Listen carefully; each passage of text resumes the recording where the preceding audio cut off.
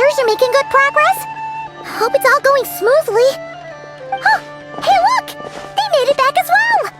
Flintz! Llama! How did it all go? All is well, thank you.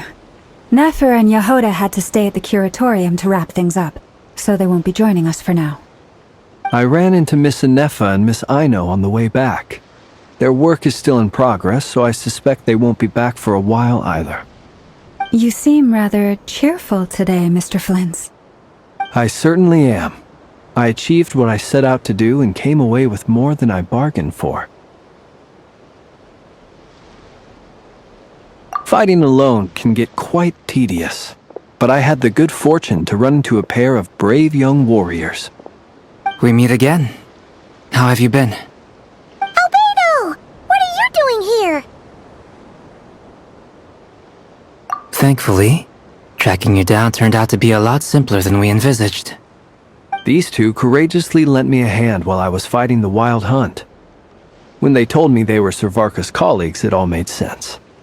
And given how people of outstanding talent tend to cross paths, it's no wonder you're already acquainted. So, who's your travel buddy, Albedo? Why don't you come and introduce yourself?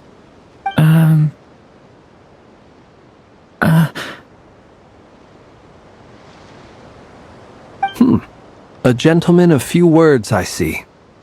And a rather stern countenance. I presumed you were acquainted with him. Is that not the case? It's nice to meet you. Again. We've technically met before. Wait a sec! You're Minnie Durin! That's right. It's me. I'm glad to see you again. By the way, he says it's okay if you drop the mini.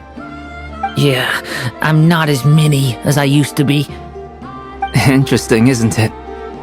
The first step towards blending into human society appears to be reflecting on whether one's name really reflects who they are.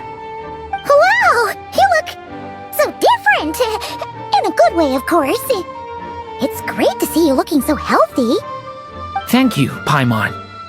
And although you're as mini as ever, I understand that diminutives don't always convey endearment.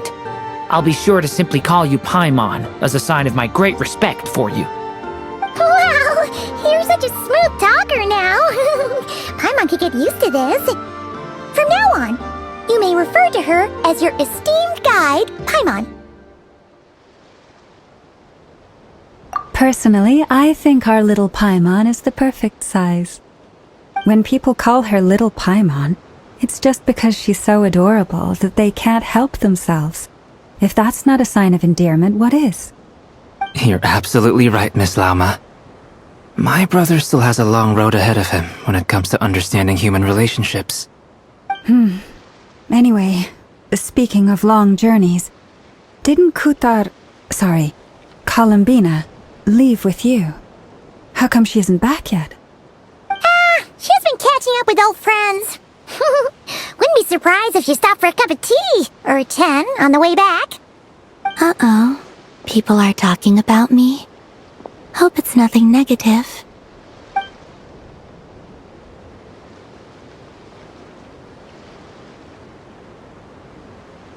Judging from your expressions, I'm guessing it all went well? It's getting crowded here. I'll go grab some chairs. No need. This is a job for an alchemist. I'll whip some up momentarily. Thank you for your hospitality, ladies and gentlemen, but I was merely escorting my friends back.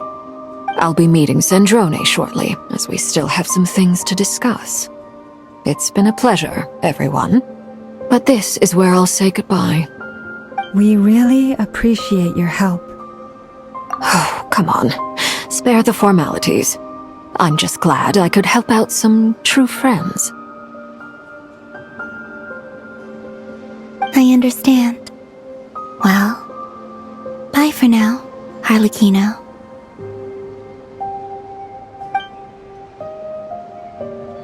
Oh, this place is hopping. It's probably a good thing one of us left. Otherwise, we might not fit all these people in. Are you saying we're about to run out of chairs? As a matter of fact, I am. Come on in and see for yourself.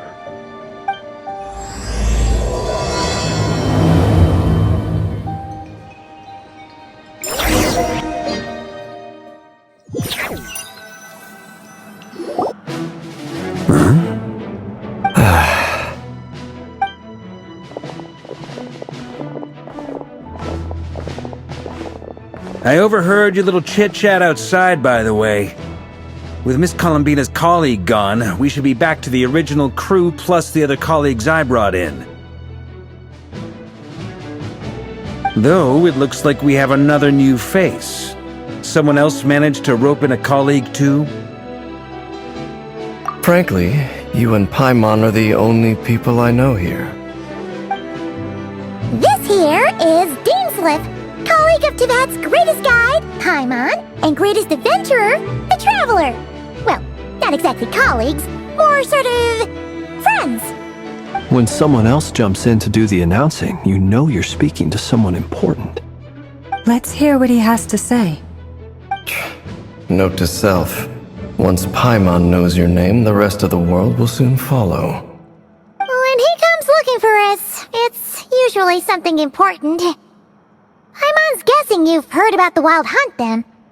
From the looks of it, you're about to hold a meeting. If I were to say that the Wild Hunt is our mutual enemy, would that earn me a seat at the table?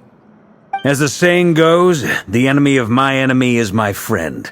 Mr. Dainsleif, there's a seat with your name on it. Though, I can't promise the same for everyone else. Hey, Albedo, think you can rustle up a couple more chairs?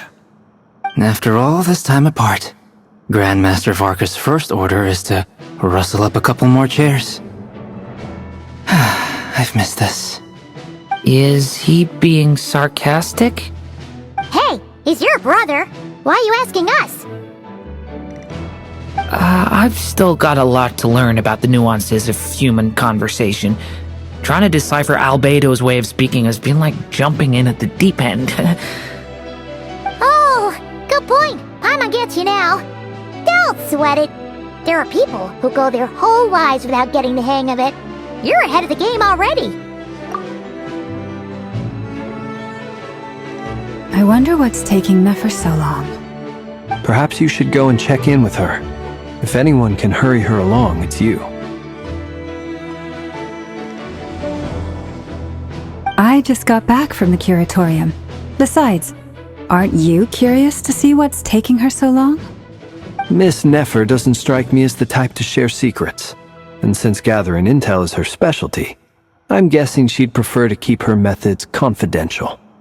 Under such circumstances, would it not be tactless for me to impose? Oh, but it's fine for me to impose. What can I say?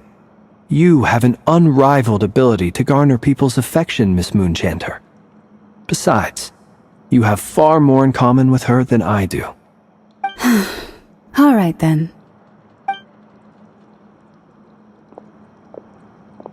Impressive. She barely fought back at all. I admire your powers of persuasion, my friend. As I'm sure Miss Lauma will realize soon enough, the trick in life is to always pitch in with other people's responsibilities so that you can be selective with your own.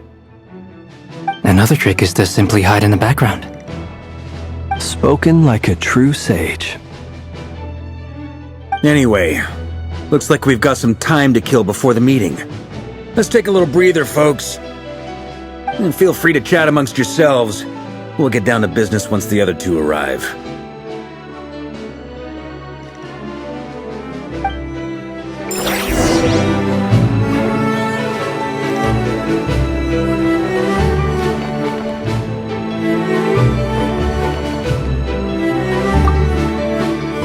You're both awfully quiet. Why don't I start us off with an icebreaker? Much obliged. Have either of you ever had your portrait painted? If not, I'd be glad to help. That sounds like a lovely idea. You know how to paint, then? I dabble occasionally. He's an excellent painter. Tables, chairs, people, dragons, you name it. He'll paint it for you. I'm flattered. If I ever get the chance, I'd like to give it a try myself. I'll bear that in mind. Anyway, how about you, Durin? What sort of portrait would you prefer? Oh, I'd be fine with anything. Whatever style feels best to you. Very well.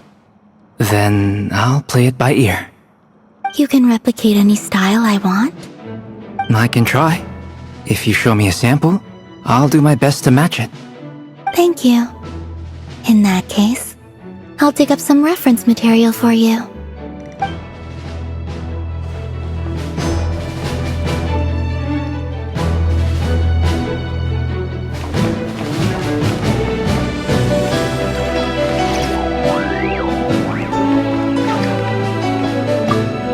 Truth be told, I can't remember the last time I was in a meeting with so many people. You're not alone there, my friend. The Lightkeepers also struggle to bring everyone together for a serious discussion. I don't doubt that. I've only ever met two Ratniki, one being you, and the other being that young guy, Itlua. Itlua is a good apple, I'll give him that. He's kind, honest, and regularly delivers supplies to my lighthouse. A true Ratnik to the core. In that sense, he puts me to shame. So you're what? A fake Ratnik? That's what it sounds like you're saying. But I get the feeling that's not quite what you meant.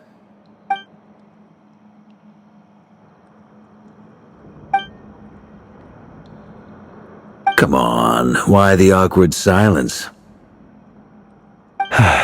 Sorry. I'm not even gonna bother trying to hide it. You've known all along, haven't you, my friend?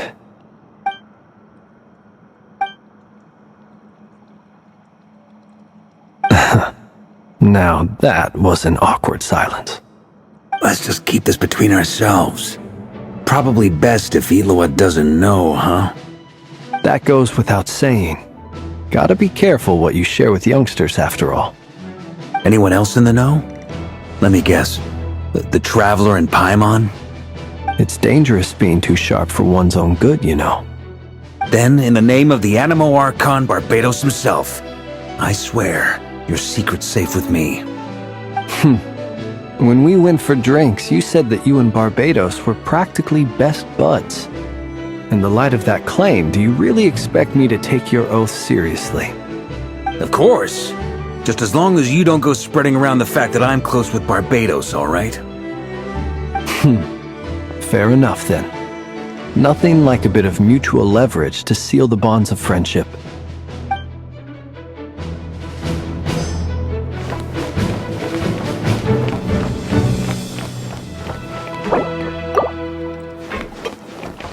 Is there something you'd like to say to me? Yeah! For starters, why'd you just show up here without even giving us a heads up? If you think back to our previous interactions, you may recall that that's hardly out of character for me. You do have a point there. Oh yeah! You'll need to find somewhere to stay the night too, right? Wanna tag along with us? You never know. We might get a group discount. Sure, let's do that. Great! Paimon will handle it! And in return, we can get Dainslift to be our very own personal bodyguard. If that's what you had in mind, you should have said so sooner. I'd be happy to help. Oh, okay then. Paimon was only kidding, but good to know. Anyway, since we're all here together, we might as well watch each other's backs. That's just what friends do, right? Indeed. Thank you.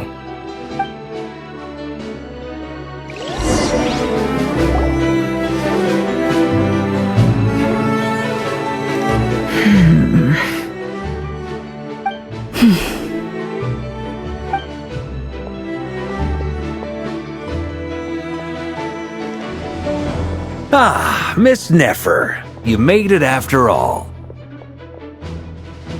But what about Yehoda? I'm here to give you an update on how things are going on our end. Once this is over, I'll be heading straight back to continue my work. I left Yehoda back at the curatorium to watch over things while I'm gone. Huh. So much for just this once.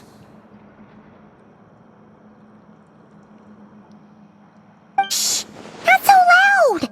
We're on a roll here. What if she remembers and suddenly decides to back out. Did you say something, Mr. Varka? Huh? I didn't say anything. Right, Flint's? Must have been a frog. They get so noisy around here at nighttime. It's like they're putting on a concert in the background. Anyway, before we begin, there's a few introductions to make. Let me start by saying that it's an honor to be speaking before so many distinguished colleagues and collaborators. First up, we have Miss Lauma. As Moon Chanter, she's the leader of the Frost Moon Scions, a local religious community in Nodcry. Then there's Miss Nefer, boss of the Curatorium of Secrets, an intel gatherer extraordinaire. Nefer is leading the investigation into Rerer's background, assisted by Yehoda and Lauma. From the little I've heard, they're making some great progress. Over here, we have Mr. Flint's, a ratnik and guardian of the abandoned lighthouse. In our last operation, he courageously distracted the Wild Hunt to buy time for the rest of us. For those of you who've never met, this is Mr. Albedo, a renowned alchemist and captain of the Knights of Favonius investigation team. By his side is a new face for us all, myself included, Mr. Durin, who has come to lend his aid. Next up, we have the Moon Maiden and former Fatui Harbinger, Miss Columbina. Then we have the Traveler, who's earned more titles than I could possibly hope to list out, so I'll spare you the rundown. And Paimon, the ultimate travel companion and quite possibly the best guide in all of Tevat. Wow! That's a lot of people! Great turnout! Miss Nefer, it looks like you might have another job coming your way, so, congratulations on the booming business, I guess. You think I haven't got enough on my hands as it is? Who's looking for me now? That would be me, Miss Nefer. I have a commission for you. And you are? Who I am doesn't matter right now. What does matter is that I'd like you to gather more intelligence about the Recher of Solnari. Well, it's not as if we never take on anonymous commissions, but in your case I'll have to decline. I'm gonna take a wild guess and say your job's probably more hassle than it's worth. Something about you seems like bad news. It's my eyes, isn't it? Conrian, I assume. And what's with the mask? Are you trying to hide your identity? In any case, the fact that you're even still alive raises an awful lot of questions for me. My name is Dainsleif. And yes, I am from Conria. As I'm sure you're aware, the Recher of Solnari's real name is Rerir. He was once an acquaintance of mine. Really? Then you must have been quite an influential figure yourself. You flatter me, but none of that matters anymore. My point was simply to clarify why I have asked Miss Nefer to investigate Rerir's background. So you're both from Conria, and it sounds like you used to be friends? What am I missing here? Surely you already know how he became one of the Five Sinners. I'll tell you everything I know. The history of Conria, the names and identities of the Five Sinners. I remember it all like it was yesterday. I have never spoken openly of this before, but the truth was exactly as people say. The Five Sinners were each driven by their own desires, and it was by playing upon these that the Abyss tempted them to their fall, tearing Conria apart in the process. The visionary, Vedifenir, who wished to foretell the future. The wise, Haroptatir, who sought limitless knowledge. Gold, Rhindaughter, who desired to create life. The foul, Surtologi, who pursued supreme strength. And last, but not least, Recher of Solnari, Rerir, Ravager of the Moon. Of the five, Rerir is the only one who remains a mystery to me. He never harbored grand ambitions, so what changed in the space of a single night? how did he come to fall like the others? In other words, you're saying that his change came as a shock to you, and you have no idea what actually happened? That's right. You mentioned how the Abyss tempted them, which led to their fall. But what did that look like in practice? And what other context can you give me about the events of that time? The more detail you can give me, the better. Strangely, now that it comes to it, I hardly know where to begin. The fateful night took place during the era of the Eclipse Dynasty. One day, my elder brother, the visionary, Vedifenir, was summoned to the palace by the Vinster King, only for the king to gouge out his eyes and cast him into the dungeons. When I came to hear of this, my fury knew no bounds. I gathered together every ally I thought I had, and together, we set a night to storm the palace and free Ved. Centuries on, the memories of that night still haunt me, like a never-ending nightmare. We broke through the palace gates, just like we had planned, each striking towards our separate targets. But then, I was betrayed. Even Vedifenir, the very person I had come to rescue, abandoned me and partook of the Abyss's power. So, it's personal after all. Then tell me, Mr. Dainsleif, what price are you willing to pay? You, of all people, must know that nothing comes for free. I cannot say what price would be worthy of such a commission. But know this. Rerir was not always a madman. Believe it or not, there was a time when he was just an ordinary man, working for the Conrian Intelligence Service. Uncovering the truth of Rerir's past is the only way to unravel this mystery. But before you decide if you will accept my commission, I will tell you more about him. Enough, I hope, to help you plan your next move. Sounds pretty good to me. Feels like we just flagged down a random passerby, only to discover he's actually a master strategist who has a score to settle with our enemy.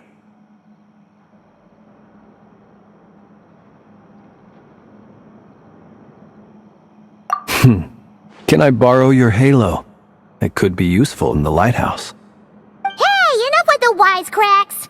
Besides, isn't that lamp of yours bright enough already? Relax. It was meant to be a compliment. If that was a little over the top for your liking, I'll make sure to tone it down next time. I'll give your proposal some serious thought, Mr. Dainsleif. Let's speak in private once the meeting is over. Before that, there's a few things I'd like to share.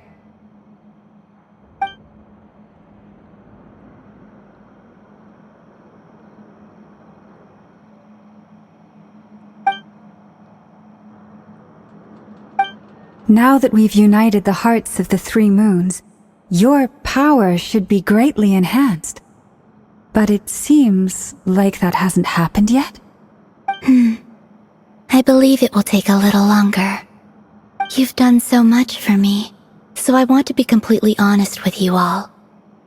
Even though I'm doing a lot better now, the truth is, my recovery will likely be an ongoing process. From the moment I was born, my power has been slowly ebbing away. And that is because Tevat has never accepted me. Even with the moons united as one, it seems my rejection cannot be undone. So far, I have yet to find a solution. It may turn out to be a problem that will plague me until the day I finally leave this place behind. Even so, I will do everything in my power to help you drive out the Reihir of Solnari. As Arlecchino put it, this is not about chasing the spoils of victory. It's just a gesture of heartfelt gratitude. Kutar.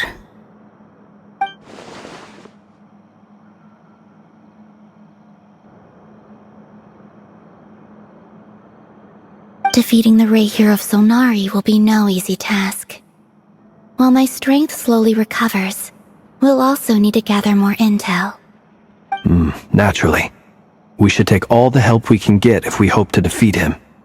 We've considered several viable plans now, but our choice hinges on the answers to a few key questions. Is it even possible to kill Rerir?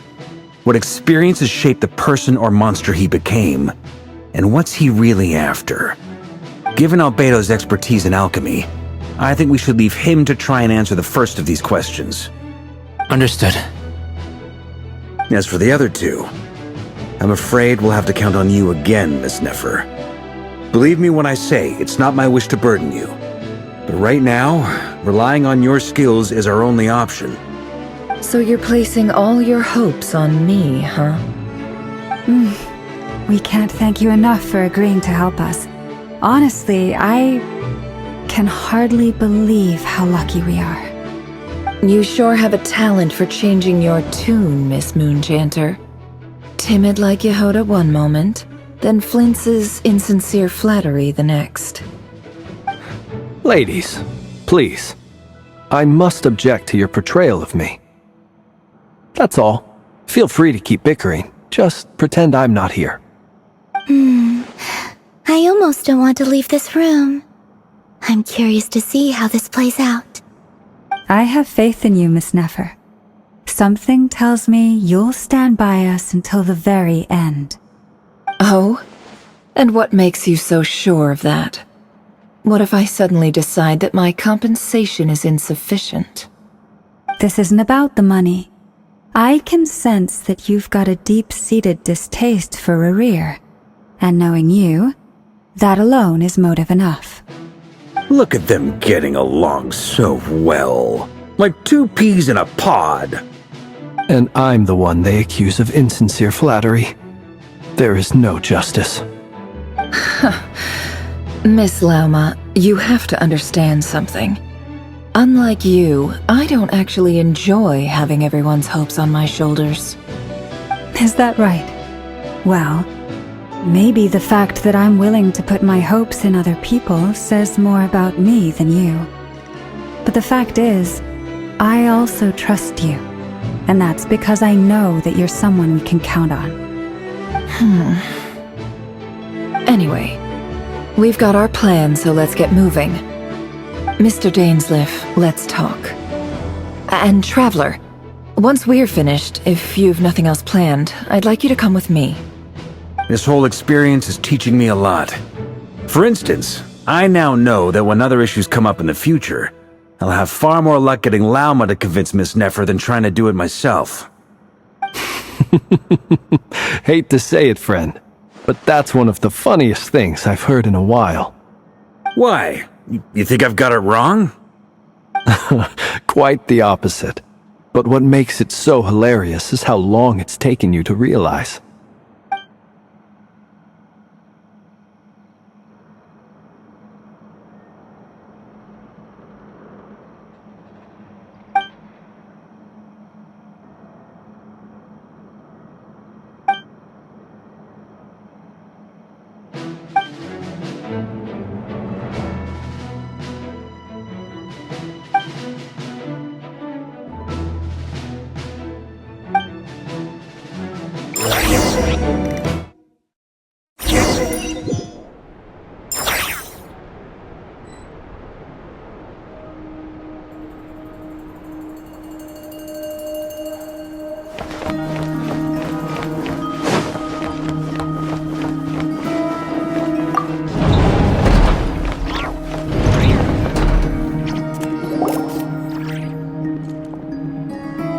Thank you for waiting.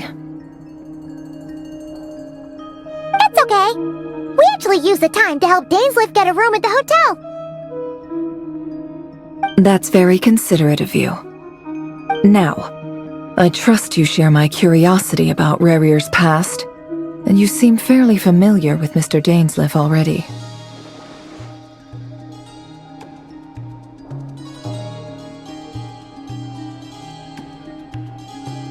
We spoke at some length after the meeting. He was the one who suggested I should invite you to join this operation. He feels confident that these secrets will be safe with you. Dane has a lot of faith in us, that's for sure.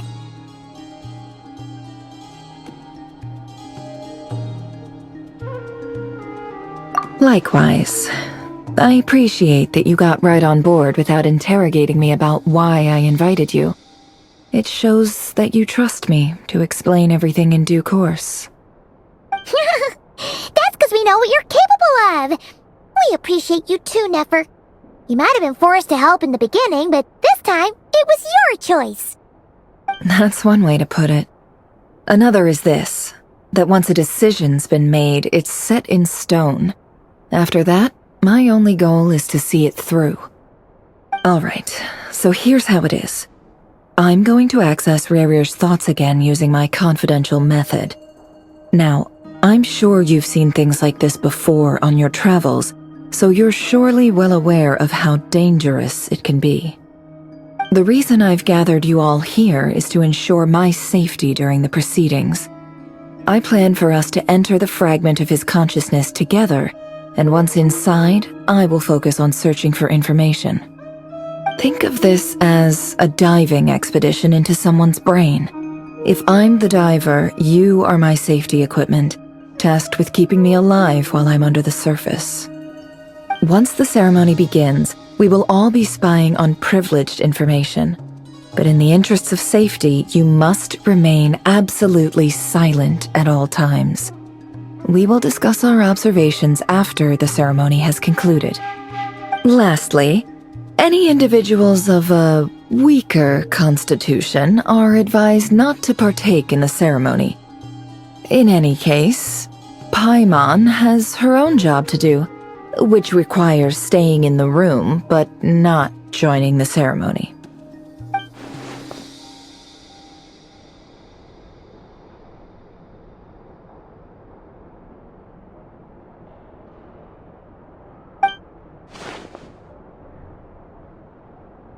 Well, good luck, everyone! Sounds like all Paimon can do is cross her fingers and root for you guys. There's a little more to it than that. I was being serious when I said you have a job to do. While the rest of us are inside Rarir's mind, it's imperative that we have a team member on the outside. In the event that something goes wrong, you will be our first responder. I don't anticipate any issues, but the extra level of safety will be greatly appreciated. I second that. This is a dangerous operation here, and you're our whole rescue team. That's pretty much the most important job in the crew. So, Paimon's like the lifeguard? Yeah, that makes sense. Alright, got it. Good. Please, take a seat. We'll get started momentarily.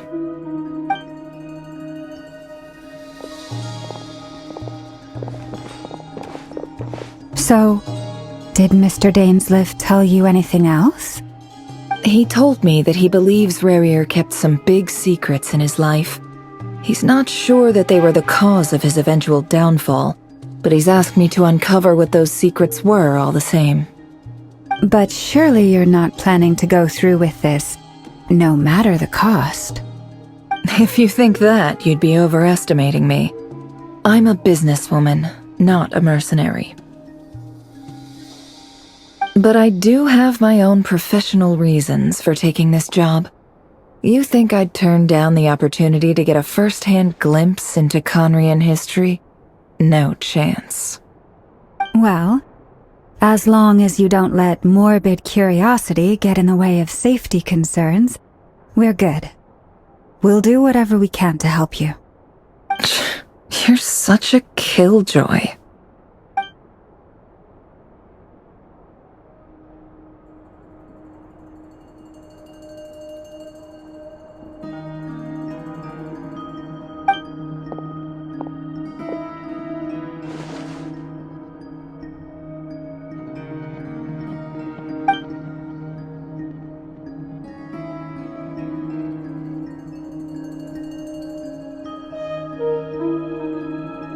All right, I'm good to go. All set over here, too. Promise, Paimon, you'll be extra careful. All right. Let your whole body relax. We're about to begin. Close your eyes.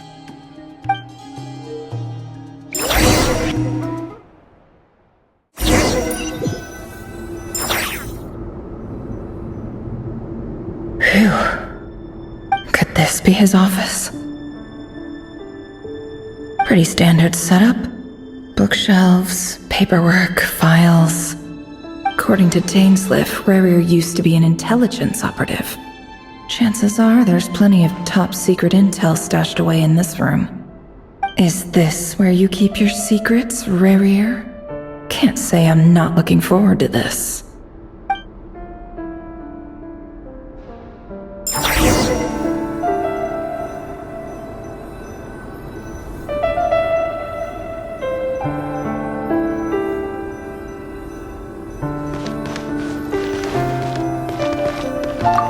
He looks even gloomier than last time. I wonder what's changed.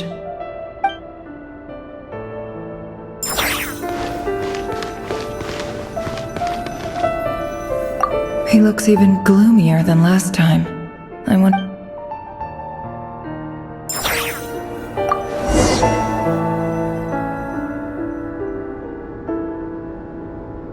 Today's files are in. Time to wade through them just like usual. Male, 51. Occupation, cook. Confirmed Crimson Moon descendant. Has maintained frequent contact with other descendants over the past year. Poses a threat to the dynasty. Neutralized.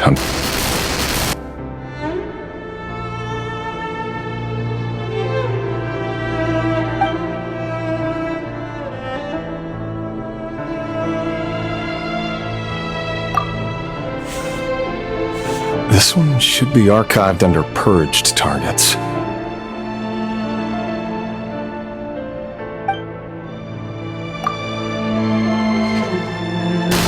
Female, 23. Occupation, office clerk. Confirmed Crimson Moon descendant. Has maintained frequent contact with other descendants over the past year. Poses a threat to the dynasty. Neutralized.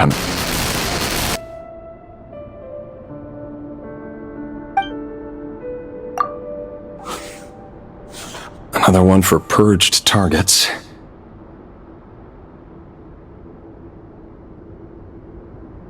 Sounds like she was that other man's daughter.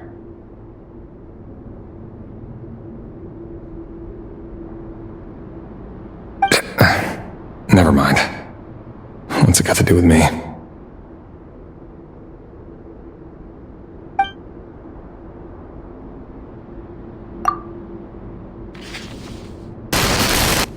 Male, 40. Occupation, teacher. Confirmed Crimson Moon descendant. Has been observed making contact with other descendants during the past year. Poses a threat to the dynasty. Neutralized on...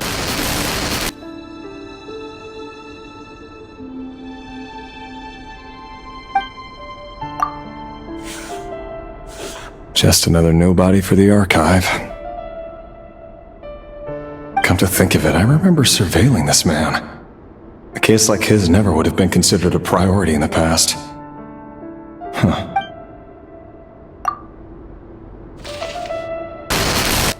Female, 16. Occupation, none. Orphan and confirmed Crimson Moon descendant. Has been observed making contact with other descendants during the past year. Poses a threat to the dynasty. Neutralized on...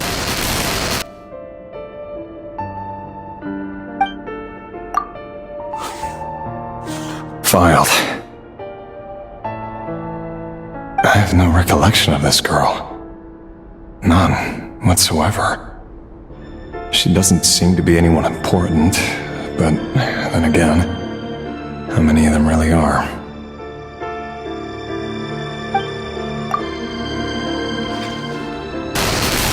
Female, 13.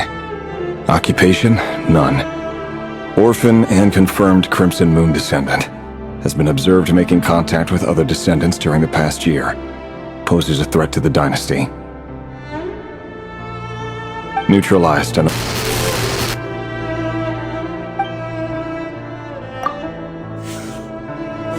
Filed.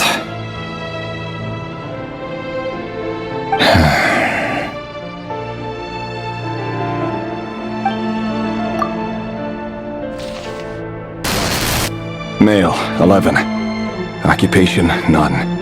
Orphan and confirmed Crimson Moon descendant. Has not been observed making any contact with other descendants during the past year. Poses a threat to the dynasty. Neutralized and...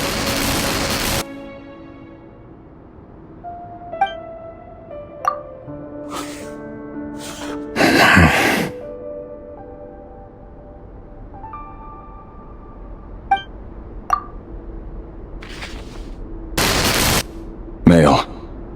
6. Occupation, none. Orphan and confirmed Crimson Moon descendant. Poses a threat to the dynasty.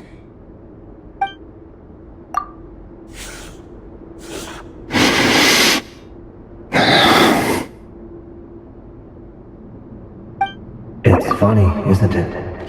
Your job is becoming both harder and easier at the same time, depending on how you look at it. Sooner or later, the Crimson Moon descendants will be completely wiped out. But as their numbers dwindle, they become harder and harder to track down. That's not how it is. Fortunately, however, most of the able-bodied adults have already been taken care of. The remaining weaklings will be increasingly easy to deal with. No! No. My job is to ensure the survival of the Eclipse Dynasty. And the only way to do that is by eliminating any and all potential threats. It's a perfectly legitimate line of work. Every single one of my colleagues can attest to my fairness. And if my friends were aware of the facts, I know they'd back me up too. Assuming, of course, that they were aware of all the facts.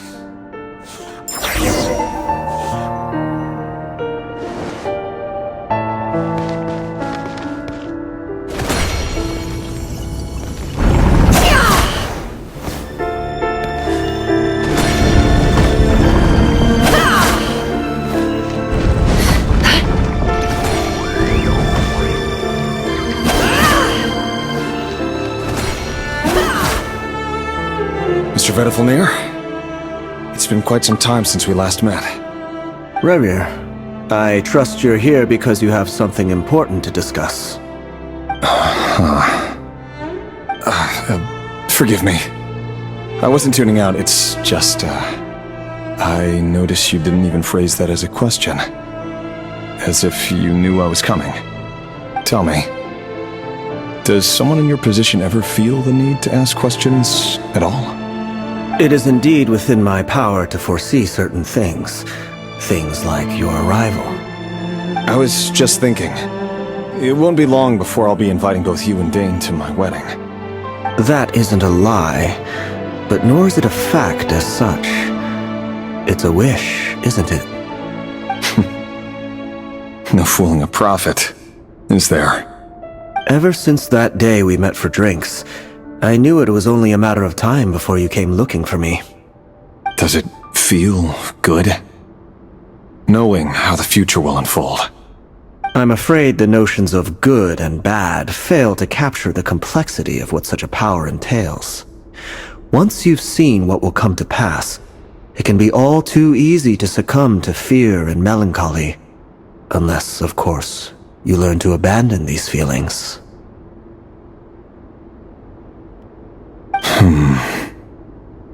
You fear my silence, and long to hear the words I left unspoken that day. That's right. You must have noticed my reluctance to broach the subject, and the reason is simple. Because the truth could never have lived up to your hopes. For both our sakes, such words are better left unsaid. The burden of prophecy was never meant for your shoulders. So who exactly do you deem worthy to hear your prophecies? None but our exalted king? Or rather, our king as he once was. You're closer to his majesty than I am. You must know better than anyone how much he's changed. You say that as though it is to my benefit. Yet precisely because of that, I dare not speak rashly. A king can turn out to be the most virtuous of rulers, or a tyrant more terrible than the most vicious of dragons. You are so wise and far-sighted, yet still you would have me live in fear of the unknown? You make a fair point. Especially given my silence alone was all it took to send you spiraling downwards.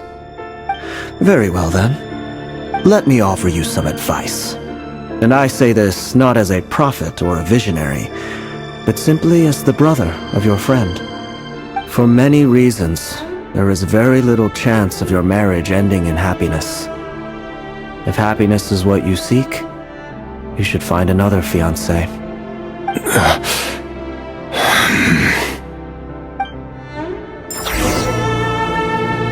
Hold on. There's that same black fog again. Could this memory belong to Thelindis? Guess I'd better tread carefully.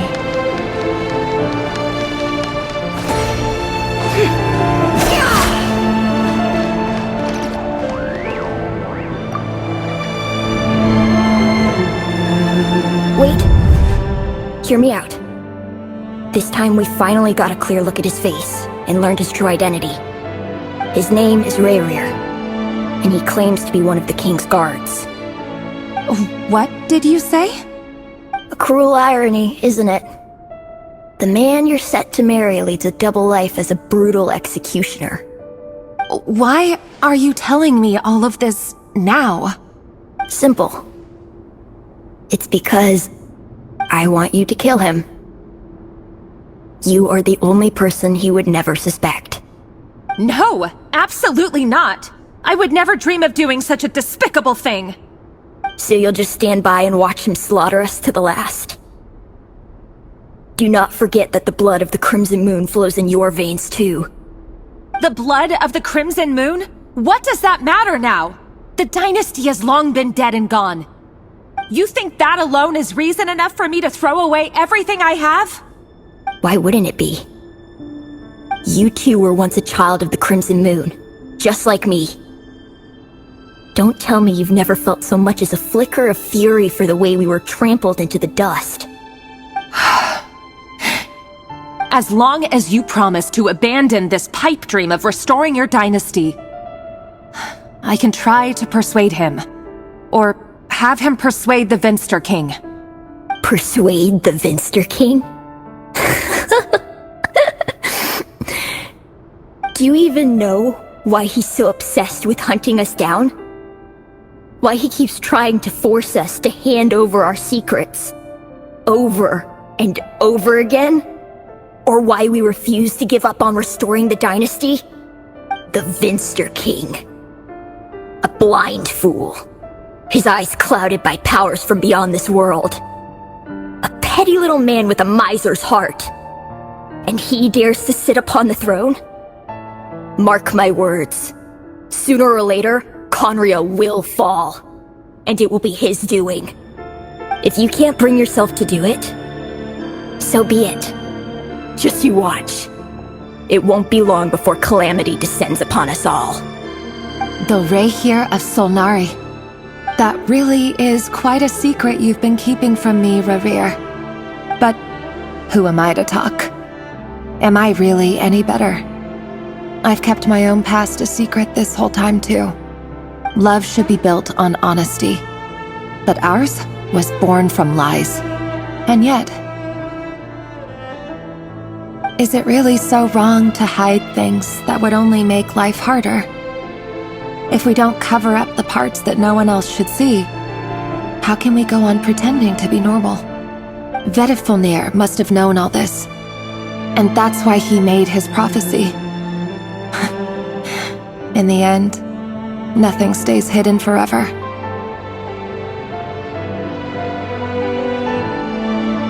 But I won't just sit by and watch this disaster unfold.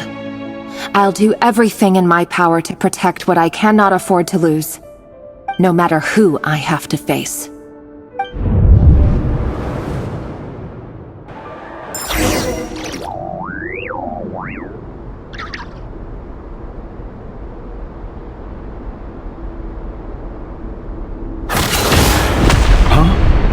Was that Revere who just walked past the window? Doesn't it give you the chills that he still takes the same road to work every day? As if nothing ever happened. Those people at the deli. Enough already. They're clearly pretty taken by their own disguises, so just smile and play along. Pull the rug from under beasts like that, and you'll risk having your throat torn out. Deli? Oh. They're talking about those people from the opposition. Right.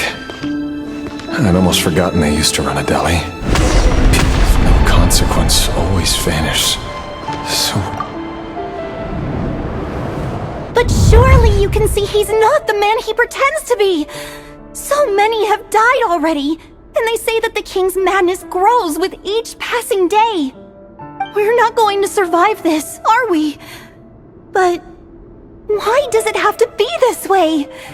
Do we really deserve to die just because of the blood that runs through our veins? Felindis, are you even listening? Sorry, Freether. My mind was off wandering. I heard you, though. You're talking about what Revere said. He's just following the king's orders. He's a secret agent, and it's his job to hunt down rebels and dissidents. By the time you first met him, he'd already taken lives. Maybe he was using you from the very beginning. No. Revere has no idea I have anything to do with the Crimson Moon.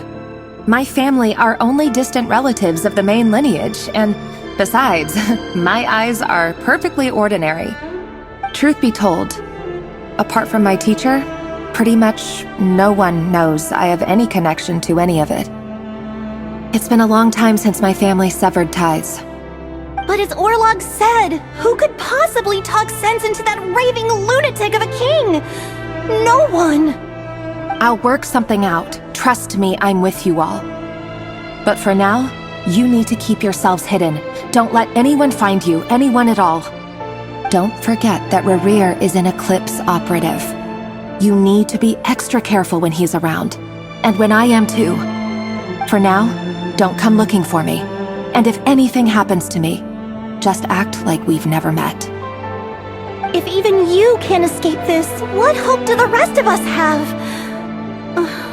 But after all this time together, surely he wouldn't lay a hand on you. I won't speak in his defense, nor can I give you a clear answer to that question. But I'll do everything I can to put an end to this. Here, hold on to this. If an opportunity to escape presents itself, take it. You'll be glad you took some spare change. You call that change? But what about you? I've got a job, and there's still money coming in. But you can't go anywhere right now. Please think about yourself for once.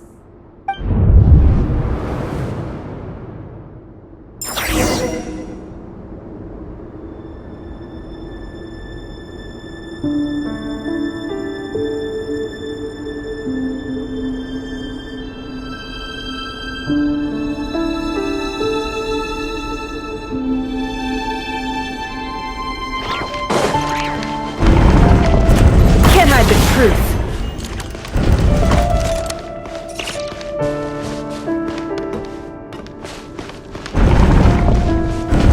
Another day, another round of assassination training. The training ground is just beyond this hidden passageway. When you kill a person, doesn't it bother you when you end up covered in their blood? Why would it? Aren't we all just walking blood bags? But not everyone is accustomed to hunting down others like prey. You've been a hunter for so long now, you seem to have forgotten that most people don't just go around killing one another. Leave me alone.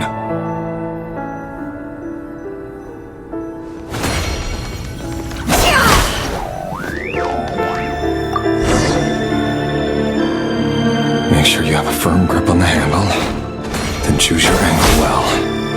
Keep your movements light and brisk, and the fragrance is a thing. I doubt that. I'll bet no one work clean. No traces.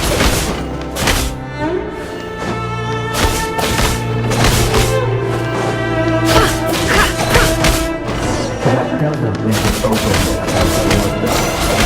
The change just happens to me right now. What a strange doesn't. What happened? He's changed. Ever since he showed me that power. He was to take out a handful of the guilty. But now... The ones I've done have always been guilty. And I've carried out my work flawlessly.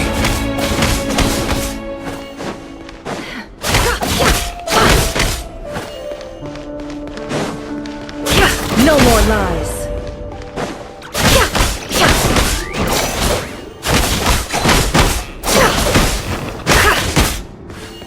It all adds up. You know why Olympus couldn't accept your proposal, don't you? Was it because he didn't trust you? Something else. No!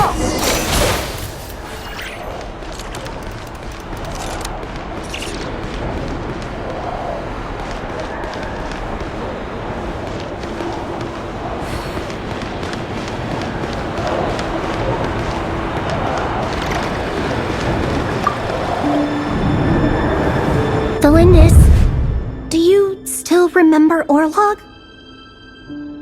Orlog. The boy who was pretending to sell flowers. You spoke for quite a while, didn't you? Yes, we did. What about him? He was arrested 2 days ago. Chances are he's already dead. He... I just don't get it!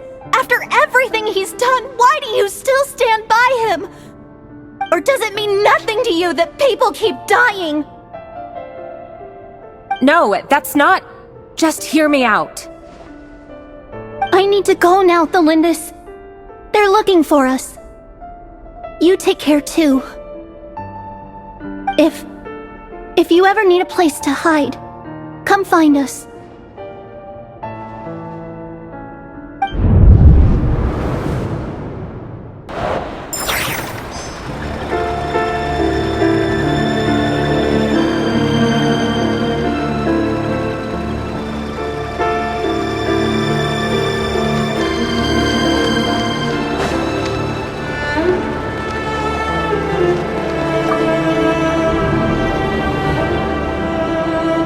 Author Thalindis.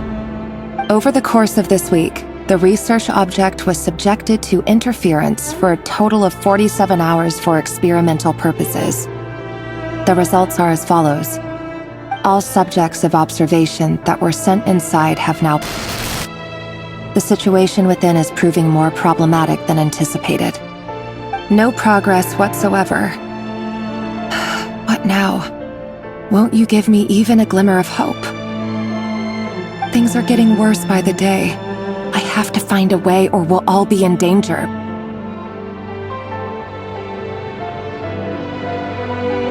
But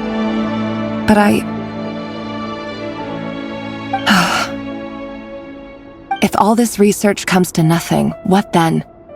Sooner or later, it'll be my neck on the line. But could he really bring himself to kill me? No. Surely he wouldn't have the heart.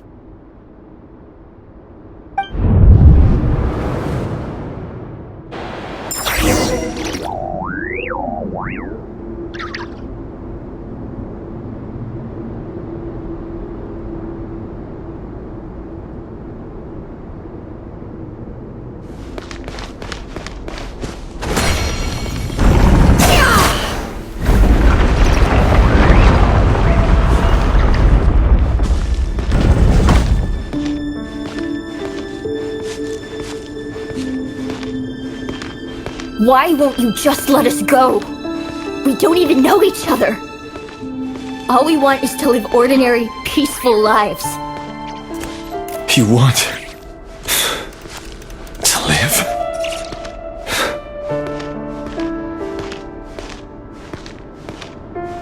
Yes. I just want to go on living. Is that really such an unforgivable crime?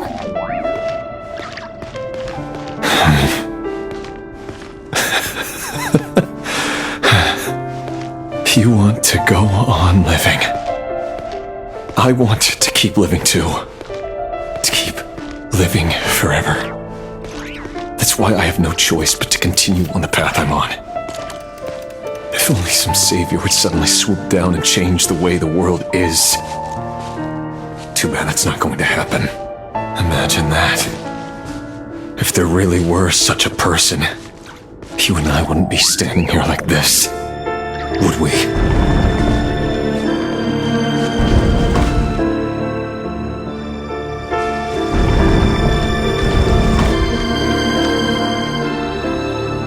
Today's files are in. Time to wade through them just like usual. No, I don't get tired of it. It's my job. And not only am I lucky to have it, I'm good at it too.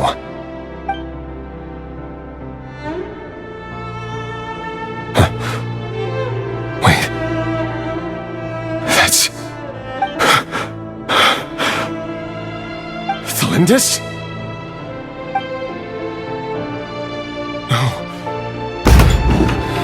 No!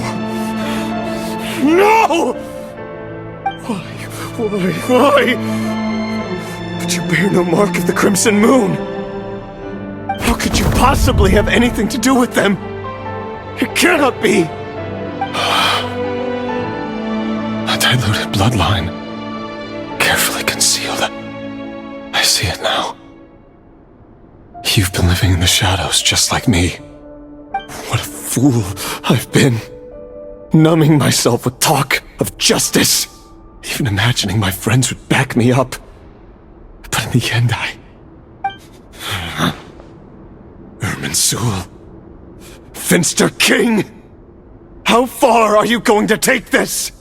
From the direct bloodline to secondary offshoots? And then what? Today it's the descendants of the Crimson Moon. Who will it be tomorrow? Will you not rest until everyone down here is dead? No. This cannot go on. This is where it ends.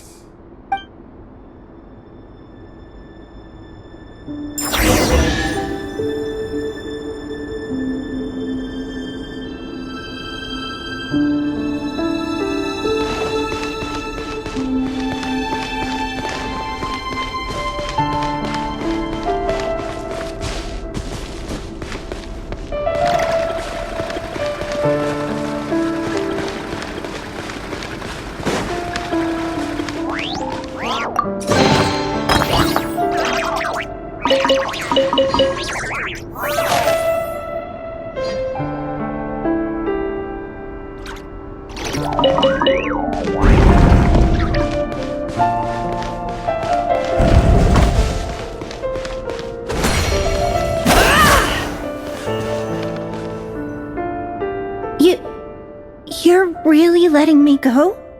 I am. As long as you can guarantee that no one will find you. Don't worry, I'll be extra careful. No one will know I was here. But what about you? Me? If you let me go, you won't be able to complete your mission, will you? Good point. In that case, maybe you should stay. No, please! I just want to see the outside world again. To... Go on living? Yes! I know you're a man of your word. So please, just let me go. If I let you leave, what will become of me? Just kidding. Go, now. But remember, don't let anyone know you were caught. We'll be seeing each other again very soon if you do.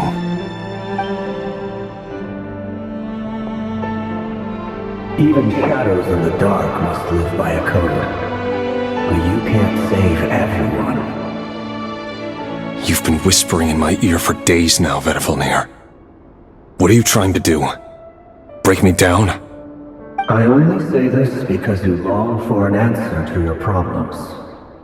Let her go, Rerir, or you risk losing everything. I will not abandon Thelindis. Then you'll need a little more vigilance and a lot more power. The world is changing, Rerir. Keep your eyes peeled for your moment of opportunity. That voice used to be so unclear. But now I know exactly whose it is. It's Vedalfnir. He won't tell me how to actually resolve any of this, but he keeps trying to manipulate me like a puppet. What's his game here? Tell me then. What will this moment of opportunity look like? And no answer. He's like a ghost. Always disturbing me when I'm on edge, but never answering when I need him most. So, the Eclipse Dynasty was purging, well, massacring the descendants of the Crimson Moon. And it seems like it was all connected to the Vinster King's research. The King's obsession with abyssal power left the future of Conria hanging in the balance. No wonder every aspect of Rerir's life was so unstable. And it looks like this Thelindis, Rerir's would-be fiancée, herself belonged to a sub-branch of the Crimson Moon Dynasty's descendants. It almost defies belief that a couple like them could hide the truth from each other for so long. If the Vinster King hadn't intervened in such a drastic way, they might have gone on deceiving each other for the rest of their lives. And why does Vedalfnir, Daneslif's older brother, keep talking in Rerir's head? This guy kept more secrets than I ever imagined. The human mind is like a vast desert of shifting sands. When you follow the flow of someone's memories, you only ever see the parts they're willing to let surface. Time for something a bit more creative. We've been inside Rerir's mind this whole time, building up a picture of his psyche. There's already enough clues on the board to start reading between the lines and mapping out the rest. Now, we can finally begin to put the pieces together. Sure, it'll only be a reconstruction, part simulation, part reasoning, but it's usually pretty accurate. Once we've built up a cognitive profile, we just need to cross-check the logic behind his actions. And then we'll be able to take a sneak peek at whatever it is that Rerir has really been hiding.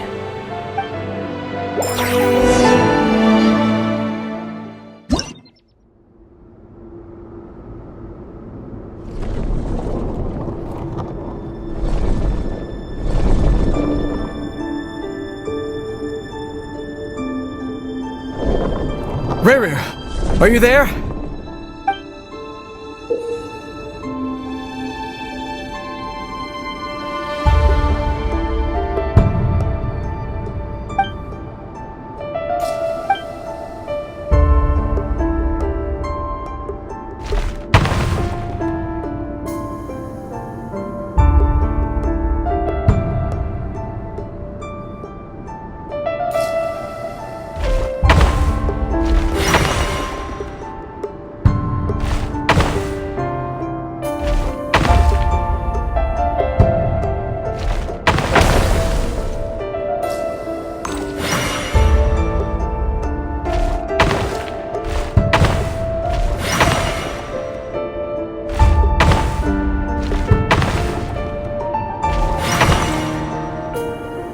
Hey, Rerir! Come out, it's urgent!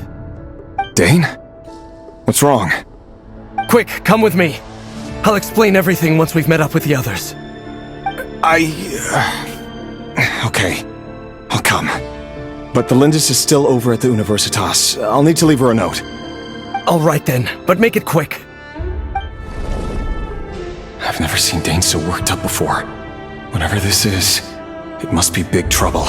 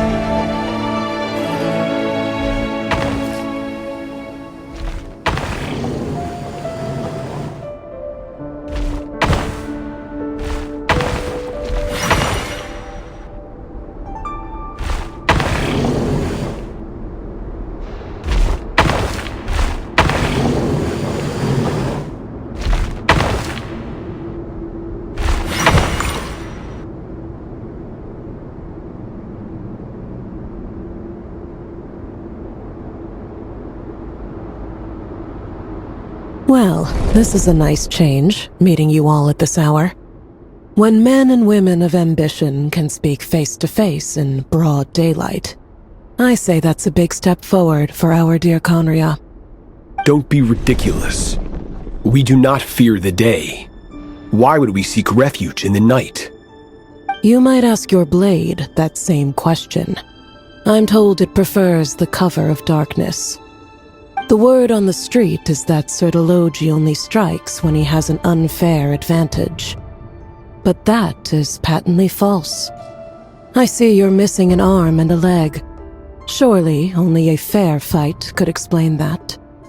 If this is your way of offering me replacement limbs, believe me, I'll take them. Oh, we can certainly discuss that. With bioalchemy, anything is possible. Assuming I have your full support in my research. Lunatic. Robtatir, what brings you here? Why, Dainsleif, of course. He invited me. Please, cast aside your apprehensions, Miss Rhindaughter. Whatever the rumors may say, I am but a humble servant of the king, and I can assure you he affords me no greater convenience than he does you. Well, the Universitas Magistrorum won't stop fawning over you, so at least some of the rumors must be true. You're clearly doing well for yourself, so drop the humble servant act. It endears you to no one. You're president of the Universitas Magistrorum, the chief royal mage known as the Wise by royal appointment, and by far the most favored among the 4 pillars of Conria.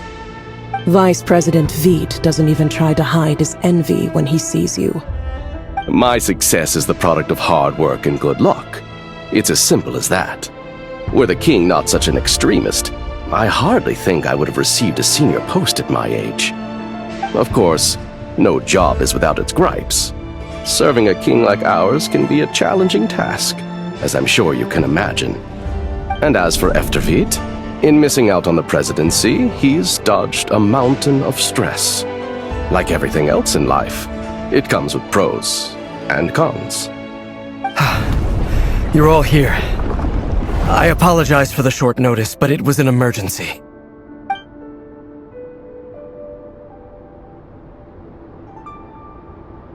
You must be Rerir. Mr. Sir Elegy. Yes, I handled your case file during your sentencing. Nothing personal, of course. I'm pleasantly surprised that you remember me. You're clearly a person of substance if you've been invited here. But Dainsleif, you'd better have a very good reason for convening this little gathering. It's my brother, Vedalfenir. After he spoke at the court this morning, the king was so infuriated by his words that he had him blinded in both eyes and thrown in prison.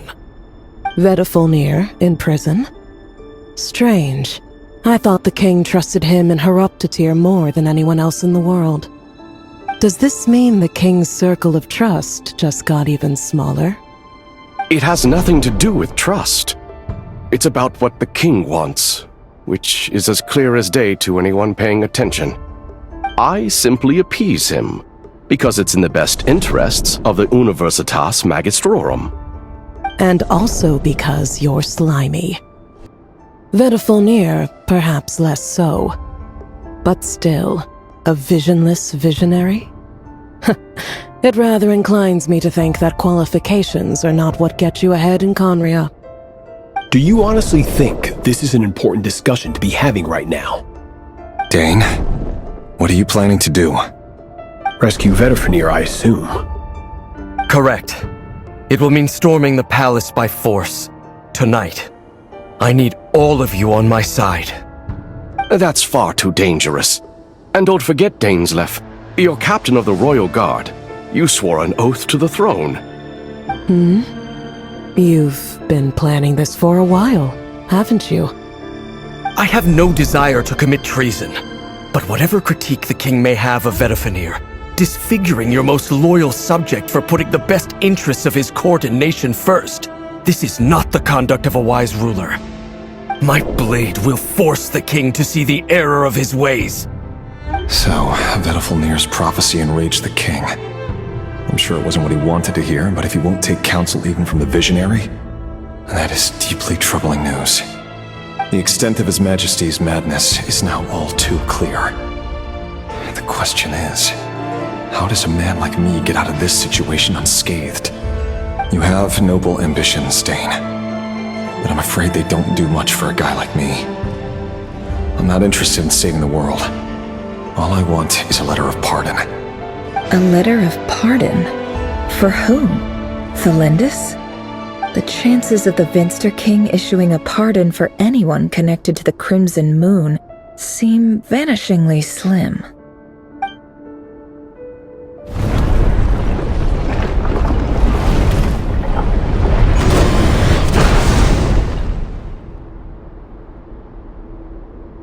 This black fog over the board must have some connection to Thelindis. But why is it taking this form? Does it have something to do with Revir's past? Another mystery I'll need to unravel.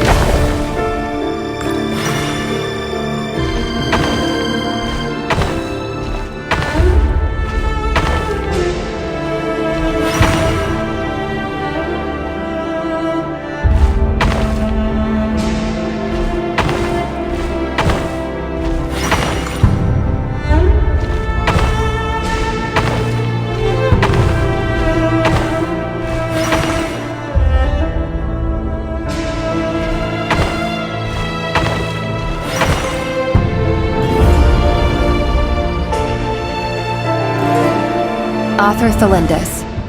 Over the course of this week, the research object was subjected to interference for a total of 60 hours for experimental purposes.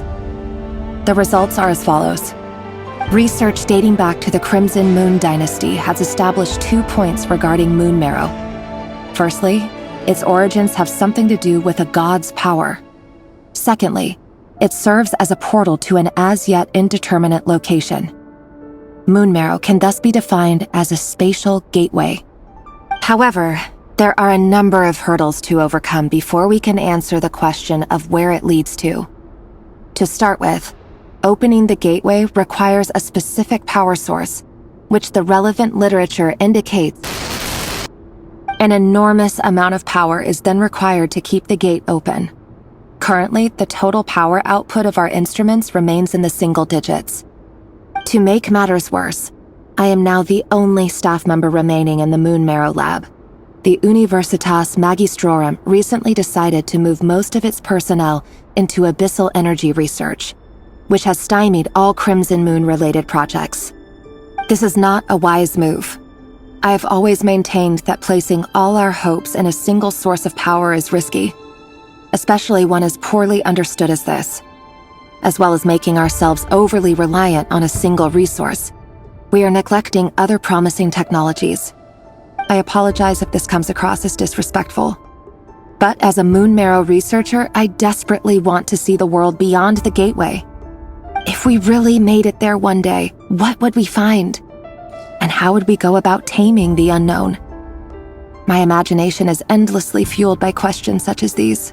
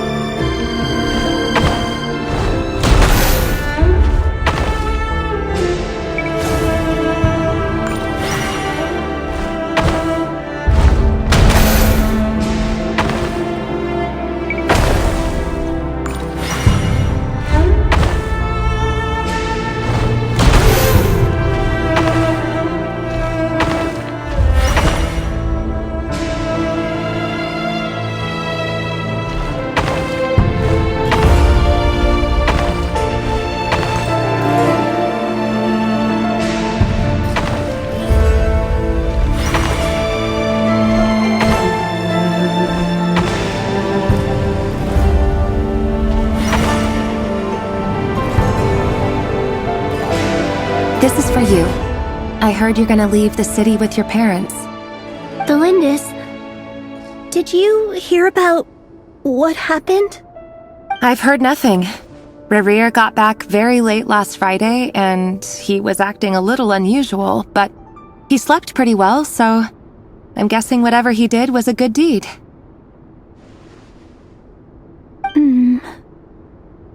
You never saw him, and I don't know what he did. And this conversation never happened. You understand? What if he finds out that you pried into his secrets? Don't be silly. I don't know what secrets he does or doesn't have. All I know is he's just a normal guy who happens to run some errands for the king. Are you scared of him? I don't know. The Revere I know doesn't match the person you all describe. Logically, I should be scared of him. And yet, I don't want to lose him. But enough about that. You should get going, and be careful with the package I gave you. Keep it secret. Keep it safe. What's in it? A piece of the moon.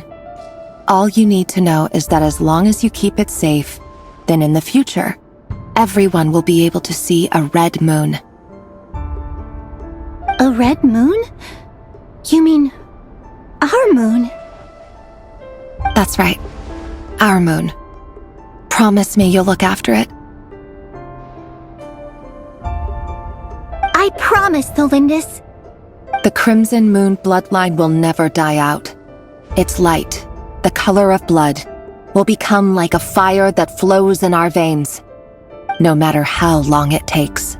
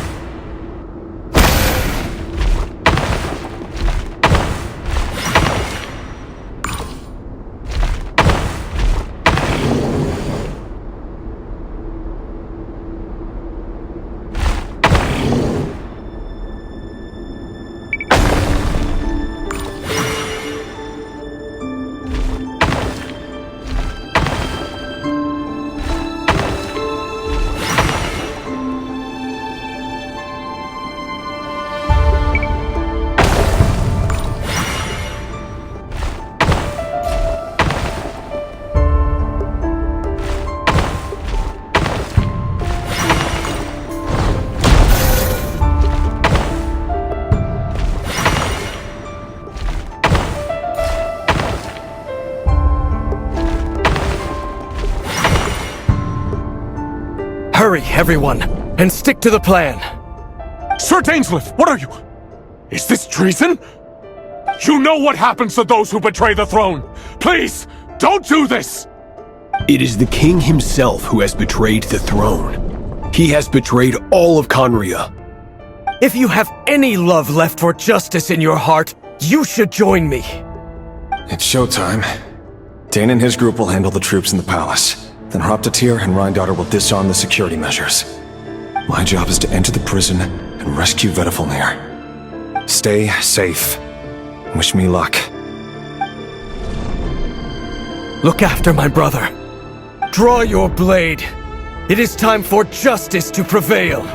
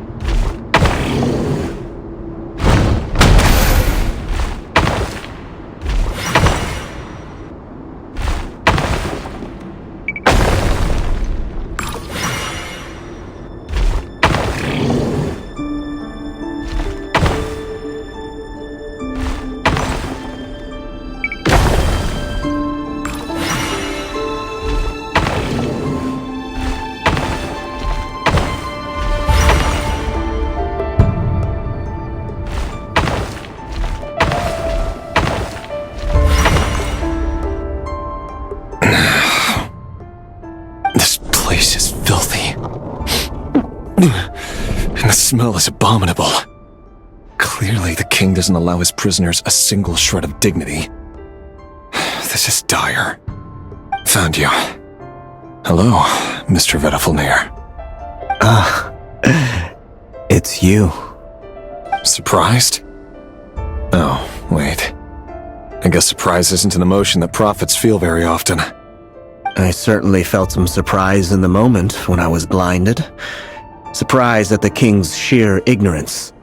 Surprise at just how unfairly this world responds to words of earnest remonstration. I'm curious. What did you prophesize this time? It wasn't a prophecy. It was a word of warning. Someone had to say it. The king has forsaken all reason in pursuit of his obsessions. I simply told him that if he continues on this path, Conria will surely fall. But he didn't listen. Worse still, he stabbed you in both eyes and locked you away. Dane asked for my help. The court is in complete chaos now, but I'm sure you predicted that. Everything is transpiring as I foresaw, yet I am powerless to change it. Fate is an immutable force. I can but lament as the inevitable unfolds. I do wonder whether giving a man the power to see the future does nothing more for him than slowly crush his spirit. Forgive my curtness, Vedifalnir, but the king did not suddenly turn on you today. His suspicions have been brewing for a long time. You can't have wisdom beyond the reach of your fellow man without attracting his fear and suspicion. There are things the king does not want to see. So, he doesn't want you having visions of them either. He blinded you because he thought this would make the visions stop. He wasn't entirely wrong. I did indeed lose my power to see the future. Right up until... Until what? Just now. I believe I saw something new. Well, tonight could go a lot of different ways. 5 of us banded together to storm the palace, also we could rescue you. This will go down as the most tumultuous day in Conrian history. I sense hatred in you. But also hope. A desperate hope that with the tyrant deposed, that will be the end of the story. But this is not the end. It is the beginning of a new chapter, in a whole new story. There are many men of honor and courage in this world, Rerir. But you are not one of them. You're not here for justice, are you? You're here for yourself. Is that a dagger? Interesting. Why not the polearm? It was always your weapon of choice. With your abilities, I don't doubt that you were able to recover some of your sight. But I also doubt that you want to make an enemy of me right now. Of course not. We're on the same side, aren't we? We could be. But I need you to be honest with me, Vedafilnir. At this point, you're my only hope for the future. You mean your future? With your beloved, Thalindis? Yes. And I know there are bigger things at stake here. A dynasty, a nation, maybe the entire world. But forgive me, I care first and foremost about myself. I can't abandon the one I love to save myself. I just can't do it. But you see a broader picture of the future than I. You see the solutions to the biggest problems of our age. So tell me, what is my solution? What's the answer? In matters of fate, answers are either right or wrong. What will be and what will not. Maybe you are willing to pay a certain price in the pursuit of happiness, but unfortunately, fate does not negotiate. That is the cruelest thing about fate. It is unmoved by your sacrifices. That can't be true. I know it's your voice that I keep hearing in my head, urging me to see how the world is changing, to seek more power, so I can protect the things I love. You show me disaster, but you won't show me how to avoid it? Why? Why are you doing all this? My voice. In your head.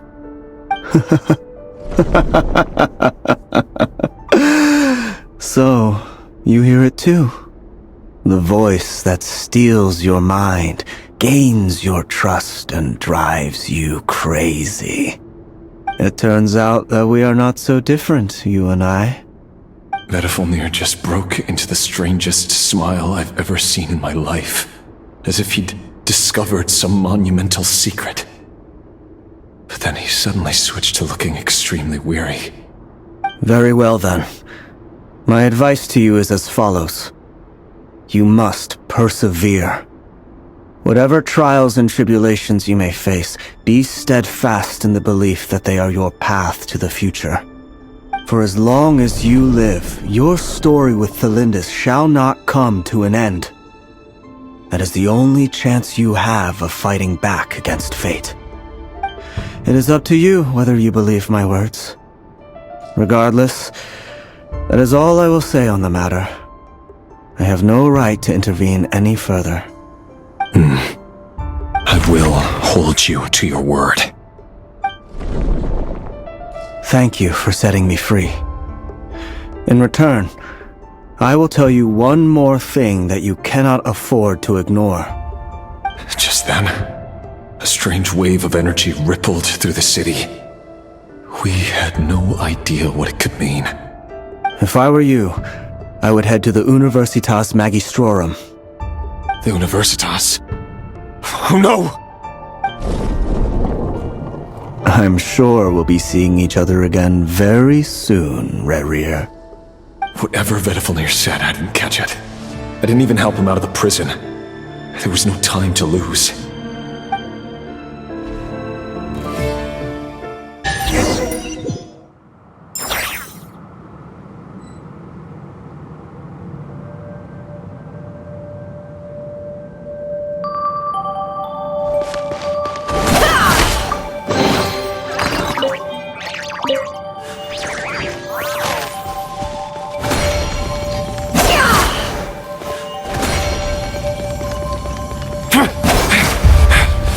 answers? Is this Rheingoddard's doing? Or the Universitas Magistrorum? The stars fade to black. Out of my way! It all falls into place.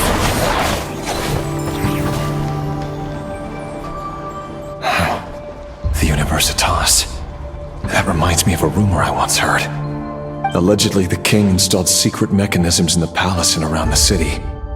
No one knows where they are or what kind of power they hold.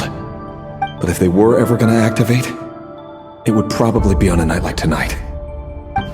Help! Help! Hold on! Don't let them anywhere near you! Save me! I can't! Ah! That sounded like an explosion.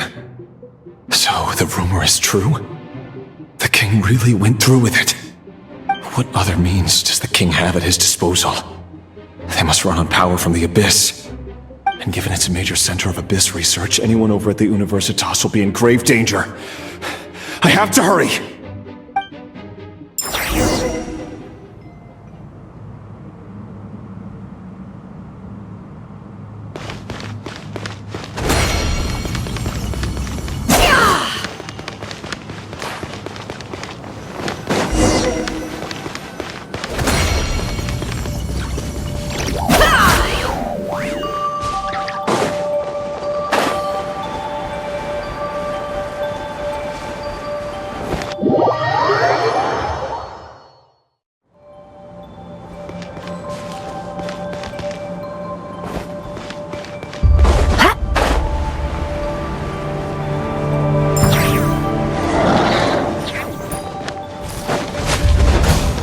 It all adds up.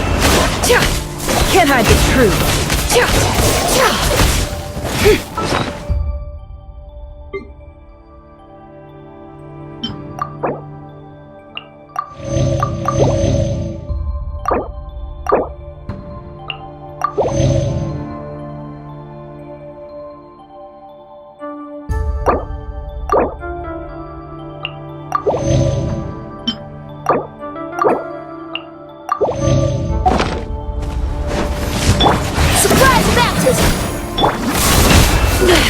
I better wrap this up. Strike a pose! This should have stayed away.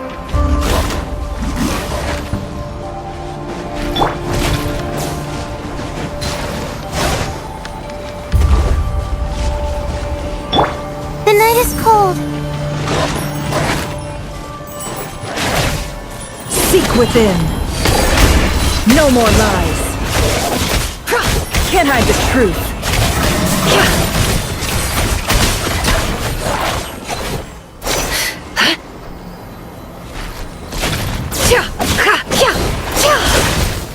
It all adds up.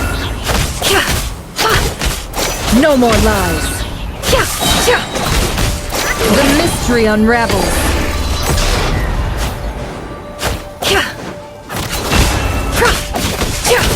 Stars, shine for me. Let my name echo in song.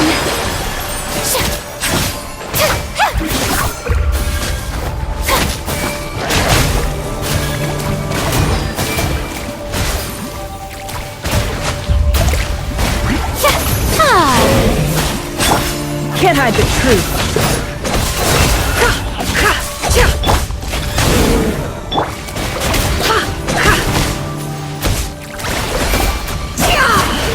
It all adds up.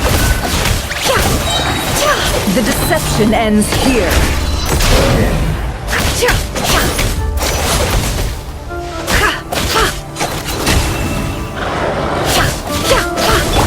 Shower me with praise. No more lies. Time to come clean. What a joke.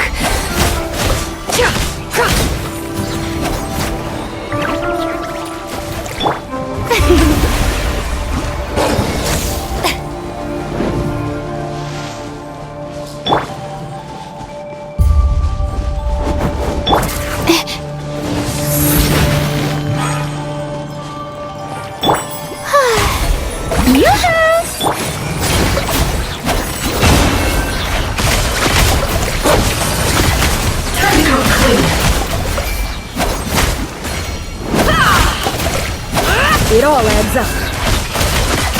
Time to come clean.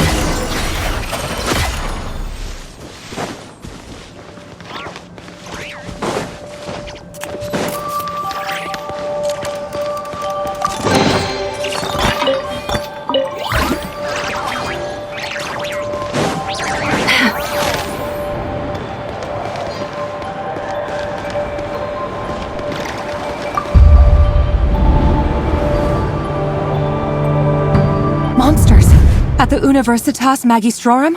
Why now? Oh no! They're coming! It's no use. The table won't hold out much longer. The weapons. Where are the weapons? Of course. All the lab equipment was upgraded after the inspection last week, but the new weapons haven't been allocated yet.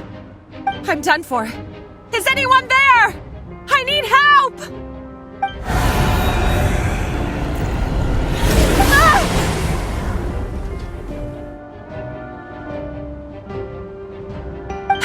Stay back! Please stay back! Please!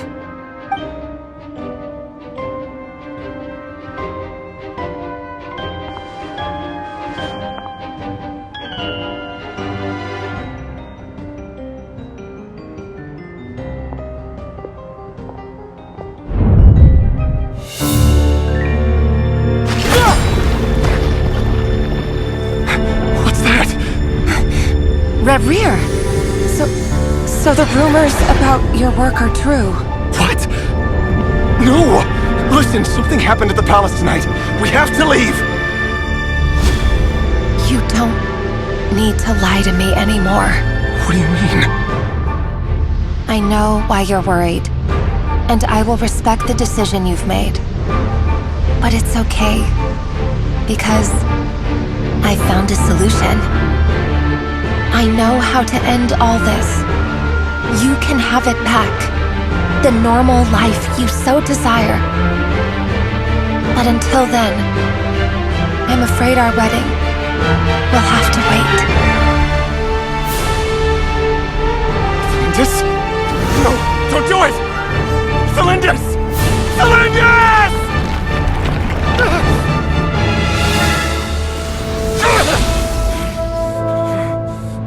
I told you, Rerir. Let her go. You will find someone better. No! No, I won't do it! I have to save her! By what means exactly? A lowly pawn. You lack the power and the strength of will. Do you know why? Tell me! Come to the palace. Join us.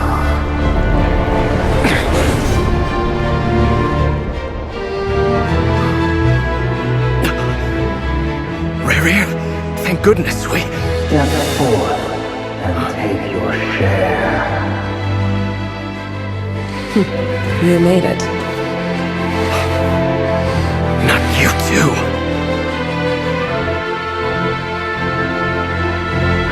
Hatred or grief, despair or desire. We all have our own.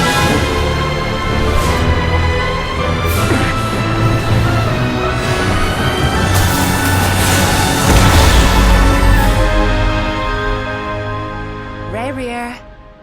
Rerir. Cylinders? Were you daydreaming?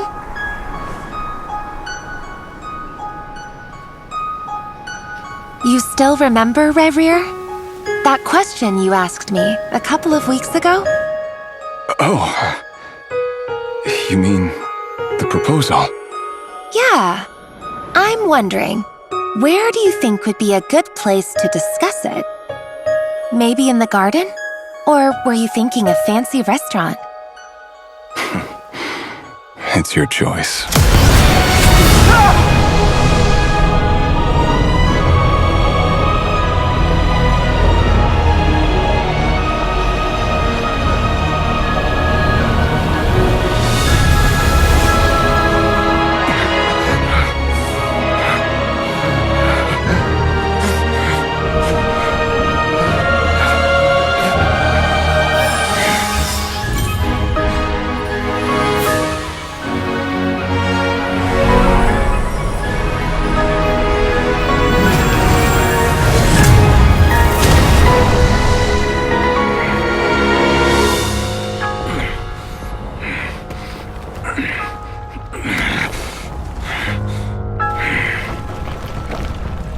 will find you. And then, you can give me your answer.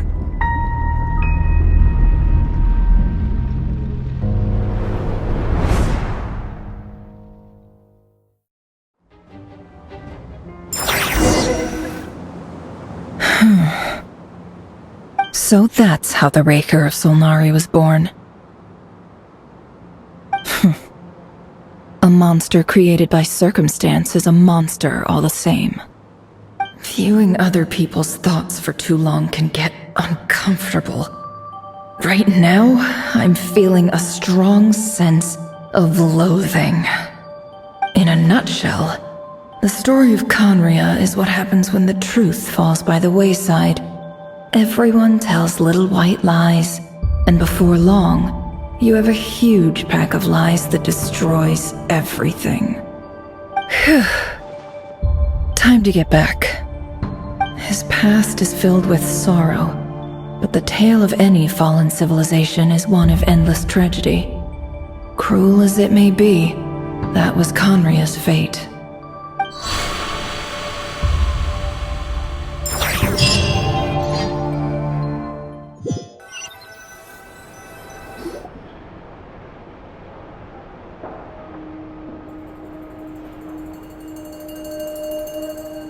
Everyone, I'm back.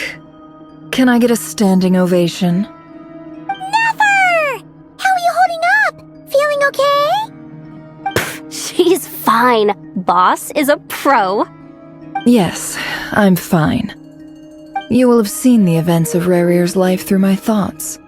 It's now clear that he is just a regular nobody, driven by personal tragedy, as he said himself. I mostly agree. There's only so much we can know about him from his memories alone, but they did give us a clear glimpse into his life in Conria. However, I would not consider Rarir to be a nobody. He was deeply involved in the events of that era. Yet, when the catastrophe of a generation strikes, nobody is safe. Sounds to me like you're speaking in riddles again. Is this you urging me not to abandon the people of Nodcry in their hour of need? That's not what I meant. Although I do hope you choose to remain a part of the plan. Without you, the mission ahead will be all but impossible. Then try to remember that I respond better to the carrot than the stick. And I don't appreciate being bossed around. Now, as for you, Missy, you were excellent.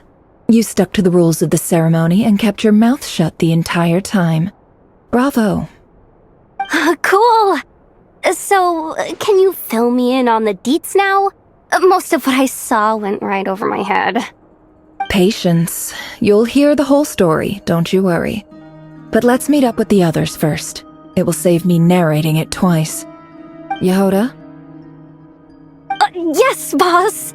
Let me get that door for ya. That's more like it. For a moment there, I was worried you'd forgotten about the first clause of your employment contract. Forgive my curiosity, but what does the first clause say?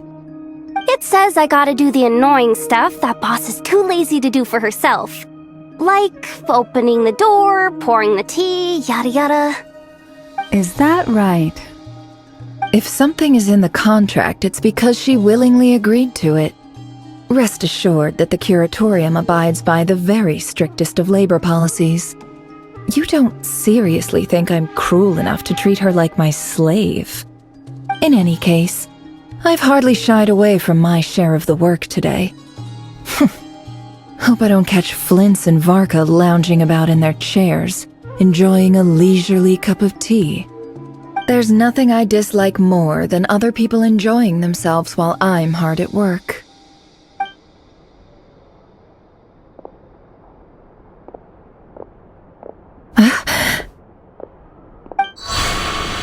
Oh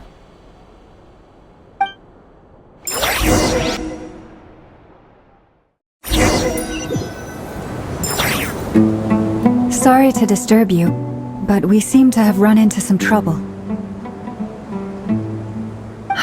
Evidently so. Don't worry, I'm not about to leave you to fend for yourselves. I'm not that kind of boss. And it would go against the Curatorium's labor policy. I'm sorry. What did you hear me say? I wasn't talking about labor policy. Wait. How long have I been standing here? Not long. You just appeared by the door a moment ago.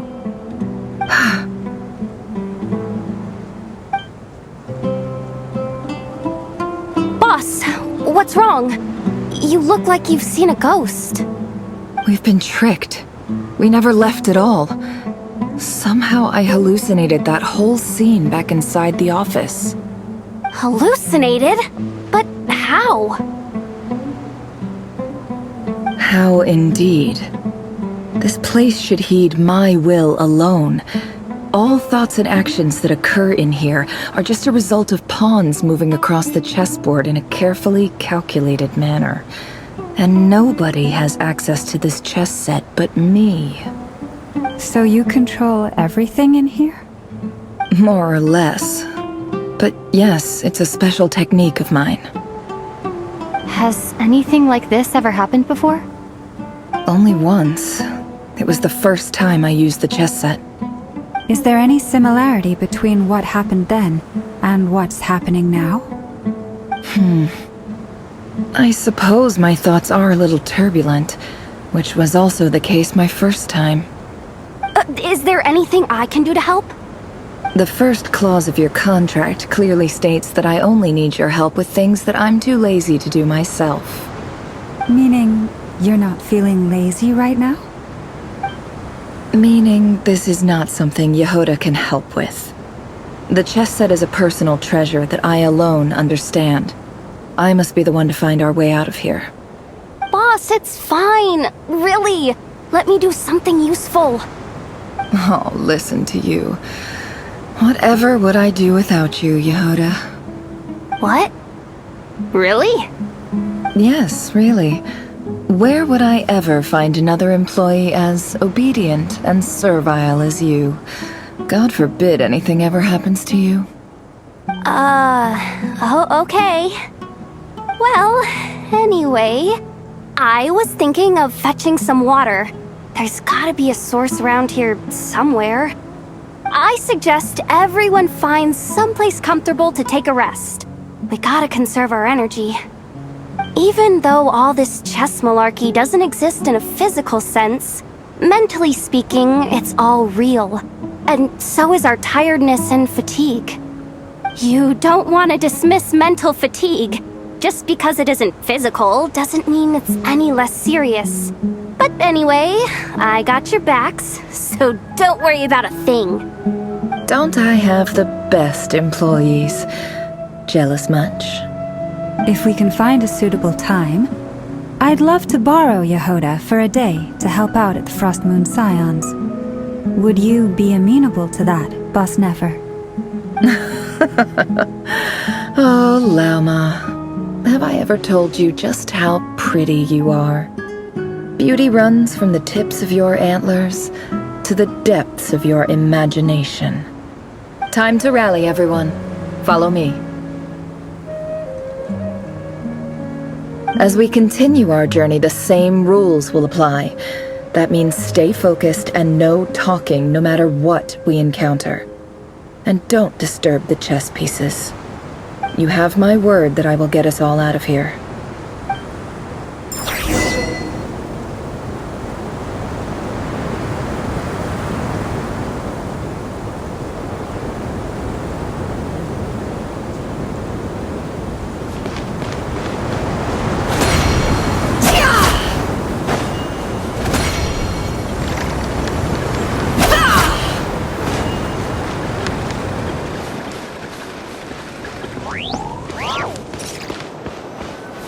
This place looks familiar. That's not a good sign. There's someone up ahead. I wasn't expecting visitors at this hour. Wait, is that? Oh, it's him. There you are! Sinue's been looking for you all day. I think he has some news for you. Oh yeah? What were you doing just now, Uncle Retinue? Hiding away some more loose change? I know I saw some Mora. What do you mean loose change? Oh, come on, I'm too old for this. Just pretend you saw nothing.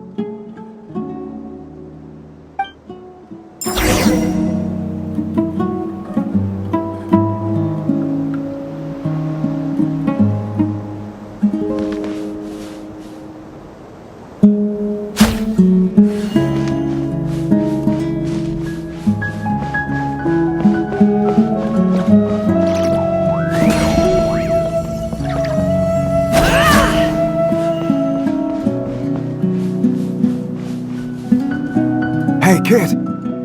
Mind telling me what Sinnohe's been up to recently? I'm trying to get in his good books and I need a way in.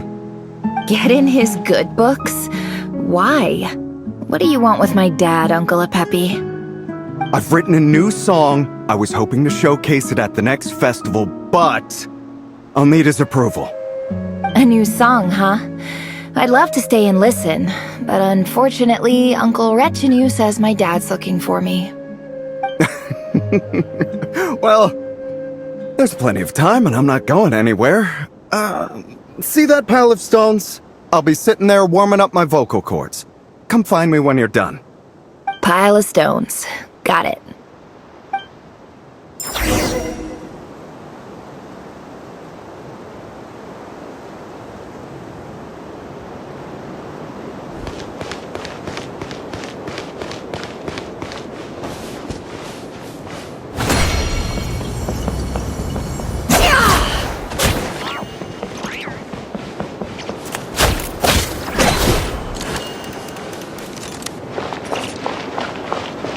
Hi, Dad.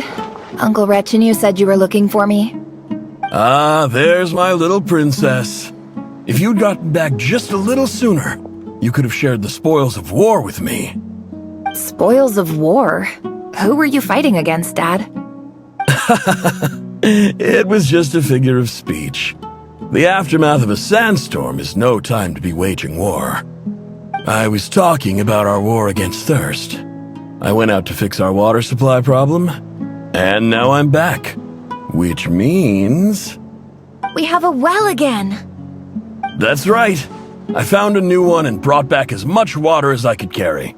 It should last us for a good while. If it wasn't for these blasted sandstorms, our wells wouldn't be caving in. You wouldn't be spending all your time out searching for new water sources. As the chief of our tribe, I'm supposed to be leading us out of hardship and poverty, onto better things. You know how prosperous our ancestors were. I've told you all the stories. And look at us now, squeezed into these hovels. No one would choose this, if it wasn't for the endless wars over the years. But things are looking up. I started working with some folks from the academia a few months back. They gave me some contacts in return for my assistance in the desert. So you're the academia's helper now? Special ambassador, they call it.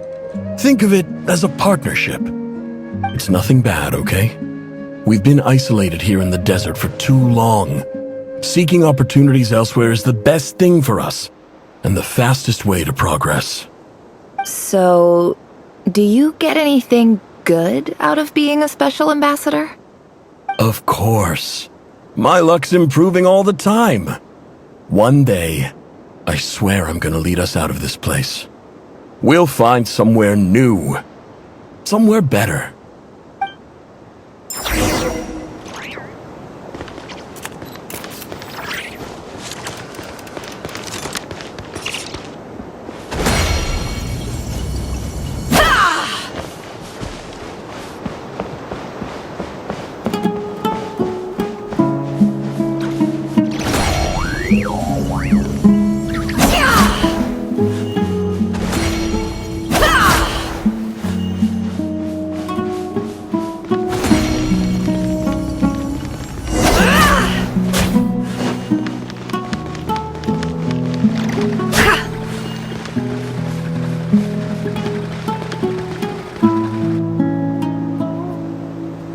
That's our well, and you know it!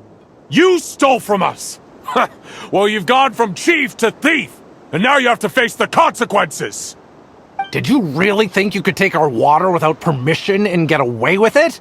You're either brave, stupid, or both. And that special ambassador act? Yeah, nice try! We spoke to the academia. They said it was all news to them. You're a liar and a cheat!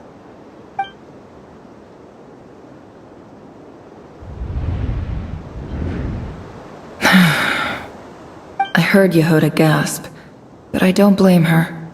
Most people are terrified by the sight of blood. Corpses strewn across the ground. The wounds are clearly from scimitars and daggers. The desert dwellers' weapons of choice. There's a handwritten note on the ground. Let's see what it says. Halil, this is Sinuhe, chief of the Shimti tribe. Surely you remember me. I was the one who helped you and your colleagues avoid the quicksand in the desert. This is my second time writing to you. I assume my last letter must have gotten lost in the mail, as I didn't receive a reply. I hope this one makes it to you safely. I'm writing to you because I need some help. That sandstorm the other day completely blocked up our well, forcing me to look for another water source in Iab and Unut territory. It was a matter of survival. Praise the gods.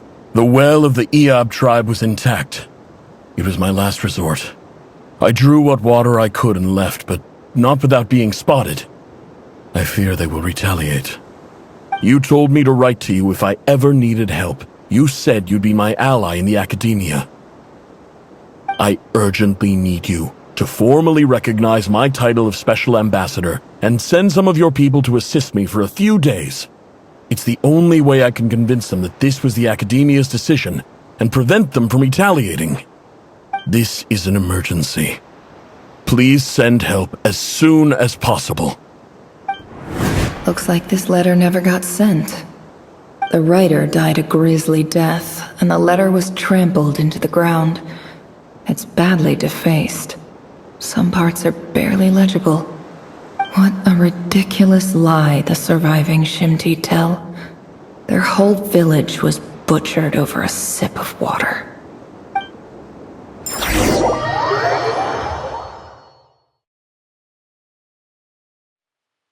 Ah, officer. Welcome. Welcome to our humble village. I thought you would at least have the courtesy to provide some respectable libations. This is the finest wine Aru village has to offer. I promise.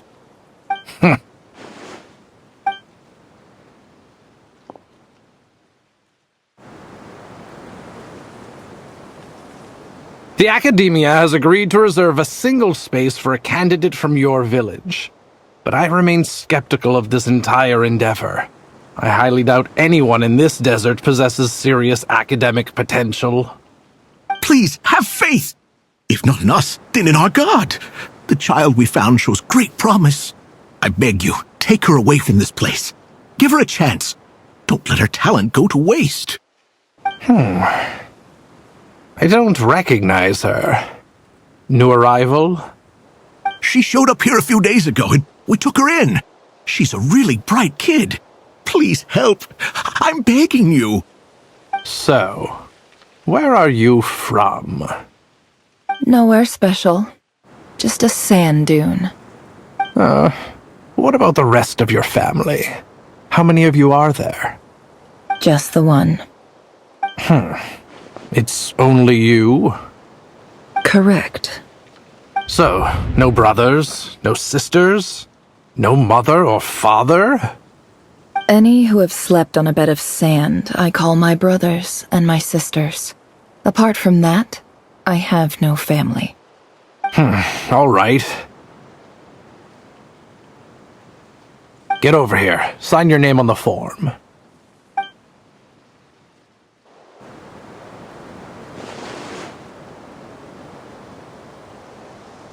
Never? You're rather fair-skinned for a desert dweller.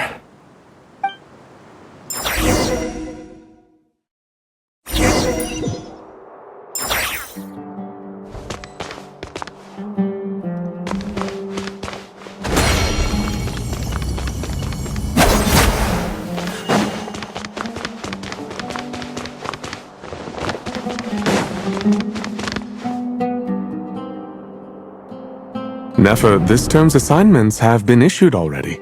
Please read through the materials thoroughly, conduct your own additional research, and then write an essay on the topic.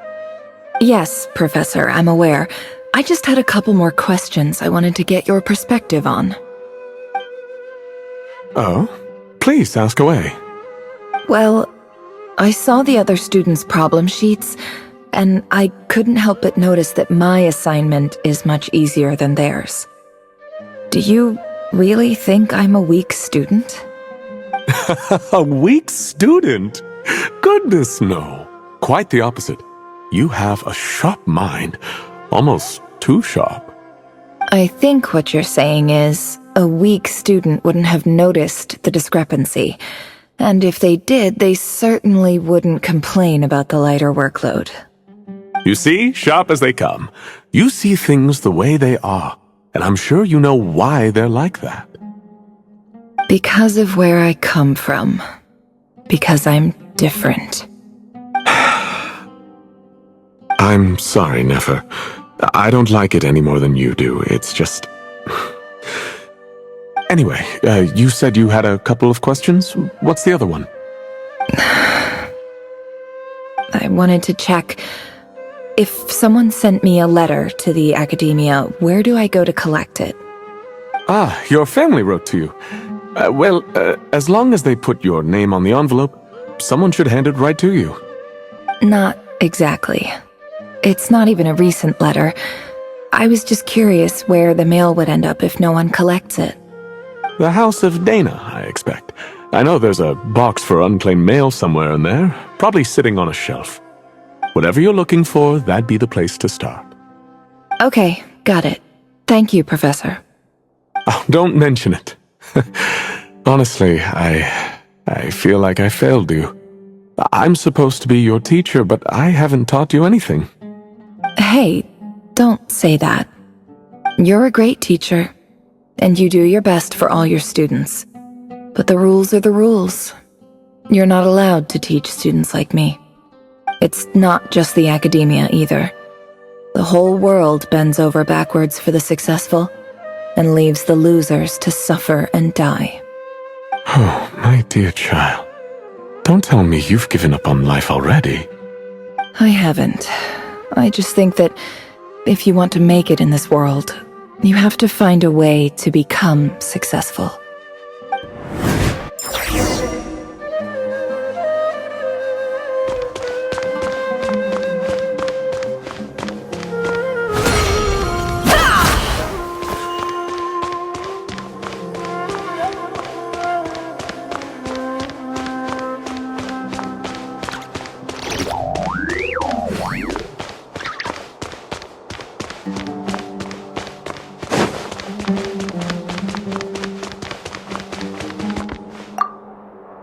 This must be it.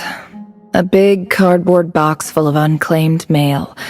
And probably some letters that ended up here by mistake, too. Let's take a look.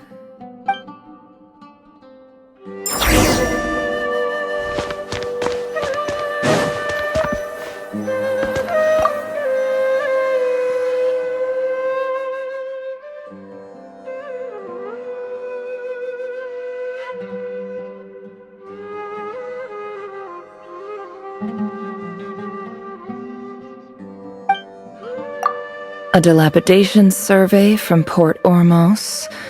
Looks like it's from a Core of 30 representative. What a strange thought. A bunch of mercs losing sleep over rundown buildings. This one was never even opened. I guess the recipient didn't care what the Core of 30 had to say about anything. Who was it addressed to? I don't recognize the name, but it must have been a Kasharawar professor.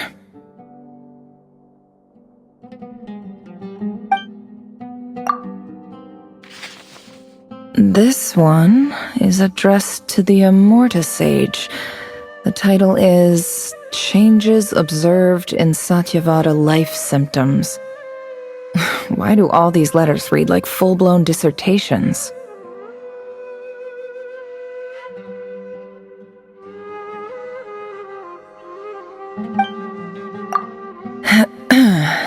Guided by the incense, we became lost somewhere in the forest. All the barriers between levels of consciousness disappeared as our minds soared around in circles, looking for a branch to seek refuge on. In clinical terms, these symptoms fit the description of incense poisoning. The Immorta Darshan strictly prohibits the use of hallucinogenic substances, but I believe there are still people getting away with it. For example, my neighbor who always breaks out into song and dance after using incense. This seems like something the academia would want to know about. Why wasn't it collected? Wait, what's this written on the back? It's so small.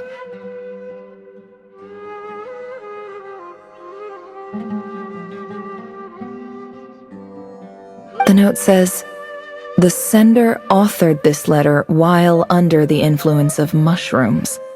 I would send it back, but no return address was provided. Stamped by the Grand Conservator of the House of Dana."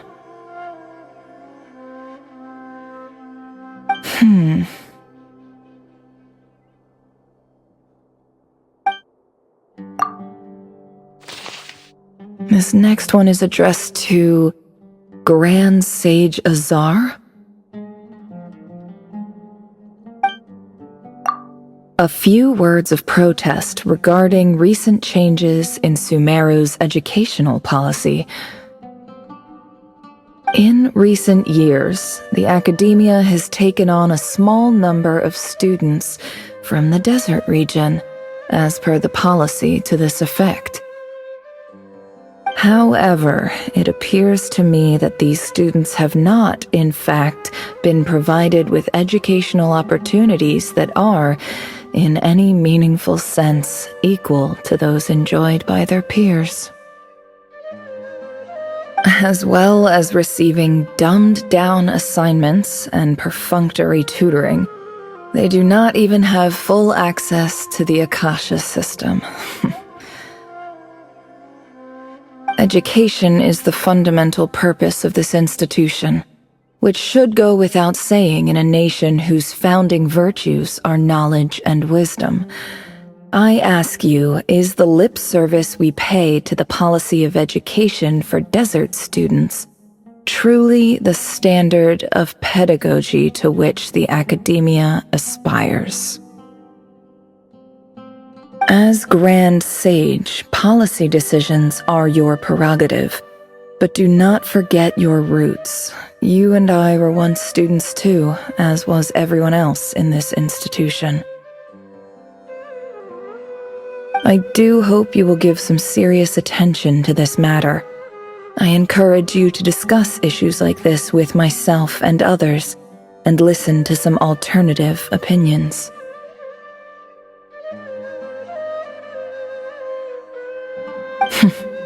Great letter.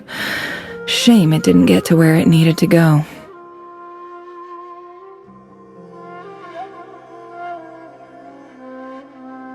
And the sender is... Huh? Sage Cyrus of Spontamod.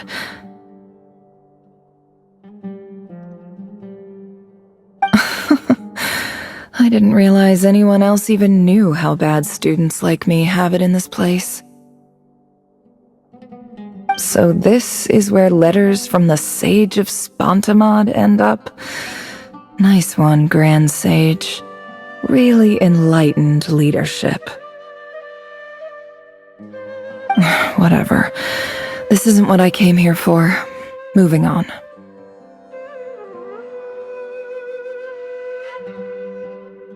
I'm not exactly holding out hope that a letter sent from the desert would even make it here. But if it did, where else would it end up if not in this box? I can't believe how much discarded mail there is. Must have been years since someone last went through it all. And this is just one box. I don't believe for 1 second that any human being has sat down and read through all the documents in this place. Who has that much free time on their hands?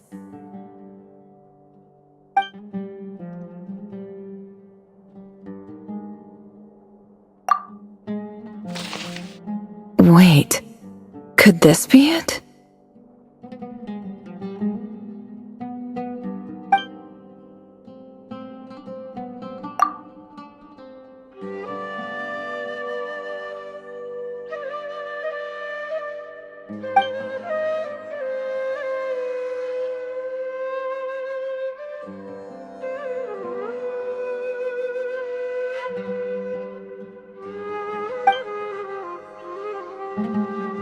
Greetings, Halil.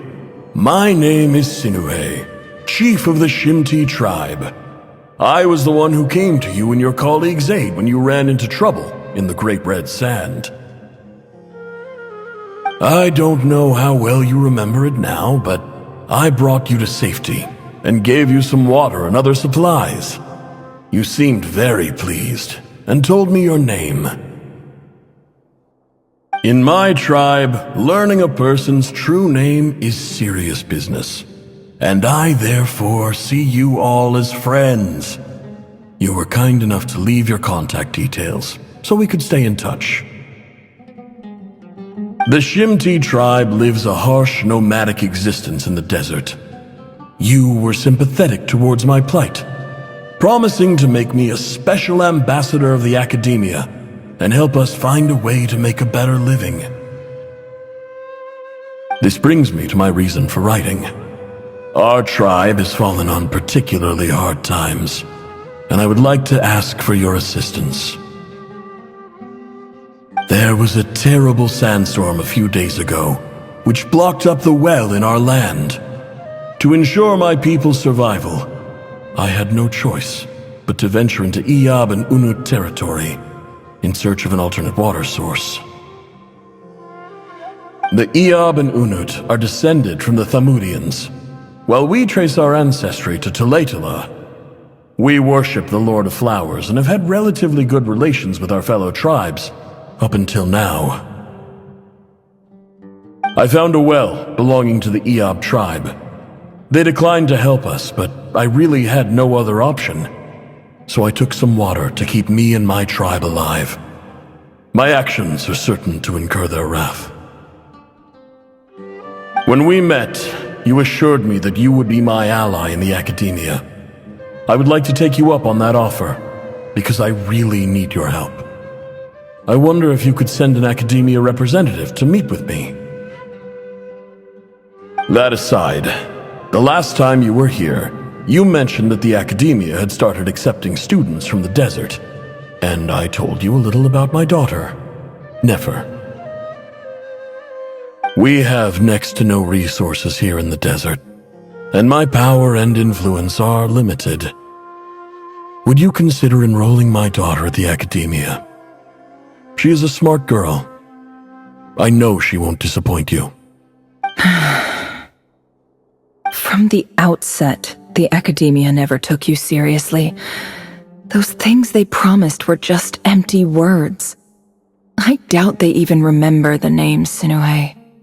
And you were so emphatic that your luck had finally changed for the better. You swore you'd lead us to a better place one day. You spoke with such conviction, like you were the most powerful chief in the whole desert. You liar. You lied about everything. You promised the world and delivered on none of it. And who fell for it? Just me, by the looks of it. Despite your best efforts. Which makes you a pathetic liar. You weren't even any good at it. I think I'll take over from here. Let me show you how it's done.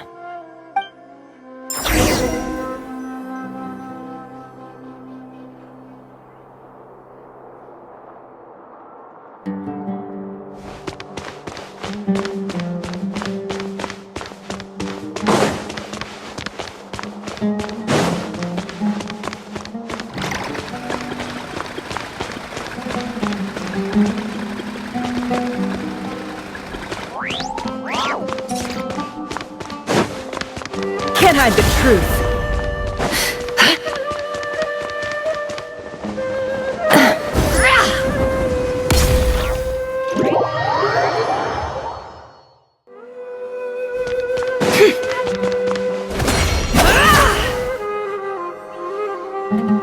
I just came to say goodbye.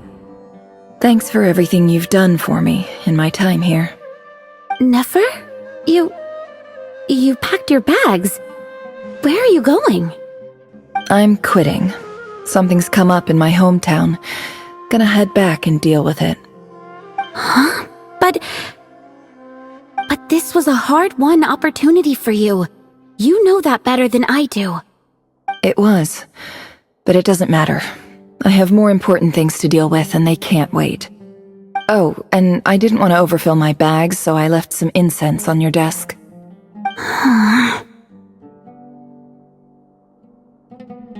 What's wrong? I thought you liked incense. Although, I did read somewhere in the House of Dana that it has hallucinogenic effects. Don't use it all at once, alright? Isn't this the stuff you brought from your hometown? You're just letting me have it? But you said it's a rare and valuable commodity. Yeah, about that. I lied. It's not rare at all. There's this bunch of ruins near my hometown that are practically overgrown with this plant. It's not worth much. Keep it, it's fine. But never... Alright, that's all from me. You take care.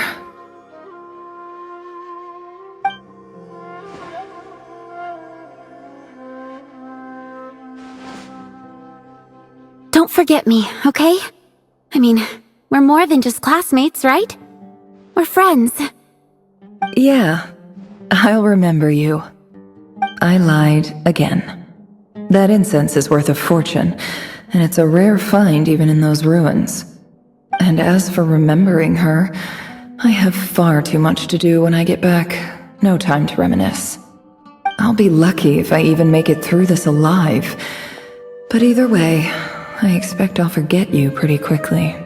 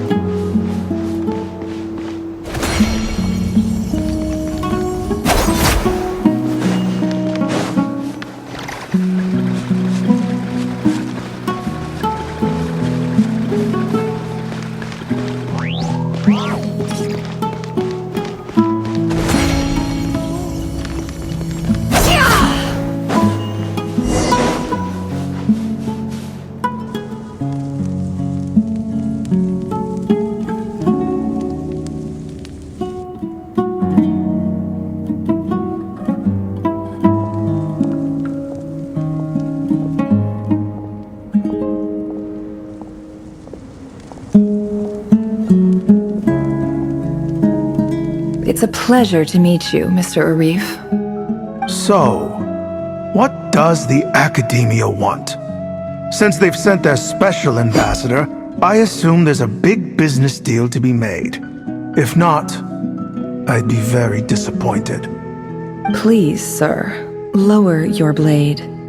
You're lucky I'm the one they sent. Not all special ambassadors share my admiration for the Eab people. The ever-shifting balance of power in the desert reduced the once great civilizations of this region to rubble and sand. But the story of the Eab has a very different trajectory. Others grew weak, but you grew strong, beginning in obscurity and moving to prosperity. You're the only ones who defied the trend. Huh. So, you do know who you're dealing with? This well is the perfect symbol of your strength, is it not? It used to belong to the Unut, but it looks like you have control over it now. You're not wrong. But I'm sure you didn't come all this way just to flatter us. Of course not. I came to bring you some very good news. Some information that recently came to light, which might just be your ticket to freedom. Records uncovered by the Vahumana Darshan show that a certain well currently under Eab control is built on top of some ancient ruins. These ruins are of great archaeological interest to the Academia.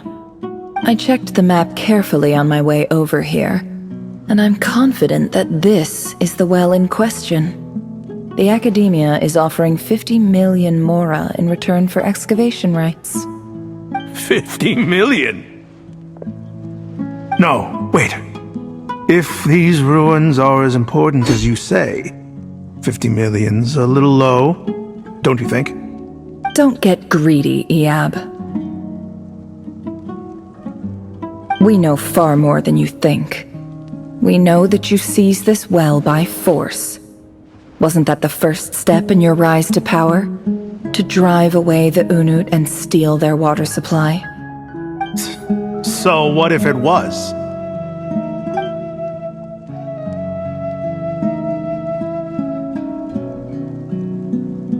Don't worry. As unscrupulous as it was, it's something we're willing to overlook. The Academia is only interested in dealing with the de facto power holders in the region. I hope I am making myself clear. And I hope your words are the truth. If I find out the Academia is trying to play me, I'll hunt down every one of your people and make you watch as I cut their heads off one by one. I assure you, Chief, that would not be in your long-term interests. You don't want to make an enemy of the Academia. You see how I'm dressed, don't you? I appreciate that you've never been to the rainforest, but surely even you recognize an ambassador's attire when you see it. And what does a barbarian like you have to lose anyway?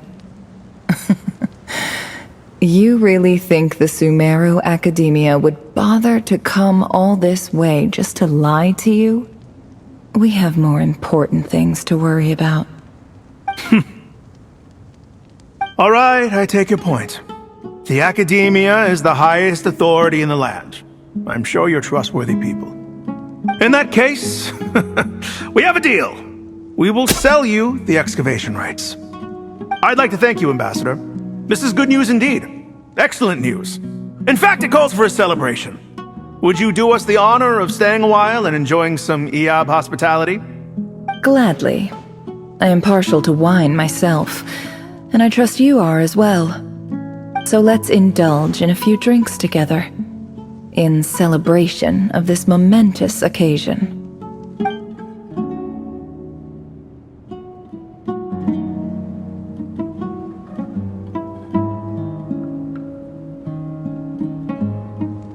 Chief! Chief, it's an emergency!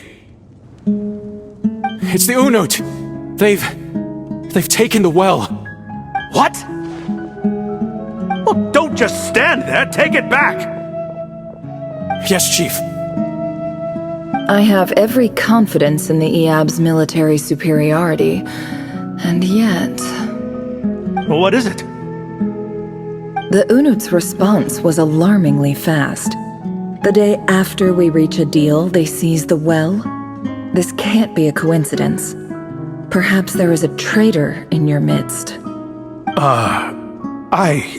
I don't think so. I am obliged to remind you, Chief, that the Academia will only deal with the de facto power holders. If you cannot regain control over the well, I'm afraid you won't see a single mora of that 50 million. No! Please, Ambassador, just give me some time. I swear the Unut will not get away with this. That well is ours, and so is the mora. Glad to hear it. I will wait here for an update. If there is a traitor, I will find them. In the meantime, make yourself at home. I'll report back as soon as I have an update. Much obliged. Wow. All it took was a few words and I've got him wrapped around my finger. What an amazing feeling. So, in summary, Ambassador, The Academia would rather negotiate with our tribe instead of the Eab, yes? The Eab are ruthless murderers who don't listen to reason. And now they have the gall to interfere in our research projects in the desert region. So let me ask you, Chief. If you were the Academia, what would you do? Kill them all, of course. Precisely. The Academia does not tolerate those who stand in our way. The Eab have held back our academic pursuits for too long, and our patience is wearing thin. At the same time, there is simply no way that the Academia can be seen to be intervening in desert affairs. I'm sure you understand where I'm coming from. We have our own rules out here. If the rainforest dwellers raised arms against a desert tribe, it'd start a bloody war. Right. We can't confront them ourselves, but we can support their enemies. The Unut have always had strained relations with the Eab, which makes you our natural allies. Natural allies? Weren't the Eab your allies once? You were quick to send them after us to protect your interests back when we stole that water. And now look at you. You're at each other's throats. Let me be clear. The Academia wishes to collaborate with the legally recognized rulers of the desert in this matter. We are asking for excavation rights to that well, and our offer is 50 million mora. Say no more. I believe we have an understanding. Good. Then I suggest you get to work. Get us access to that well, and the mora's yours. You see, Dad? Lying is easy when you know how. People will believe anything.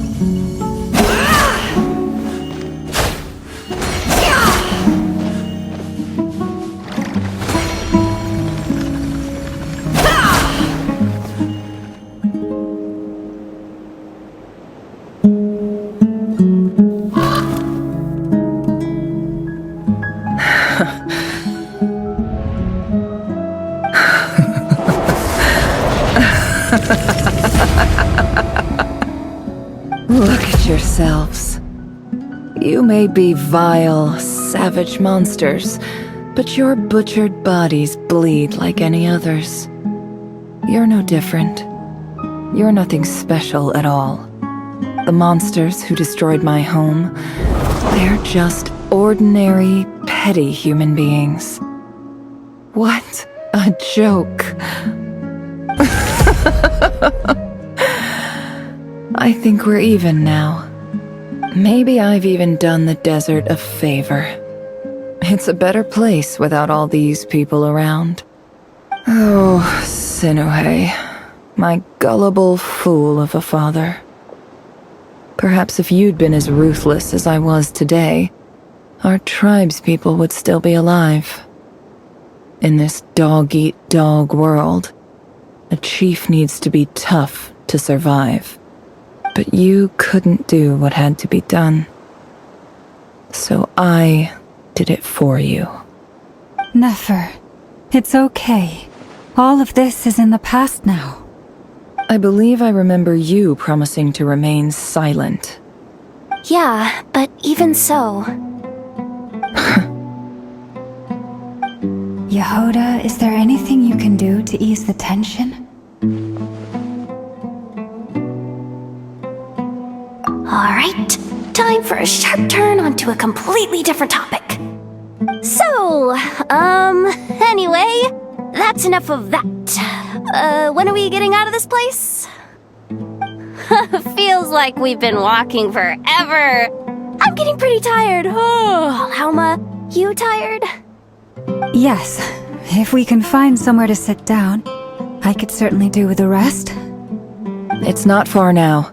There should be a temple just up ahead. Yes. Really? A temple? That's where this story ends? I guess that's how things go in the desert.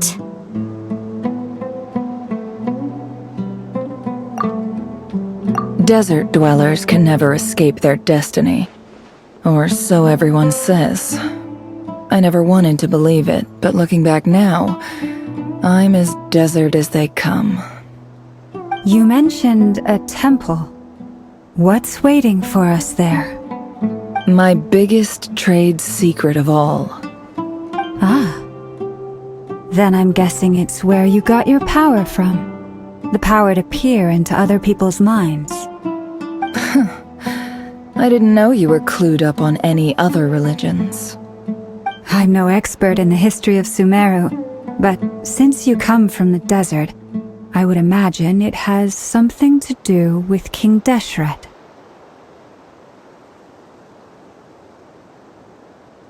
Sounds impressive. Ah, I know who you mean. General Mahamatra Sino. The spirit of Hermanubis dwells within him. That's Boss Neff for ya. She knows everything. Sino's hardly a figure of obscurity, but I know about Sethos too. What about him? Is he a big deal or something? Well, he's not a small deal, let's put it that way. Please, this is the bare-bone basics. Save the flattery. Thanks for your patience, everyone. I'm sure it's been a lot to take in. With any luck, that's our exit just up ahead.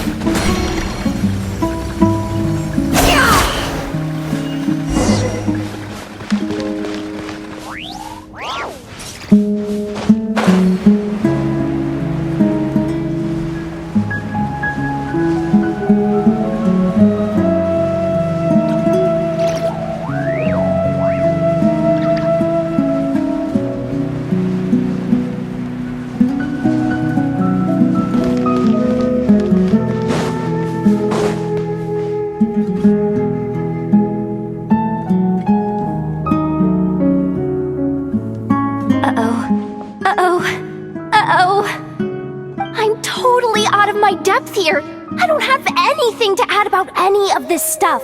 Like, look at that statue, for instance. I want to do the whole name-dropping, this girl knows her stuff thing too, but I've never seen anything like it before. A statue with the head of a bird.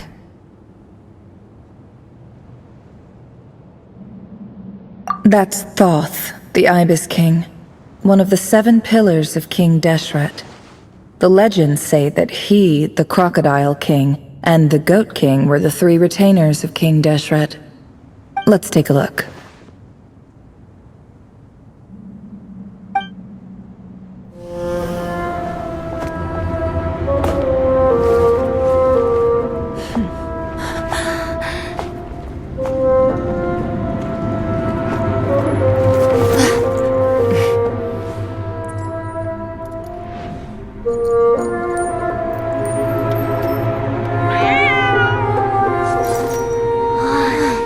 It's just Ashru.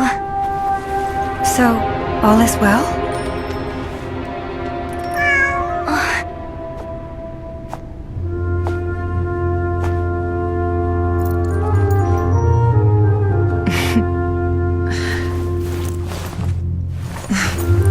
Typically speaking, at this point, the world disintegrates.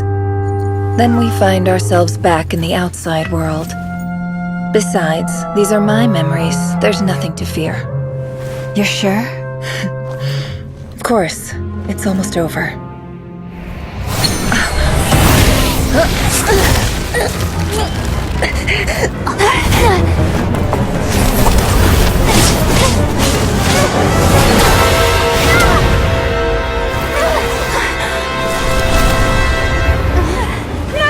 Hold on!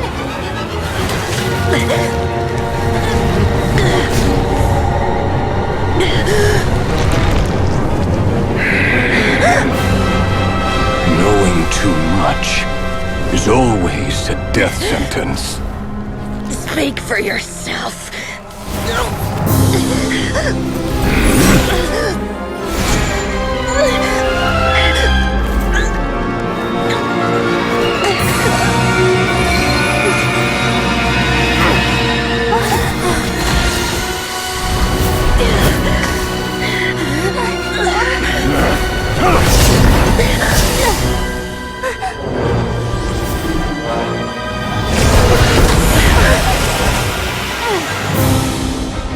How repulsive, huh?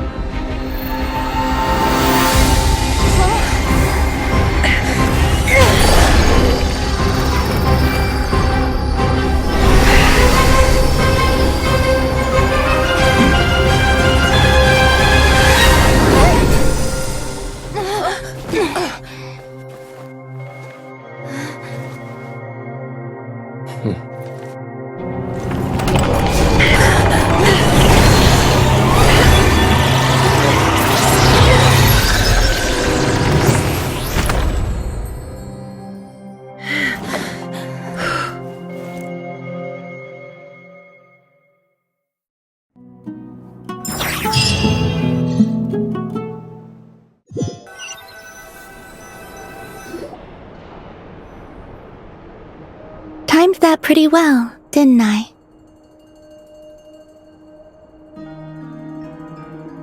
It's okay. I'm just glad no one was hurt. Paimon noticed you doing something too, Dainsleif. Were you helping get them out? Of course.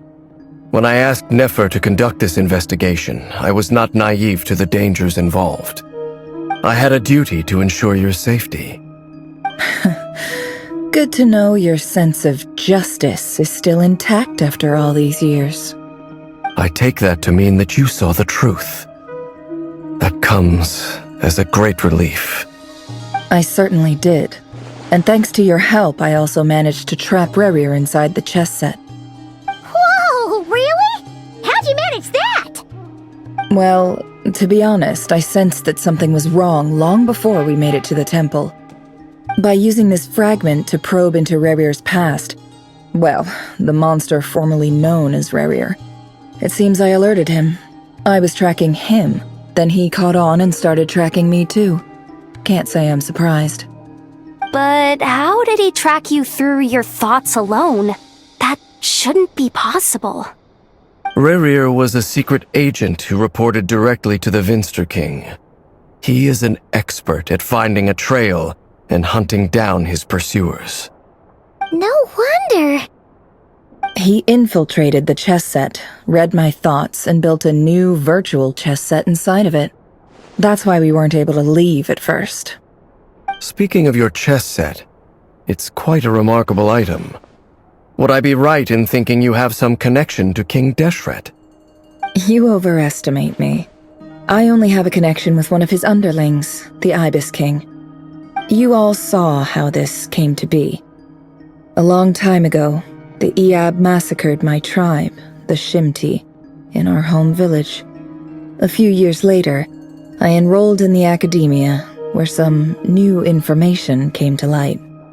The Unut and the Eab fought a bitter battle over the rights to a well, all for the sake of a non-existent 50 million Mora.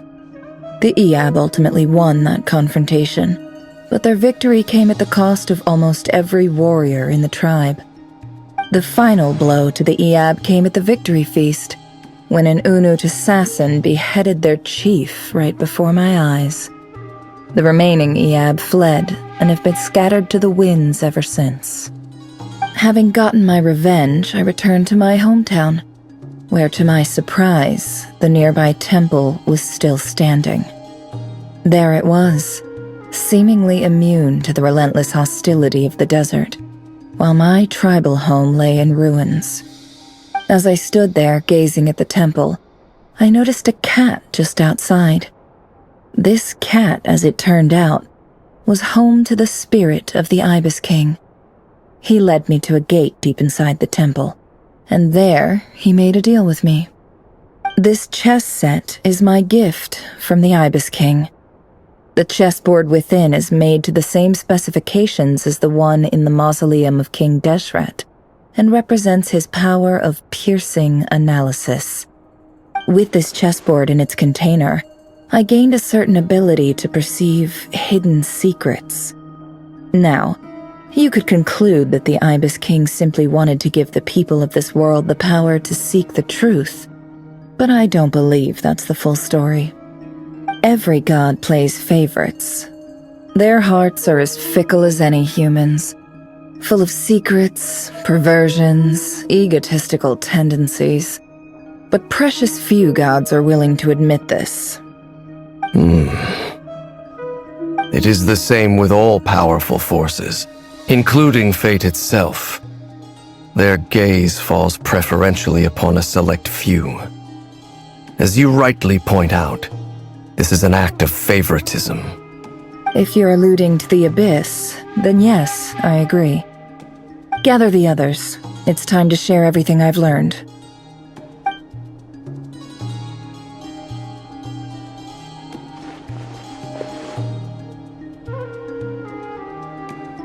Thank you all for being here. As promised, I did some further investigating into the Raker of Solnari's background. I am pleased to report that the investigation has been most fruitful indeed. The Raker of Solnari, real name Rerir, was once a Conrian subject who served the Vinster King. I will now share the important details of his story. Please save any questions or comments for the end.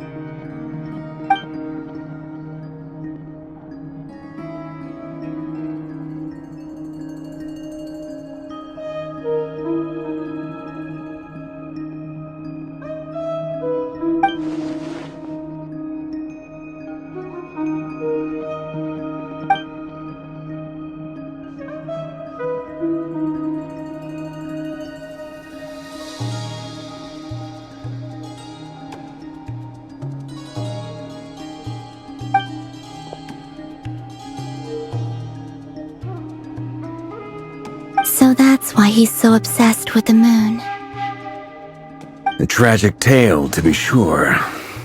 But it does not excuse his many transgressions. No matter how much Rerir suffered in the past, the fact remains that he is what we know today as the Wild Hunt, wreaking havoc upon innocent lives in Notcry. He becomes more dangerous with each passing day.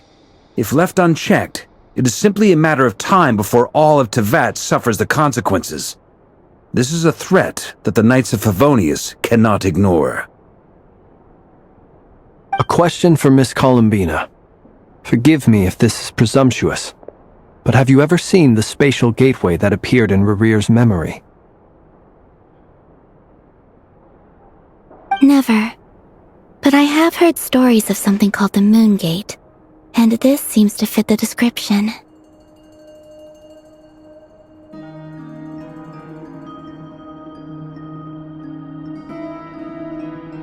Miss Lama, any thoughts on this?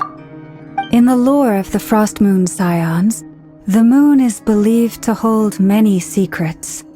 Some sources speak of ancient knowledge, others of a gateway to the unknown. The term Moon Gate is one I have heard before. But as is the case with all of our legends, there are no records of any first-hand witnesses. We cannot know whether it truly exists. Then back to Miss Columbina. As a moon goddess yourself, do you have some idea of where the moon gate leads to? Not at this stage, sorry. I do hold the power of the frost moon, and my strength is recovering well. I can sense that the gate would open at my command, but... But there's more to the power of the frost moon than that? Yes. A moon goddess has the right to open the moon gate, since it is a path to the moon. But as Nefer mentioned, holding open a spatial gateway takes a huge amount of power. And right now, I need to conserve my energy to fight the Rayhir of Solnari. I'm afraid this is one mystery we may have to leave unsolved for now. I agree.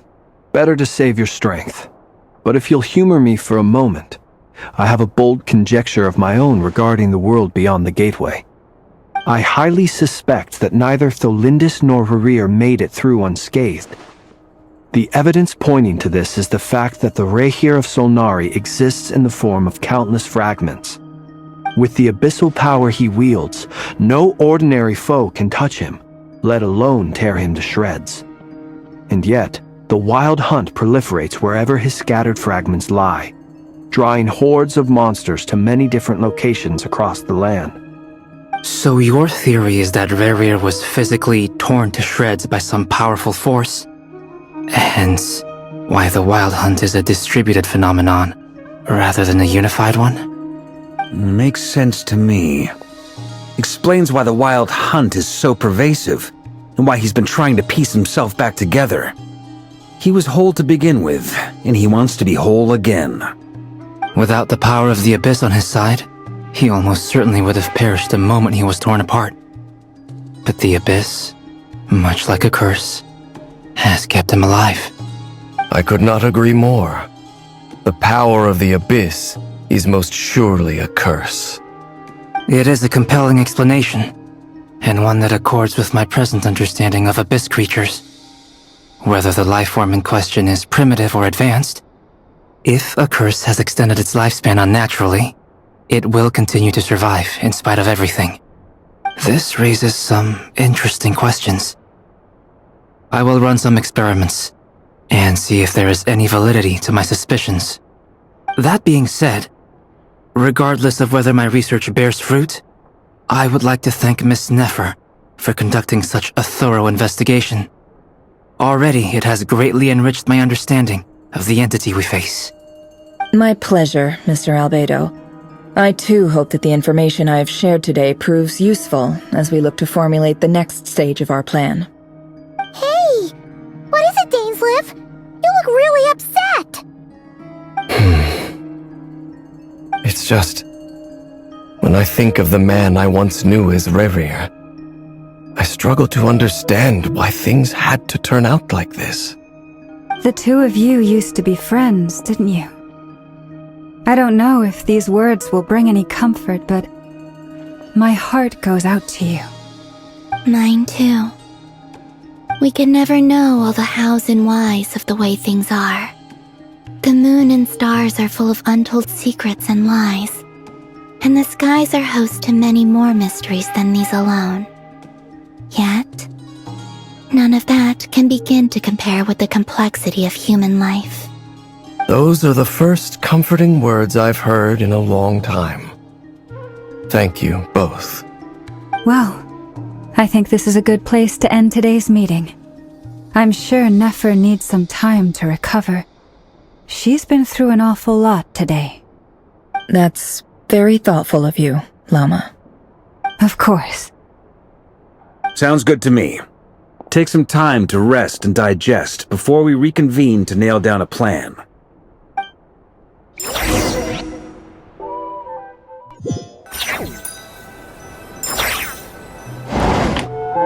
Hey, is this a bad time? Hope I didn't kill the conversation.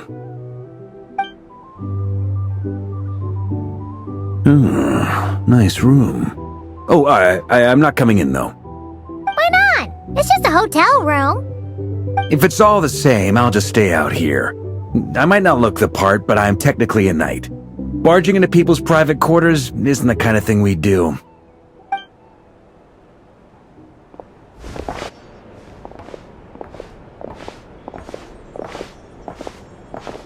Anyway, Nefer went back to the curatorium to get some rest. But before she left, she shared some things with me that I thought you should be aware of.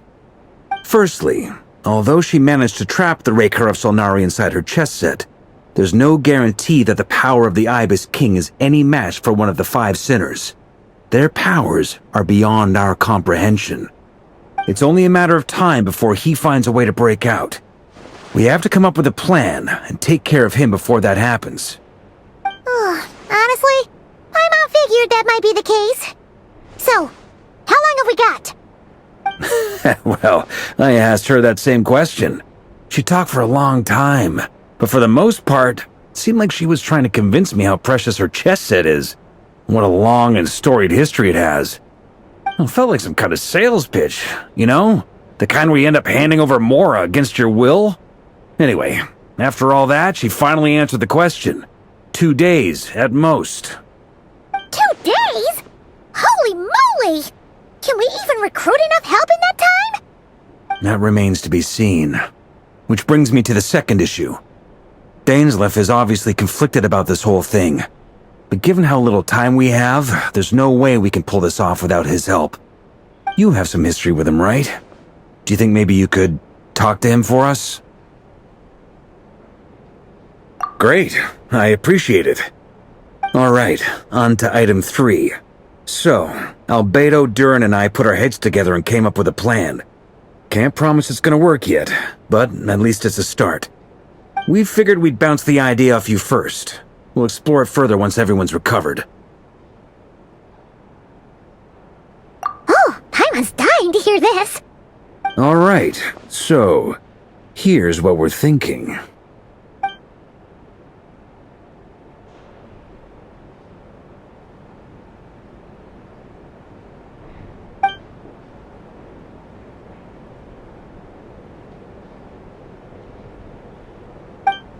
We felt a little uneasy about roping you into this. I mean, firstly, you're not locals, and secondly, none of us are your boss. You're well within your rights to refuse if you so choose. Roping us in? Why would you even say that? We know the stakes here. It's all of us against the Rayher of Solnari, or none of us stand a chance. I choose my words very intentionally, I'll have you know. I like to think there's an art to striking a down-to-earth tone even when the stakes are through the roof. Sir Varka, I have a few thoughts about this plan. I'm all ears. I think we can be more flexible with how the roles are allocated. In my view, the most sensible lineup would be like this.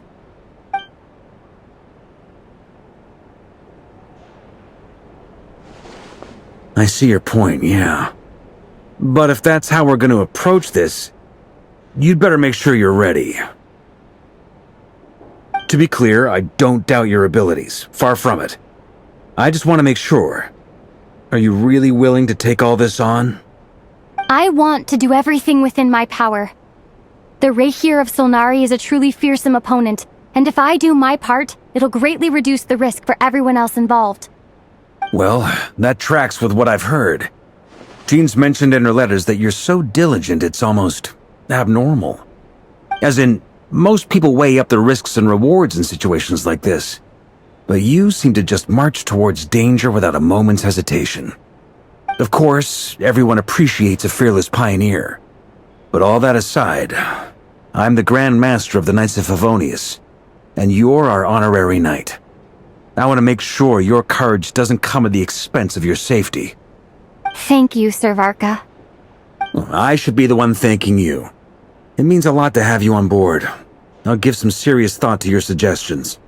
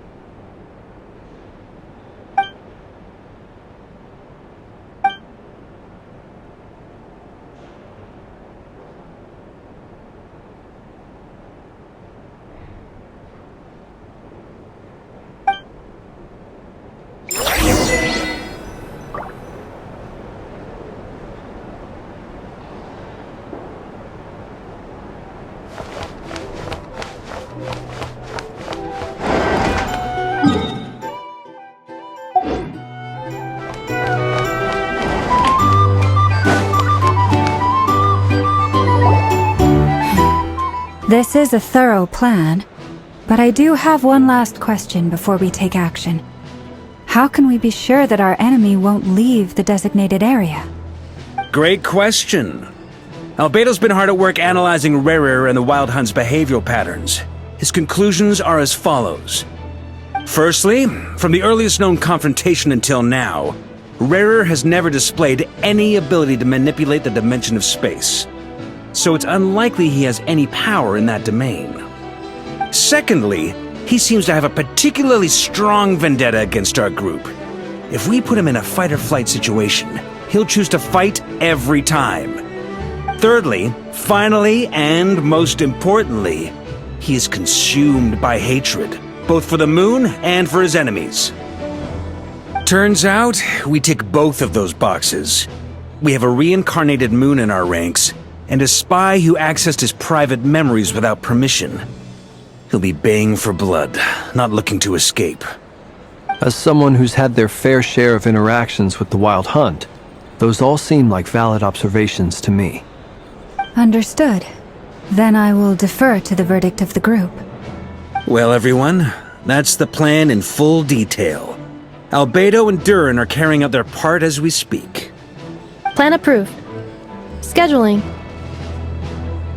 Okay, any firepower you need, I got you covered. Let's light this baby up. The Frost Moon Scions are behind you as well. And the rest of you?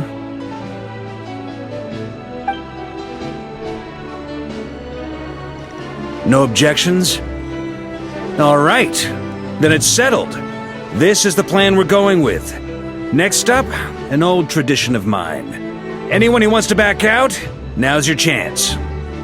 Wait, we can still back out of this? Everyone says things they regret, right?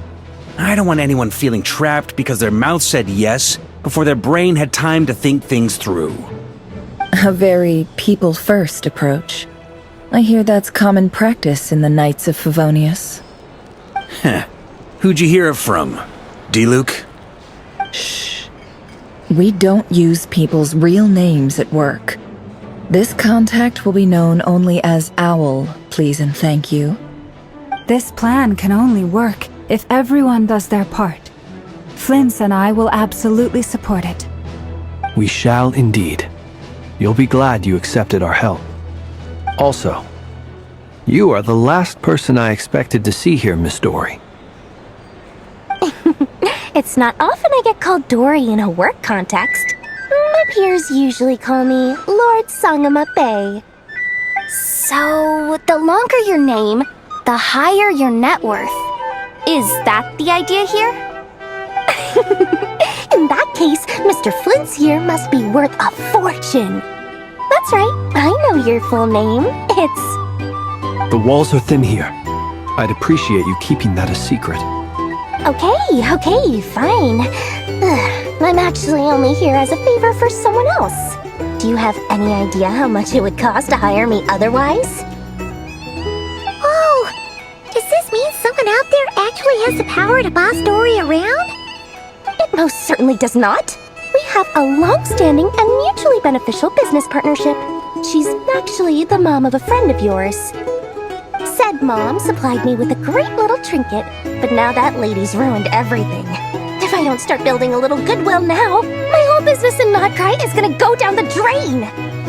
Okay. So what exactly is so special about this pendant? It's a lucky charm that a great mage made for me. We have a business relationship, and she was worried that something bad might happen to me. So, she wanted me to have something that can store power to protect myself with. I finally got it all fully charged up with Kuvaki, and then never went and used it all up at once! Never lost so big in my life! You're right. It was all my fault. I didn't mean to drain all the Kuvaki in the pendant, but I'll make it up to you. You will? Well, in that case, how about you give me your chess set, and we call it even? I knew you'd say that. Well, it's yours if you want it. In fact, take it now, and I'll even throw in a free Raker of Solnari. Deal? You're putting me in a difficult position here. It's a very useful thing to have around, but I have a funny feeling it won't be around much longer. I guess we'll see in a couple of days. Looks like bankruptcy for me. Hey, don't be so pessimistic. See this through and you never know. You might find a new business opportunity on the other side.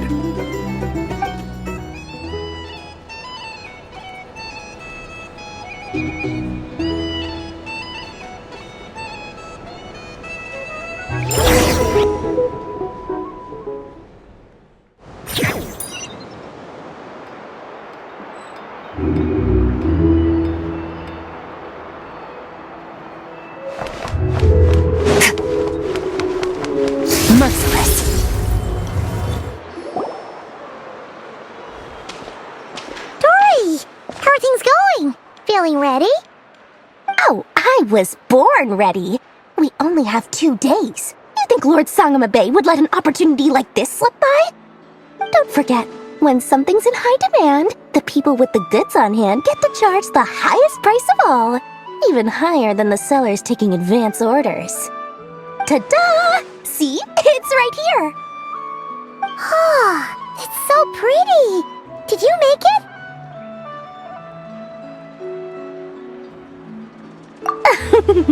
No, I have a supplier. We go way back, so he made me a very attractive offer. Aha! No wonder you were talking about Lucky Charms at the meeting. You've been getting Kaveh to make them for you. That's not the full story.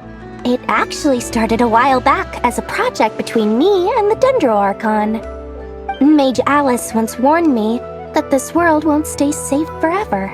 There may come a day when everyone faces a great crisis. I passed this on to the Dendro Archon, and she secretly brought together a research team made up of Sumeru's top scholars to invent a technology that could keep people safe. I won't go into the details because it's all very complicated, but if you want to know more, you can ask the Dendro Archon about it sometime. Anyway, point being, it was the Dendro Archon who asked Kaveh to build this little contraption. As one of the top Kasharawar talents, he was the obvious choice. Took him long enough. He stressed over it for ages. Must have gone through at least a dozen designs before producing a final product. But that's Kaveh for you. Marak delivered it to me a couple of days ago, along with a letter from Kaveh. Could I ask why I'm sending this technology to you? And what's your proposed use case? Has it been approved by the relevant authorities? So nosy. My fault for sending him the research permit to begin with. Surely Nahida must have told him you were involved in this project. He was probably just nervous because you're always so secretive about your business. Could be. Anyway, I just replied, let's hope there never has to be a use case, because it would involve grave danger. Fair enough. But it sounds like he was just being cautious. He probably felt responsible as the one who made it. Or maybe he was asking as a favor for his housemate. He's done that before.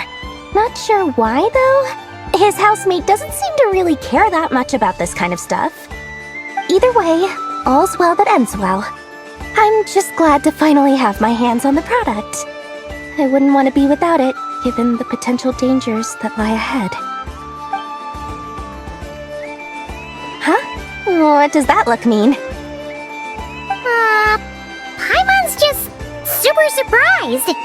This must be the first time we've ever seen you actually get serious about something. Well, a long time ago, I made a promise to myself. I promised that I was gonna live every day of my life with a big beaming smile. Obviously, Mora plays a big part in that. But there are always gonna be times in life when you have to give something back. That could mean paying back a debt, returning a favor, or showing some kindness. Alice has been a huge help to me over the years. She was the first investor I ever had.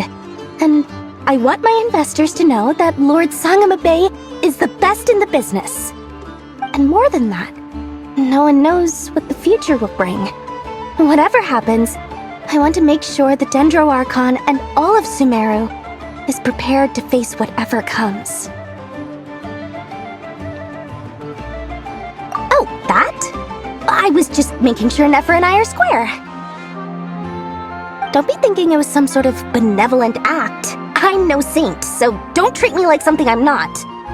My priority is doing the business that I want to do, so long as my conscience lets me, but it usually does. That's the Lord Song of a Babe business model. Alright, if you say so. I do say so, and that's the whole point. I'm a businesswoman. Don't go trying to figure out what kind of person I am. You'll exhaust yourself. Much easier for everyone involved if you just take my word for it. Oh, and could you two help me get this stuff where it needs to be? Thanks so much. You're my favorite assistants.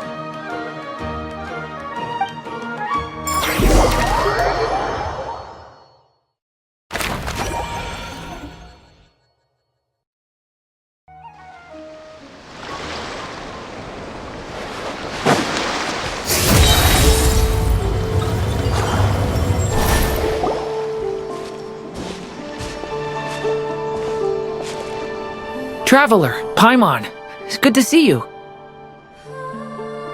Everything going smoothly over here? Sort of.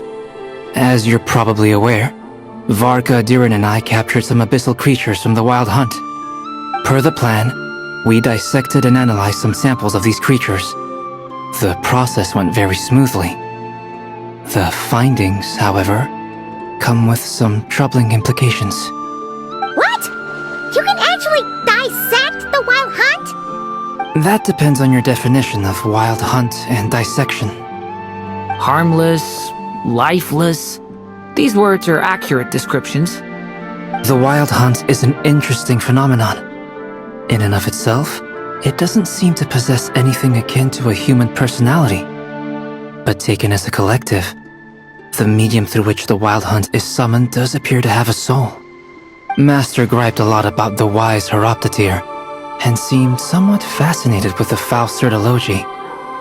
But she barely mentioned Rerir at all. I don't think that was because of his lower social standing, though. Anyway, it's a pity. I should like to hear her thoughts on the nature of the life form he has become today.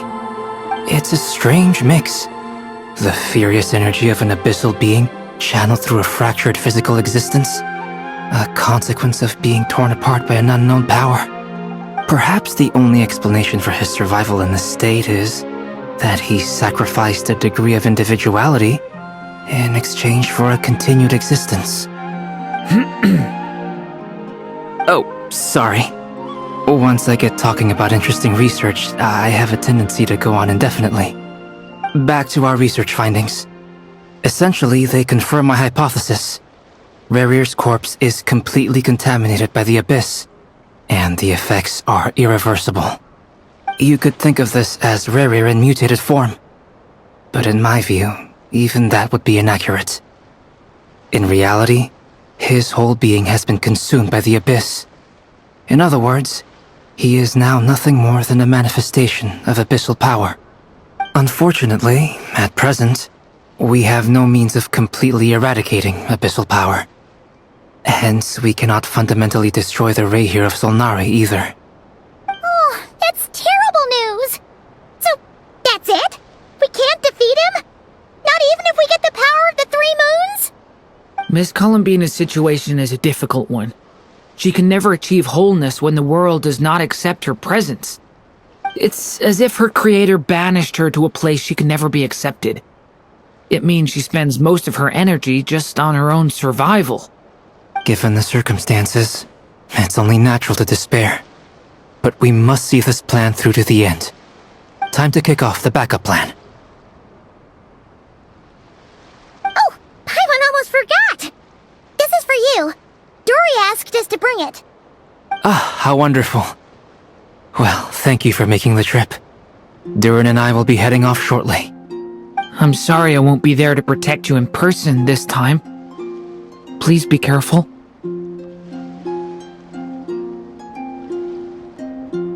Alright then. Stay safe.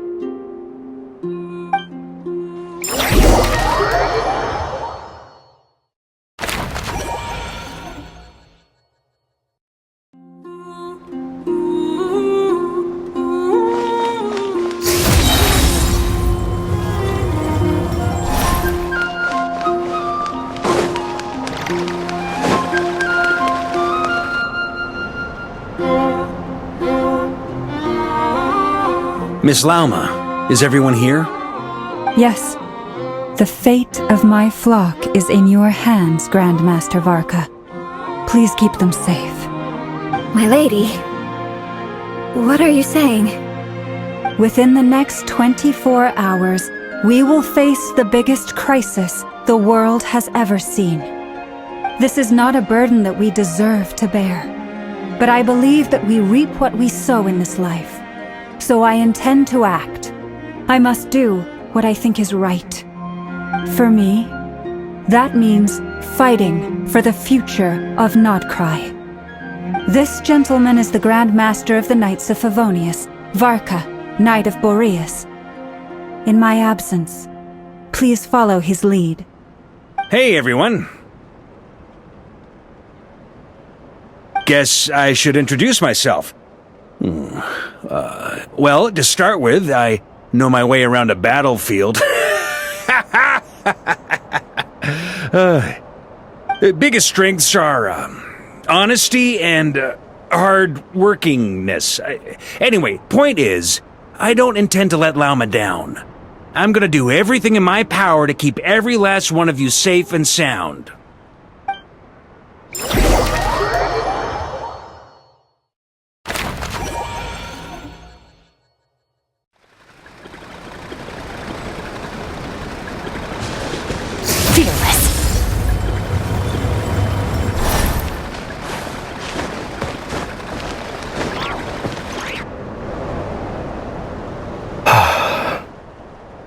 Something on your mind?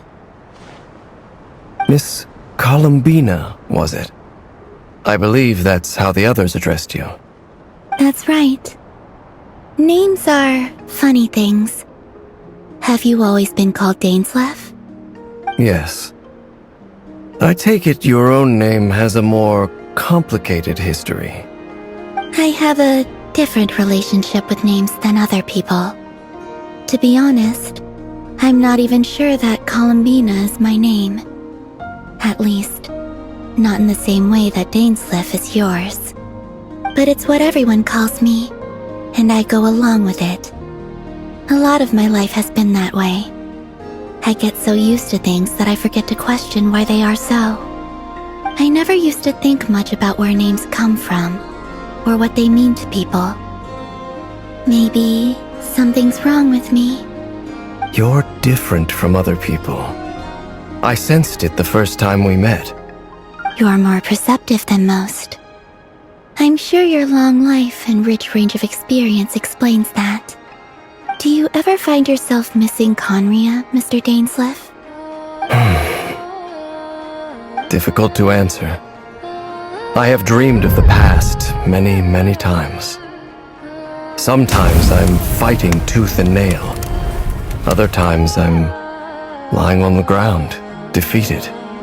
I don't recall any happy moments from that time. It has been too long. Is that because hatred survives longer than love and affection? That would not be for me to say. I make no excuses for the grudges I bear. But whatever the reason, I remember little that was beautiful or sentimental. Thank you for your help with the Rerir situation. Without your efforts, I never could have learned the hidden truth of his story. You're welcome. I know he's your friend. Friend? He betrayed me. And I never really understood what he was going through in life. Some friendship, that is. Okay. So, do you plan to fight him with us? You see, you're torn. Now you know what really happened. You see the things he's done in a new light. I need some time. Of course. I completely understand. Anyone else in your position would feel conflicted too. Actually, I went through something similar myself recently. Something happened that changed my perspective on a situation. A situation I took for granted at the time, but now I feel very grateful for it. You mean the Harbingers who still support you, even though you've left the Fatui? Yes. I always thought they were only helping me because Harbingers are forced to work together. But then I abandoned them. A warrant was even put out for my arrest. And even now, they still support me. Which means I was wrong about them all along. Clearly, they view you as a friend. I feel a little guilty now. I regret not seeing her help for what it was, and not treasuring it. I see the guilt that you're feeling now, because I feel it too. Hopefully, talking about it will do us both some good. Have you noticed that the Traveler and Paimon are over there? I think they've been listening. Huh. Shall we say hello? Sure. Hello. Ah! They caught us!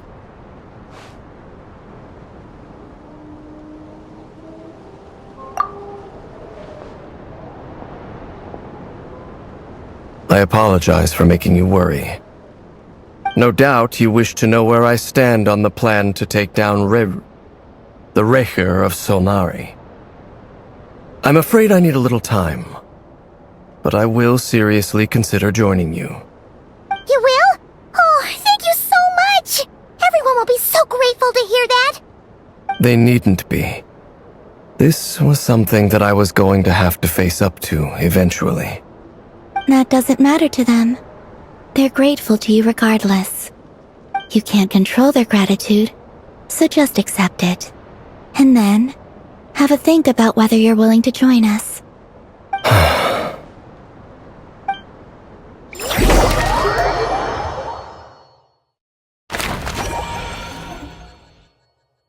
It's nearly showtime! Let's go rendezvous with the others. You know the place.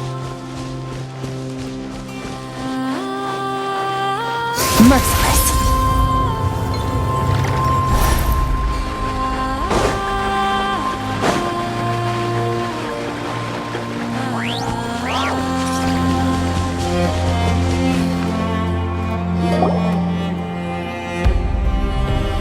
Ah, you're earlier than I expected. Hey, Flint's! Been waiting here long? Not too long.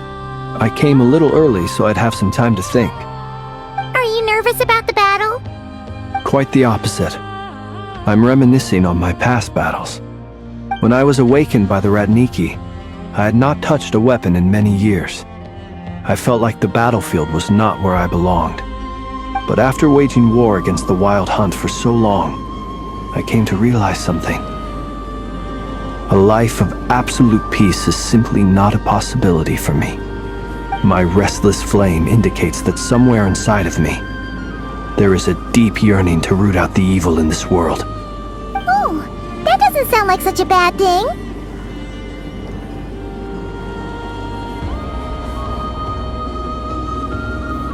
Well, in the past, when I was a Fae whose primary concern was hibernation, it was hardly ideal. But it certainly serves me well here in the present. And I am delighted to be able to join forces with you in this endeavor. Looks like I'm not the first to arrive. Ah, Miss Lauma. Did you sleep okay last night? I struggled to settle down at first, because of the nerves. But don't worry. I got enough sleep in the end. I'll be just fine. Please, I'm just doing my part. Never! Over here! Aino asked me to relay a message. She said Anefa will be on high alert and keep a close watch over all secondary districts where defense is required, providing support as necessary. Meanwhile, Aino herself will provide range support to us directly, using her latest invention. Excellent. My thanks to all involved. The chess set's looking a little unstable. It won't hold him much longer. We should be prepared to engage at a moment's notice. No sense sitting around waiting. Let's make the first move while we still have the option. I agree. Paimon, find a safe hiding place. Got it! Be careful, Traveler! I will.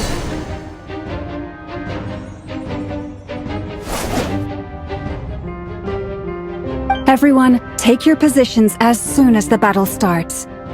Every ounce of strength we have in our bones, let us bring to this fight. Ready? Let's go. I've seen all your futile ploys before. You have become the authors of your own demise. I wouldn't be so sure about that. You are merely a moment of sport before I tear down the moon.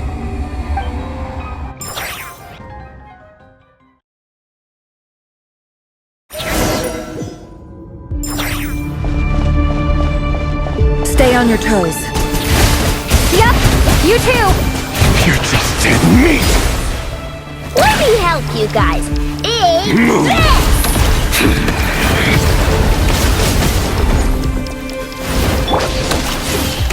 Observe. No more lies. It all falls into place. Meat!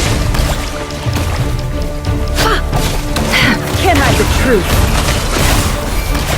Hunt them down! No more lies.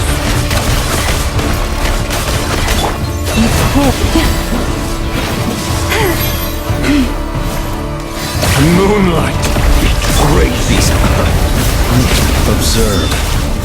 Night falls. It's all futile. Close your eyes. Keep your distance. For the everlasting forest, leave this place. The mystery unravels.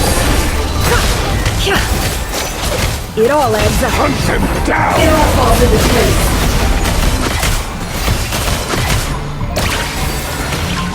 No more lies. Time to come clean. Pathetic! Hunt them down! Time to come clean. Can't hide the truth. It began with the moon, and so shall it end. The moon will protect you.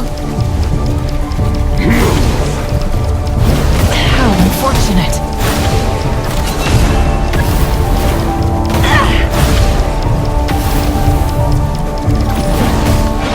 Do you see now?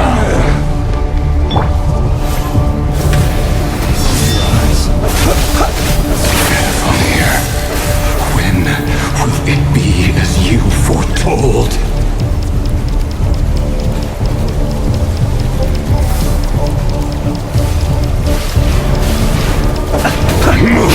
Observe.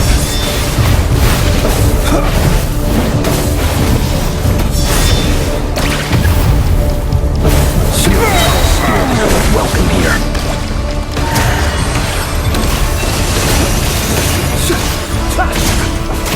The deception ends here.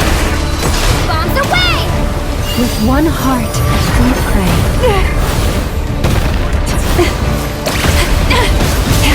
Have I brought the... Close your eyes. Observe. Pathetic! To dust. It all adds up. Move! You're just dead meat! It's all futile! Be silent.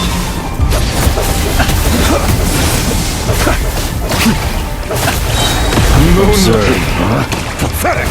Night falls. I will return as an avalanche.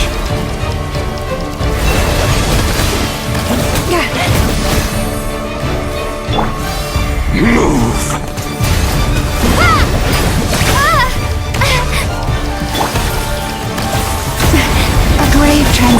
No more lies. How unfortunate. Moonlight betrays you. It all adds up. Pathetic. Seek within. No more lies. Futile. Close your eyes. Steady now. Observe.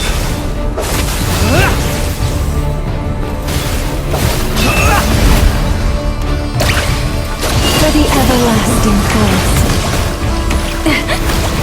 It all adds up.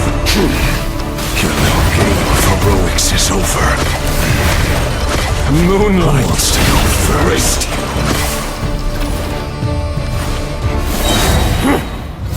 Now, get out of my sight! No! Death is We've been within my separated. grasp. You okay? Never! Where are the others? Stuck outside the barrier. Nowhere to He hide. doesn't like us. I told you before. Destroyed. No. She reads always a death sentence. Be careful what you wish for.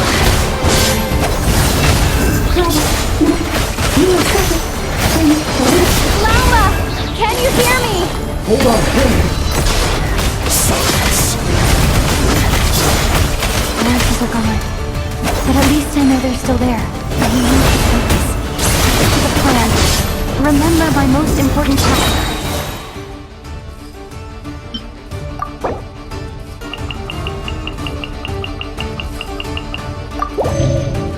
Just keep stalling me. Will it take? Hold me for long enough. The moment will come.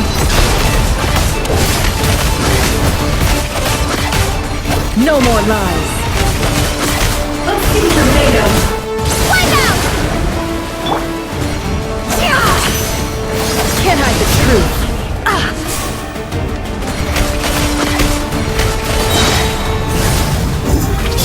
The deception ends here.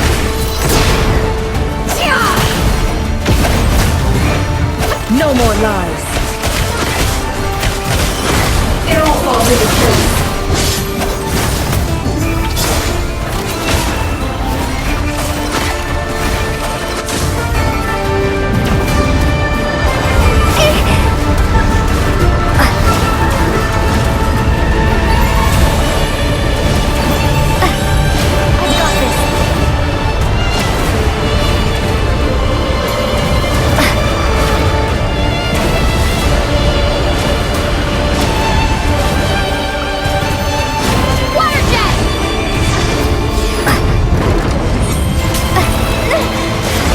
Broken! I can't keep this up. Don't push your luck. How much power will it take? Can't hide the truth. Destroyed and reborn. How unfortunate.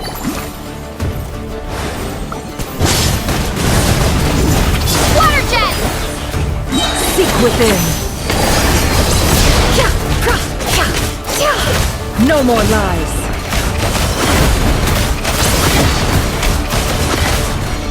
Can't hide the truth.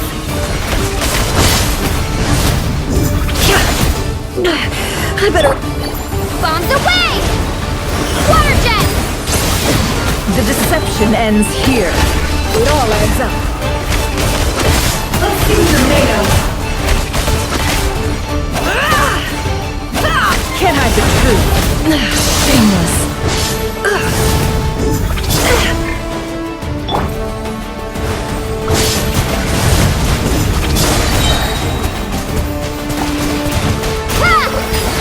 The mystery unravels. No more lies. Time to come clean.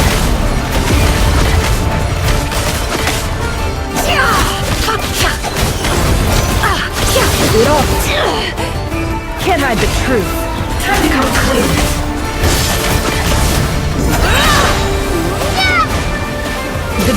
mission ends here.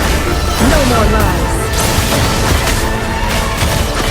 Let's see what you're made of. Can't hide the truth.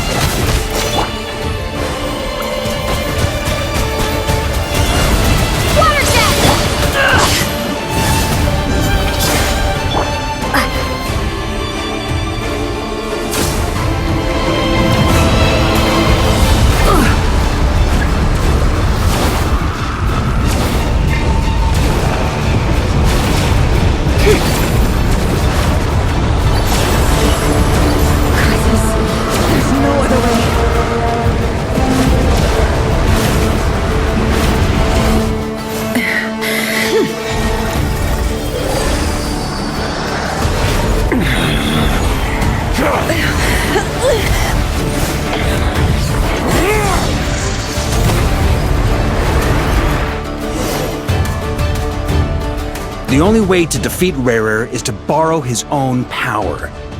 That means Columbina will have to disappear while you two bear the brunt of his attacks. You have to hold on. Find a way to keep him focused on killing the two of you.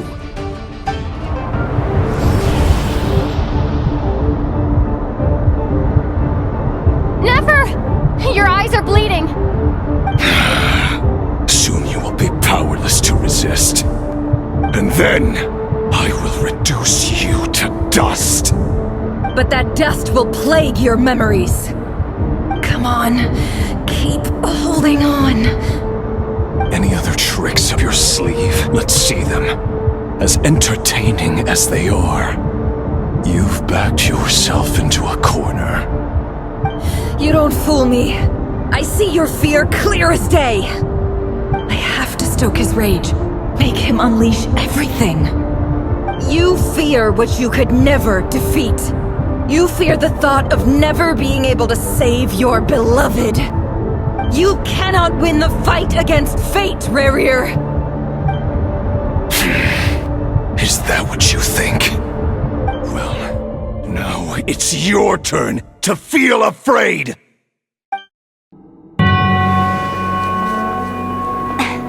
You fear the sound of your own name? Is it us you hate? Or is it what you've become? Let's see what becomes of you!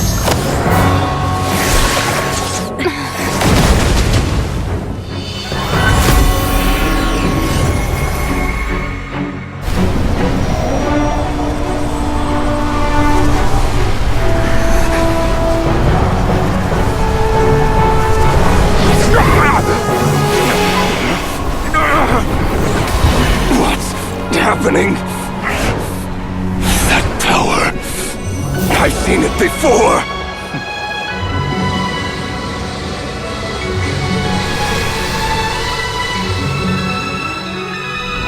His power is on another level. We'll need to use an alchemical array to convert his power into a usable form. Then quickly channel it into Columbina, rendering her powerful enough to compete with him. I'll join you. I can help. If I release enough abyssal energy into a confined space, it'll create a potential difference, allowing us to extract a huge amount of elemental energy. Next, I'll synchronize with everyone's minds using Pyro, then give you temporary access to their abilities and fields of view. But it won't last long. Can you see? Well enough.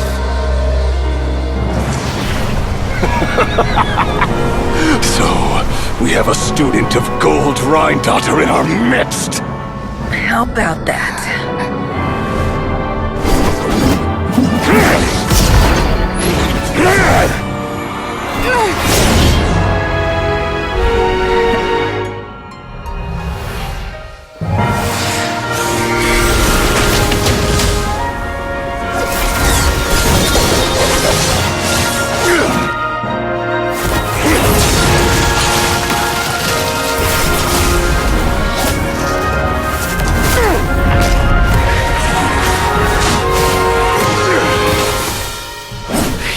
My own power against me? Just like how you stole Kuvaki. Look familiar?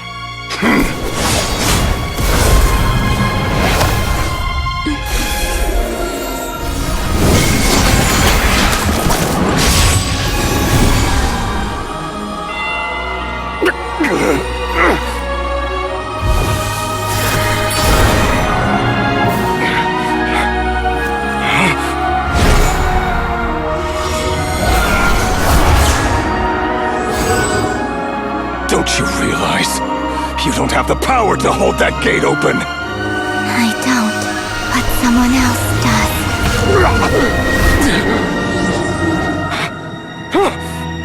Goodbye, Rerir.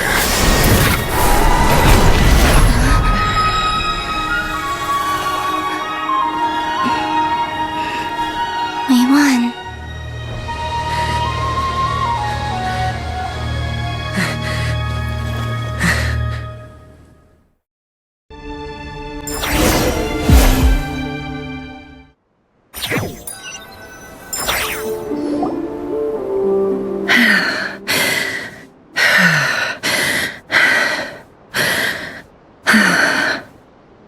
Nefer, how are your eyes?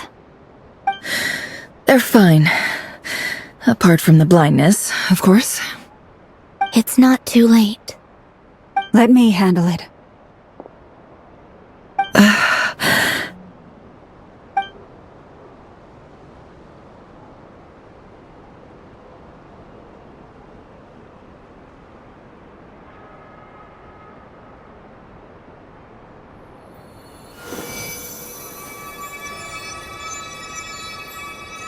Miss Nefer, it's not like you to lose your composure. That was the most reckless thing I've ever seen you do. Reckless how? The situation was critical. Our lives were at stake. We had to do something. Even so. Okay. I guess you're right. Under the circumstances, it was a wise decision. You traded your eyes for an incredible victory. In business terms, I suppose that's a huge return on investment. I'd be hard-pressed to argue otherwise. Still, I don't like this outcome, and I don't want you to lose your sight for good. People suffer when they make sacrifices they shouldn't have to make, whether that means faith, strength, or in this case, your ability to even see. I had hoped you could win without sacrificing so much as a single hair on your head. Thank you. Really. All done. Don't try and open your eyes just yet. We'll see how you're doing in a couple of days. Until then, please follow your recovery plan to the letter. I'll send full details through Yehoda. For now, just get yourself home, relax, and rest. My dear friends, we have fought bravely and achieved a spectacular victory. A dark cloud has been lifted from the skies of Nodcry. All in this land will be grateful for what you have done. The moon will remember this day. Thank you both.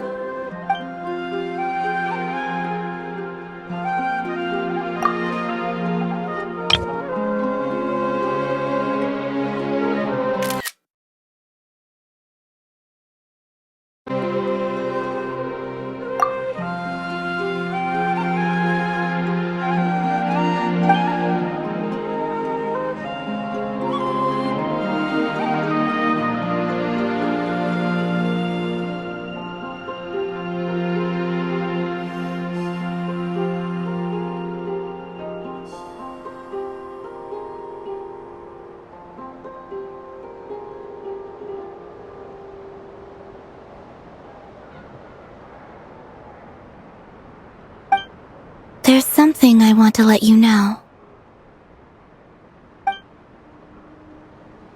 What is it?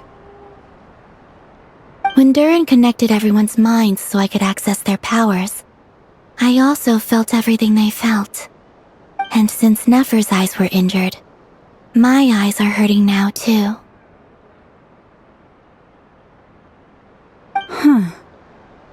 Hold on. Let me try. I only feel the pain. There's no actual damage. I just thought I should tell you.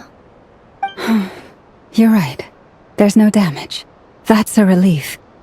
But I must say, I'm surprised to hear the Kutar share something like this with me. In the past, you never used to open up about yourself. Things are a little different now from how they were. I'm learning to share how I truly feel with my friends. Friends? You have no idea how glad I am to hear that.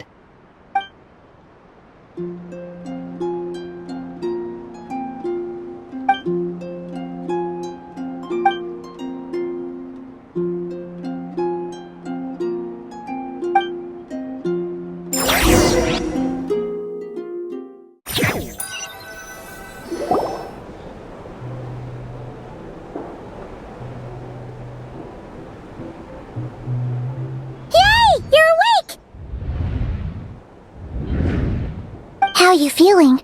Any aches and pains? Did you sleep well? I'm doing all right, Paimon. No need to worry about me. Phew! Well, that's good. Paimon's been sitting on the edge of the bed worrying about you for ages. You slept a whole day and night. Poor Paimon had to eat all by her lonesome. Glad to hear you didn't starve. How is the food? Well, it wasn't the same without you there to share it. Honestly, Paimon just can't relax when you're not your usual self. She couldn't enjoy the food and settle down to sleep. Well, I'm back to normal now. Oh yeah, and Albedo swung by earlier. He said to tell you to head to the tavern when you woke up. Varker and the others are organizing a victory feast and they want to celebrate with you. He also dropped off some medical supplies, but you seem fit as a fiddle, so guess you won't be needing those. If you're feeling up to it, let's head over now. Wouldn't want to keep them waiting.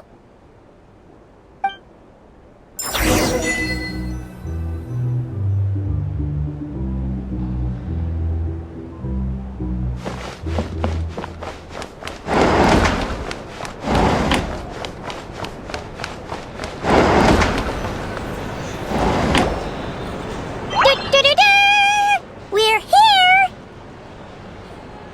Oh, Traveler and Paimon! Perfect timing! We were literally just saying how there's no way we're holding this victory feast without you any longer, and we would have postponed it till tomorrow. How are you feeling today? Much better, thanks. Don't worry about me. Relieved to hear it. If that changes, just let me know. Happy to check you over at any time. Yep, we're here for you. Anything you need, just let us know. Oh wait, where's Nefer? How are her eyes doing? Nefer's right over there. I'm sure she'd love to catch up with you.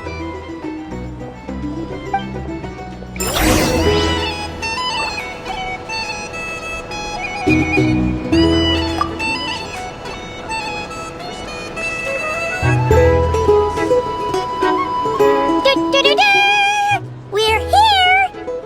Oh, Traveler and Paimon! Perfect! How are you feeling today? Much better.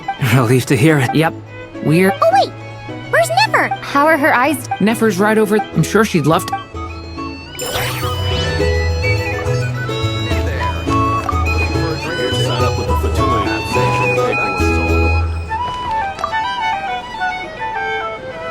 Hello, you. Recovered from the battle? Come on, what do you mean? Of course I'm gonna ask. I care about my friend's well-being, and we are friends, aren't we? Get yourself a drink. You've more than earned it. In fact, today, your drinks are on me. Lord Sangamabe's got you covered. Wow, really? What about Paimon? Has she earned it too? Has she? Please? Well, you haven't been through quite as much as the Traveler, but... what the heck, sure. Yay! Wow! Drinks on Dory! What a historic day. Hey, keep your voice down, or everyone else is gonna want in too. You... Have you heard anything I've been saying recently? Doing business in Nodcry has been an absolute nightmare. If I'm buying for everyone, oh... Okay. Paimon will speak more quietly. Jeez. That's more like it. Don't you forget, Lord Sangamabe doesn't just go around buying drinks for anyone and everyone.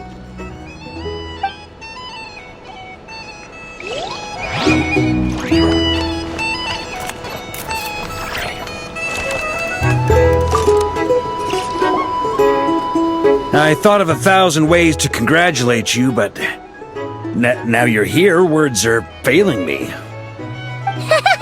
The honorary knight stuns them speechless once again. Well said. The honorary knight showed us all how it's done.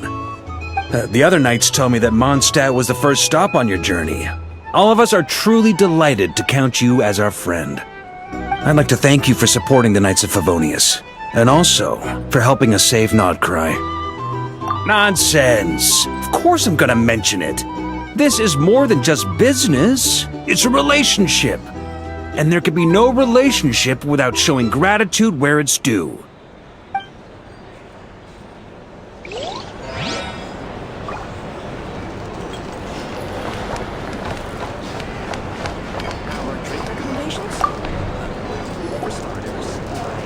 You drink less. Never!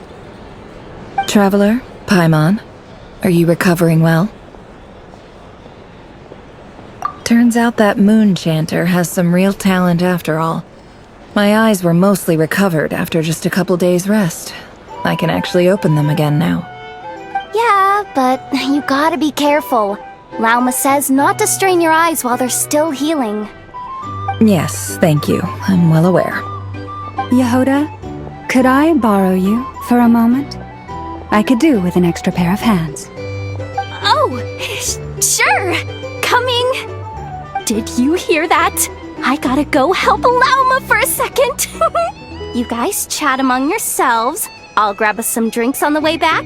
Paimon, you still like 'em sweet? You bet! Make it extra sweet, cause Paimon's earned it! Sure thing!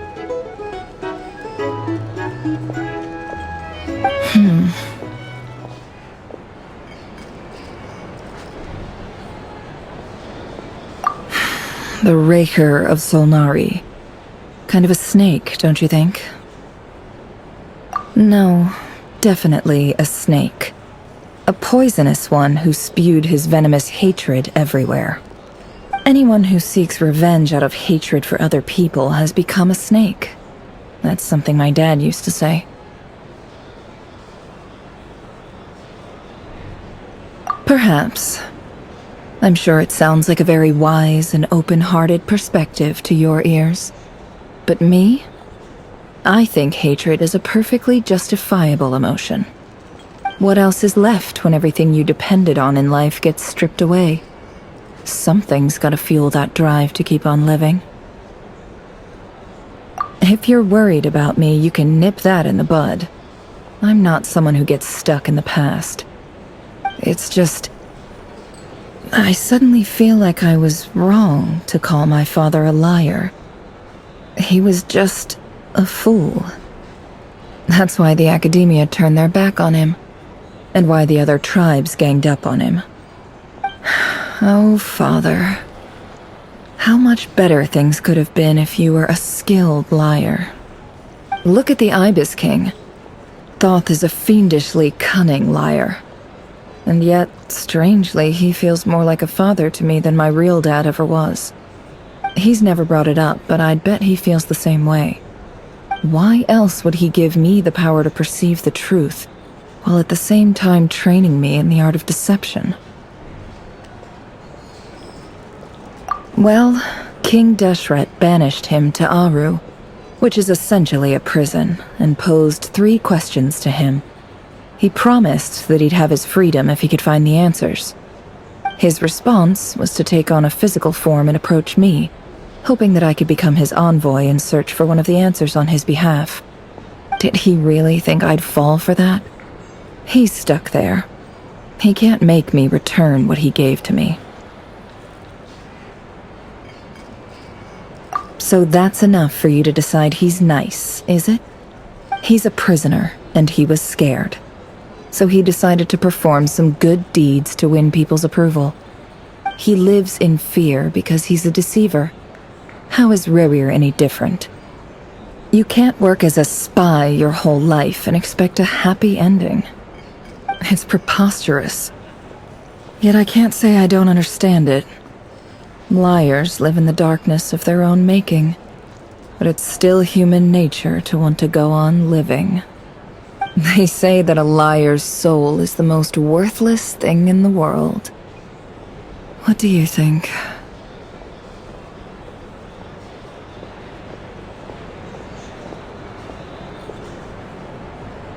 Good. If you understand that, it means you're smart, and you see things objectively. If you ask me, the soul of a liar really is worth nothing, because all they care about is themselves. For example, when something good falls into my lap, I don't go sharing the news around. Stops other people trying to steal it from me.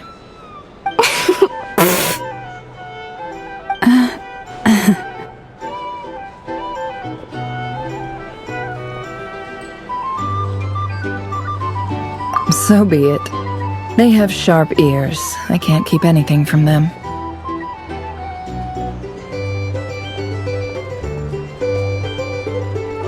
Wow, is that what it looks like?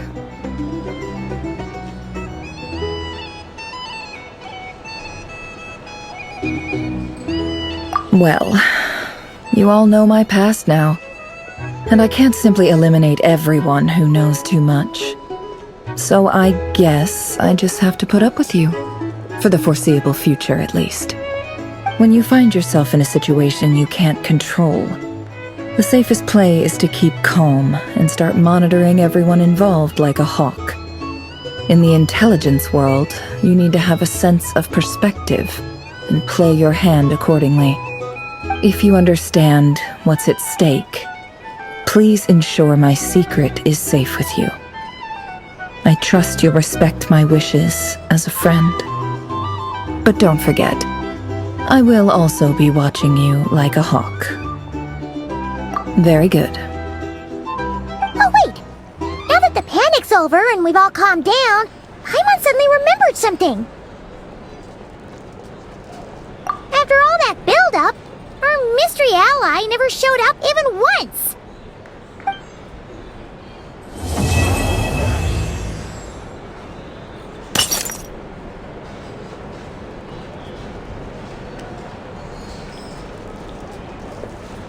Huh?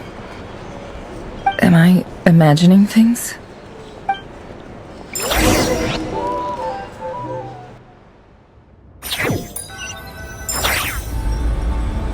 So, that close colleague who stayed behind with you? What's he been up to recently? Don't know, don't care. I get more normal human interaction from hanging out with Bosco too than him. Although, now you mention it, he hasn't bothered me in a while. I wonder if...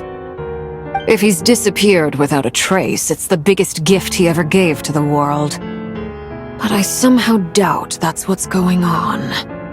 He won't lie low forever. So we'd better stay on guard.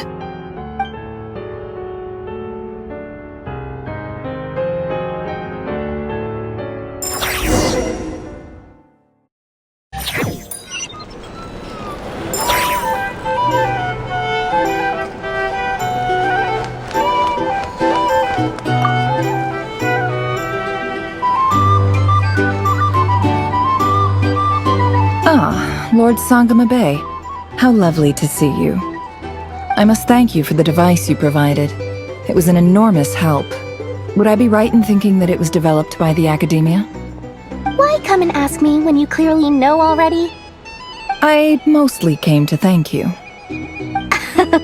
That's more like it. A little gratitude goes a long way with Lord Sangama Bay. Play your cards right, and you might even stand a chance of becoming my long-term supplier. The chance to work with such a kind and charitable investor as yourself would be a great honor for the Curatorium. Huh? Charitable? Who said anything about charity? First I'm hearing about it. Let's see. The first plot of land you purchased in Nodcry, your desert interests, and... Stop! What do you think you're doing? Exposing my investment history!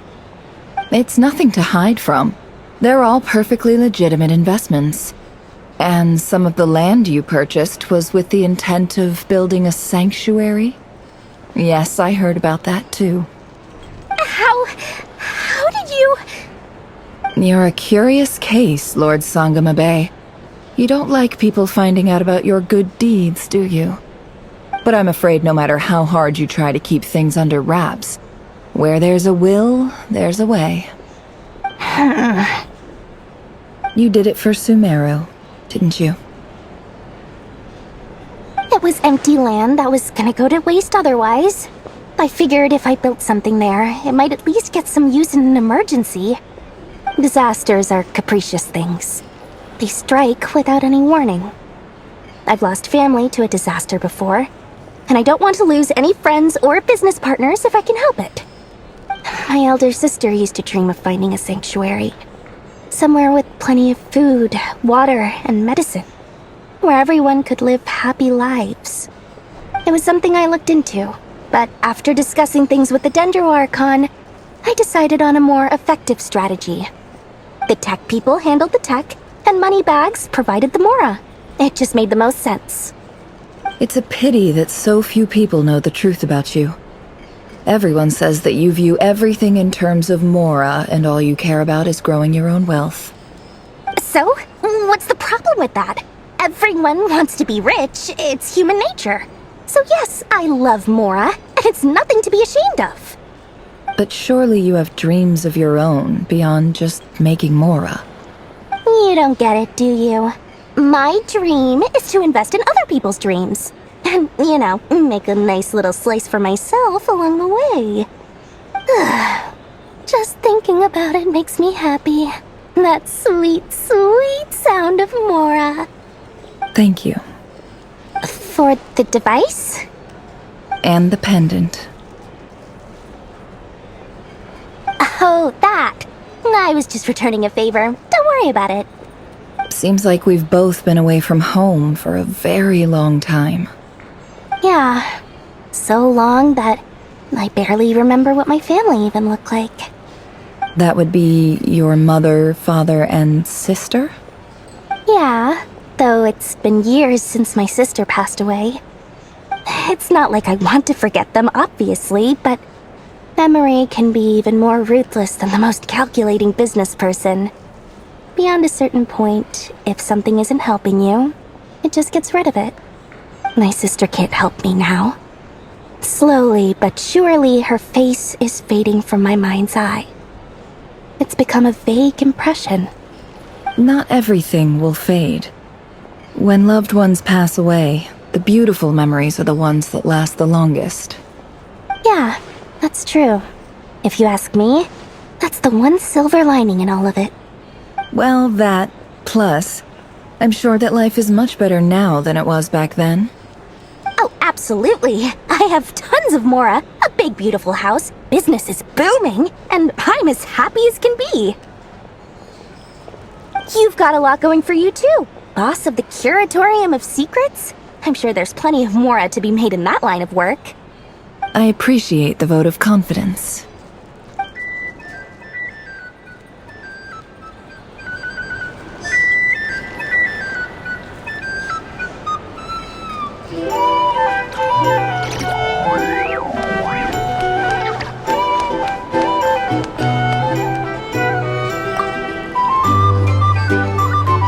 How have you been holding up? Any adverse reactions? If you start to take a turn for the worse, make sure you tell me right away. You don't need to worry about me, Grandmaster. I'm fine. I mean, I barely did anything, so... What? You're too humble, young man. You played an indispensable role in the battle for Nodcry. We can't thank you enough for your support. Sometimes, when people praise you, it's because you deserve it. The best thing is to accept it calmly and with grace. It's important to learn how to respond to words of admiration. Let's do a quick demonstration.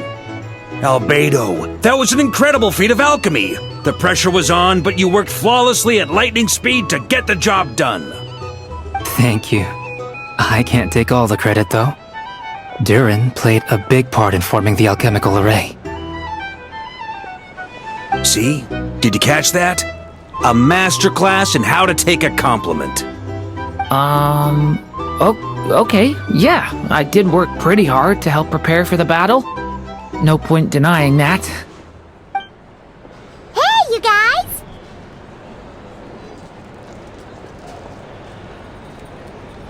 Hey, look who's bounced back! Looking good, traveler! Seems like you've recovered. You won't need to take any more medication. Can I get you a drink? Huh? You know how to order at a bar now? You've sure learned a lot recently. Handling a drinks order is ridiculously simple compared to alchemy. Don't worry, I'll blend into society yet. Paimon believes it! You're clearly a fast learner, just like your brother. To be totally honest though, Paimon didn't quite follow all the details when you first explained the plan to us. Don't worry, that's completely understandable. Unless you're a student of alchemy, it's hard to grasp the principle and how the process works. To put it in the simplest terms, we saw how our enemy stole the power of Kuvaki. And that gave us the idea of stealing his power to turn it against him. When facing an enemy you have no hope of defeating, it's best not to engage them in battle. So, instead of looking for a way to overpower him, we decided to help Columbina get strong enough to at least stand up to him in a fight. For this to work, we had to analyze his modes of attack, confirm who his main target was, and make sure that he wouldn't go beyond the range of the alchemical array. For added security, we prepared a total of 4 arrays. But to mitigate the impact of the battle, we identified one location in particular as the ideal spot, which is where the confrontation took place. The alchemical array absorbed his abyssal power. Then Durin processed it to render it usable by Columbina. That power enabled her to do what would otherwise have been nigh on impossible. What surprised me was that Dainsleif actually agreed to join us. Given his history with Rerir, he had every right to sit this one out. But we're extremely grateful for the decision he made. It must have been a painful choice to make. But I'm sure that making a decision was far better for him than staying in limbo. Absolutely. He was torn between 2 paths, but in the end, he made his choice and stuck to it resolutely. He doesn't strike me as the sort of person who'd stay trapped in limbo for long. Anyway, however you cut it, everyone gave a stellar performance. And now, it's time to kick back and celebrate.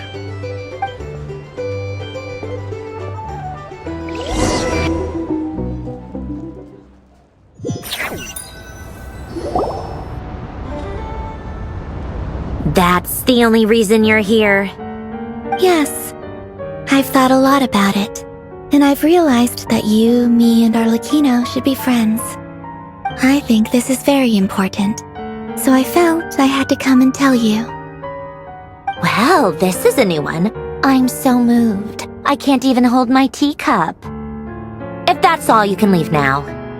Do you not want to be friends with me? Or is it that you prefer being co-workers? What is this, Columbina? Are you deliberately testing my patience threshold?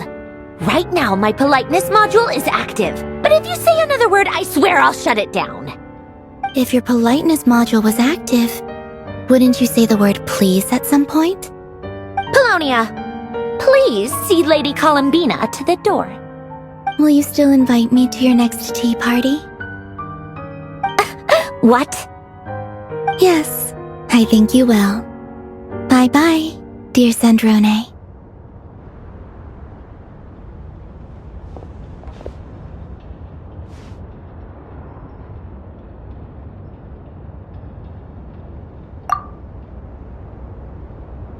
Last time the Wild Hunt escorted you out. Would you rather I handled it myself this time? We just wanted to, see how you were doing now that it's all over. Why? Out of concern for my safety? I hope you didn't seriously think that the Rayhir of Solnari would be able to lay so much as a finger upon me, given how prepared I was. Mostly because you kind of helped us out, so we just wanted to check you were okay. Looks like all your robots are fixed, huh?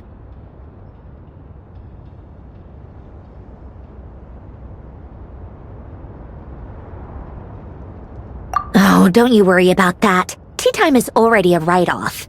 The visitor before you managed to kill my appetite. If you're in the mood for tea, go ahead and help yourself. Otherwise, it's going to waste. My coasters are still missing in action, though. Use this notebook instead. Whoa! Pretty hefty notebook. Look at all those calculations. You can ignore those. They're just dumb scribblings.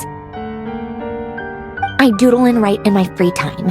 Sometimes I remember the distant dreamlike past. Sometimes I imagine the far-flung future.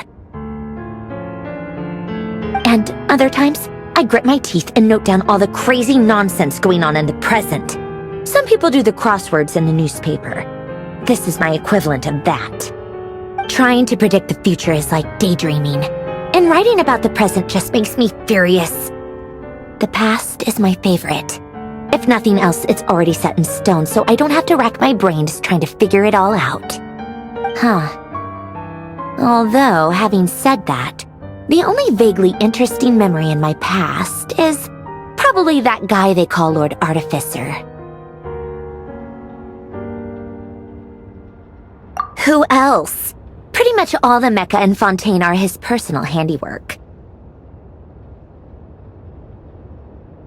Wait, are you saying you know him? Like, personally? As a friend? I mean, I guess we were friendly enough.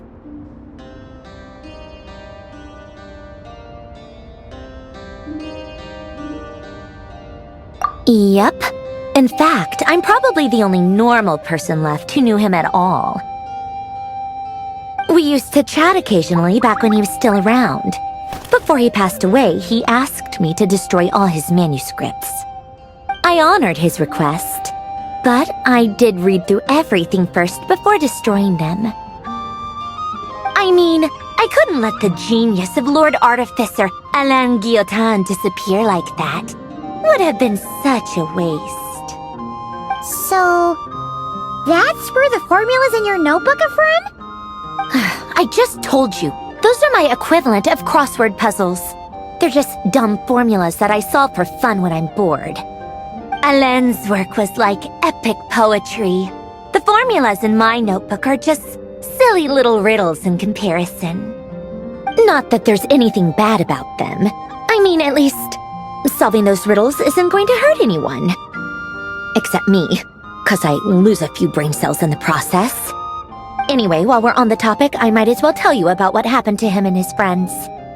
Alain Guillotin had two close buddies, René and Jacob. They spent their childhood years together in the Narzissenkreuz Institute. They were all quite competitive, so there was some rivalry between them, but it was a friendly rivalry. But beneath the friendship and the rivalry ran something deeper, a sense of nostalgia for the past. Unfortunately, childhood would end, the prophecy would come true, the apocalypse would arrive, and the future would never be.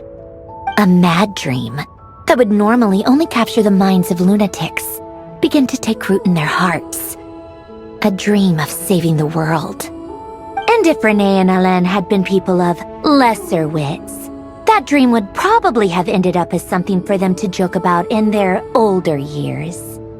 But alas, they were some of the sharpest minds around. They nurtured that dream with the full power of their intellect, and it grew into something that ate away at their souls. The first of them to fall under its spell was René. Against Alain's wishes, he persisted in experimenting on a mutual friend of theirs to try and save their life. Alain did not approve and parted ways with René. It's complicated. Alain wanted to believe that René only did what he did for the sake of their friendship. But when he told me about what happened, I could tell he still had some suspicions about René's motives.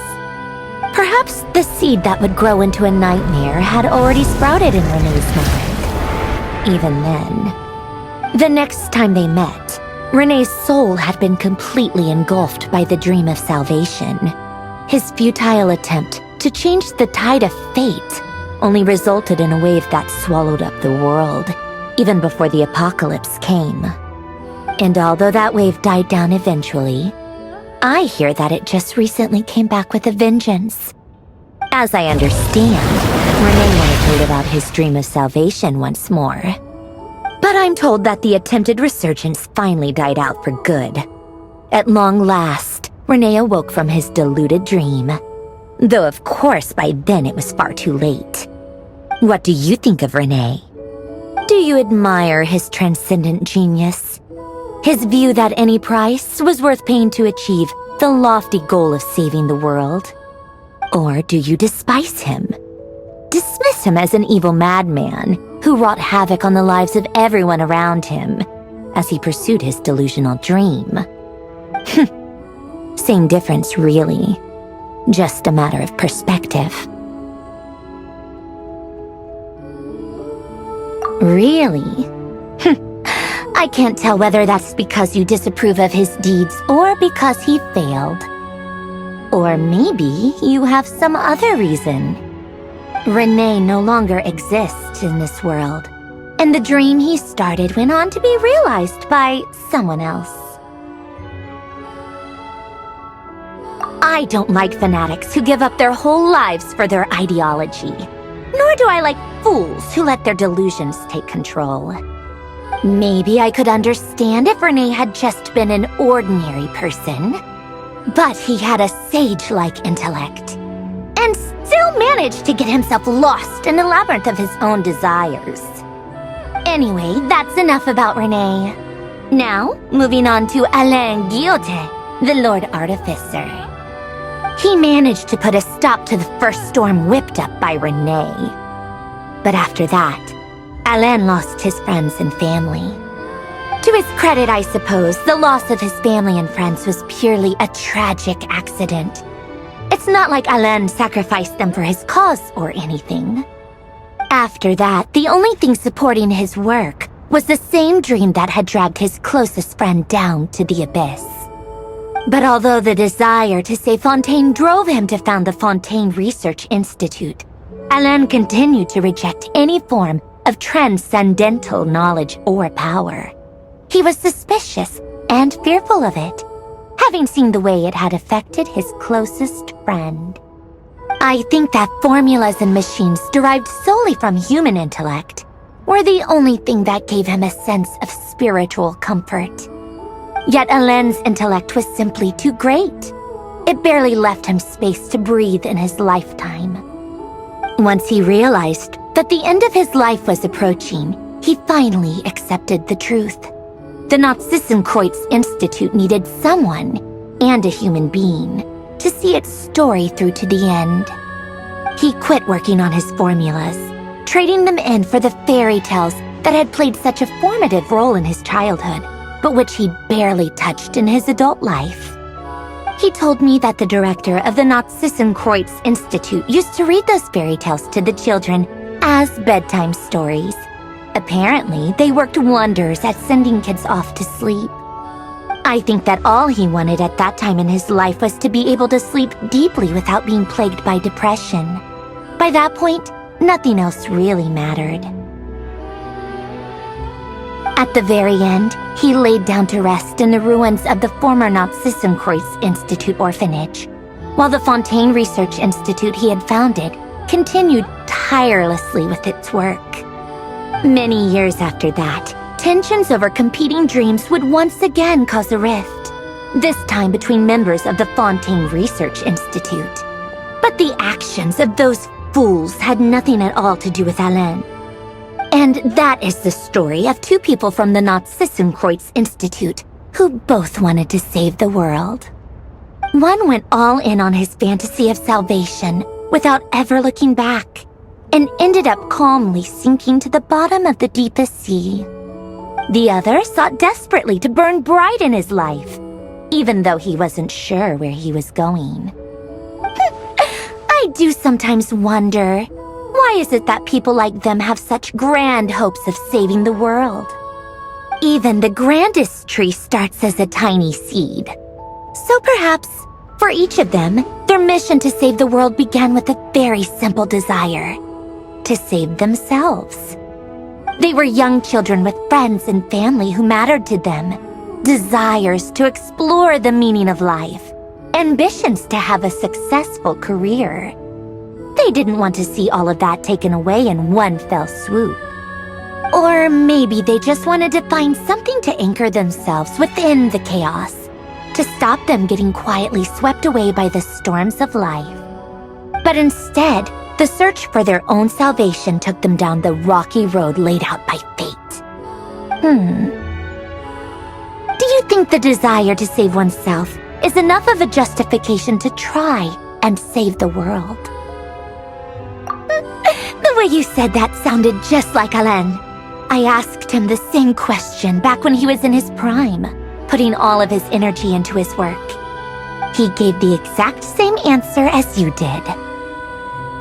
No elaboration, just a quick short answer before getting right back to his work.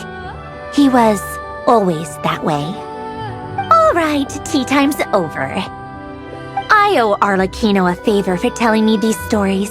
I'll have to bring a whole sack of gifts the next time I visit the House of the Hearth. I'm gonna go tinker with Polonia now. You guys can do whatever you want, as long as it doesn't involve interrupting me. Polonia, exit hibernation mode. Begin diagnostics.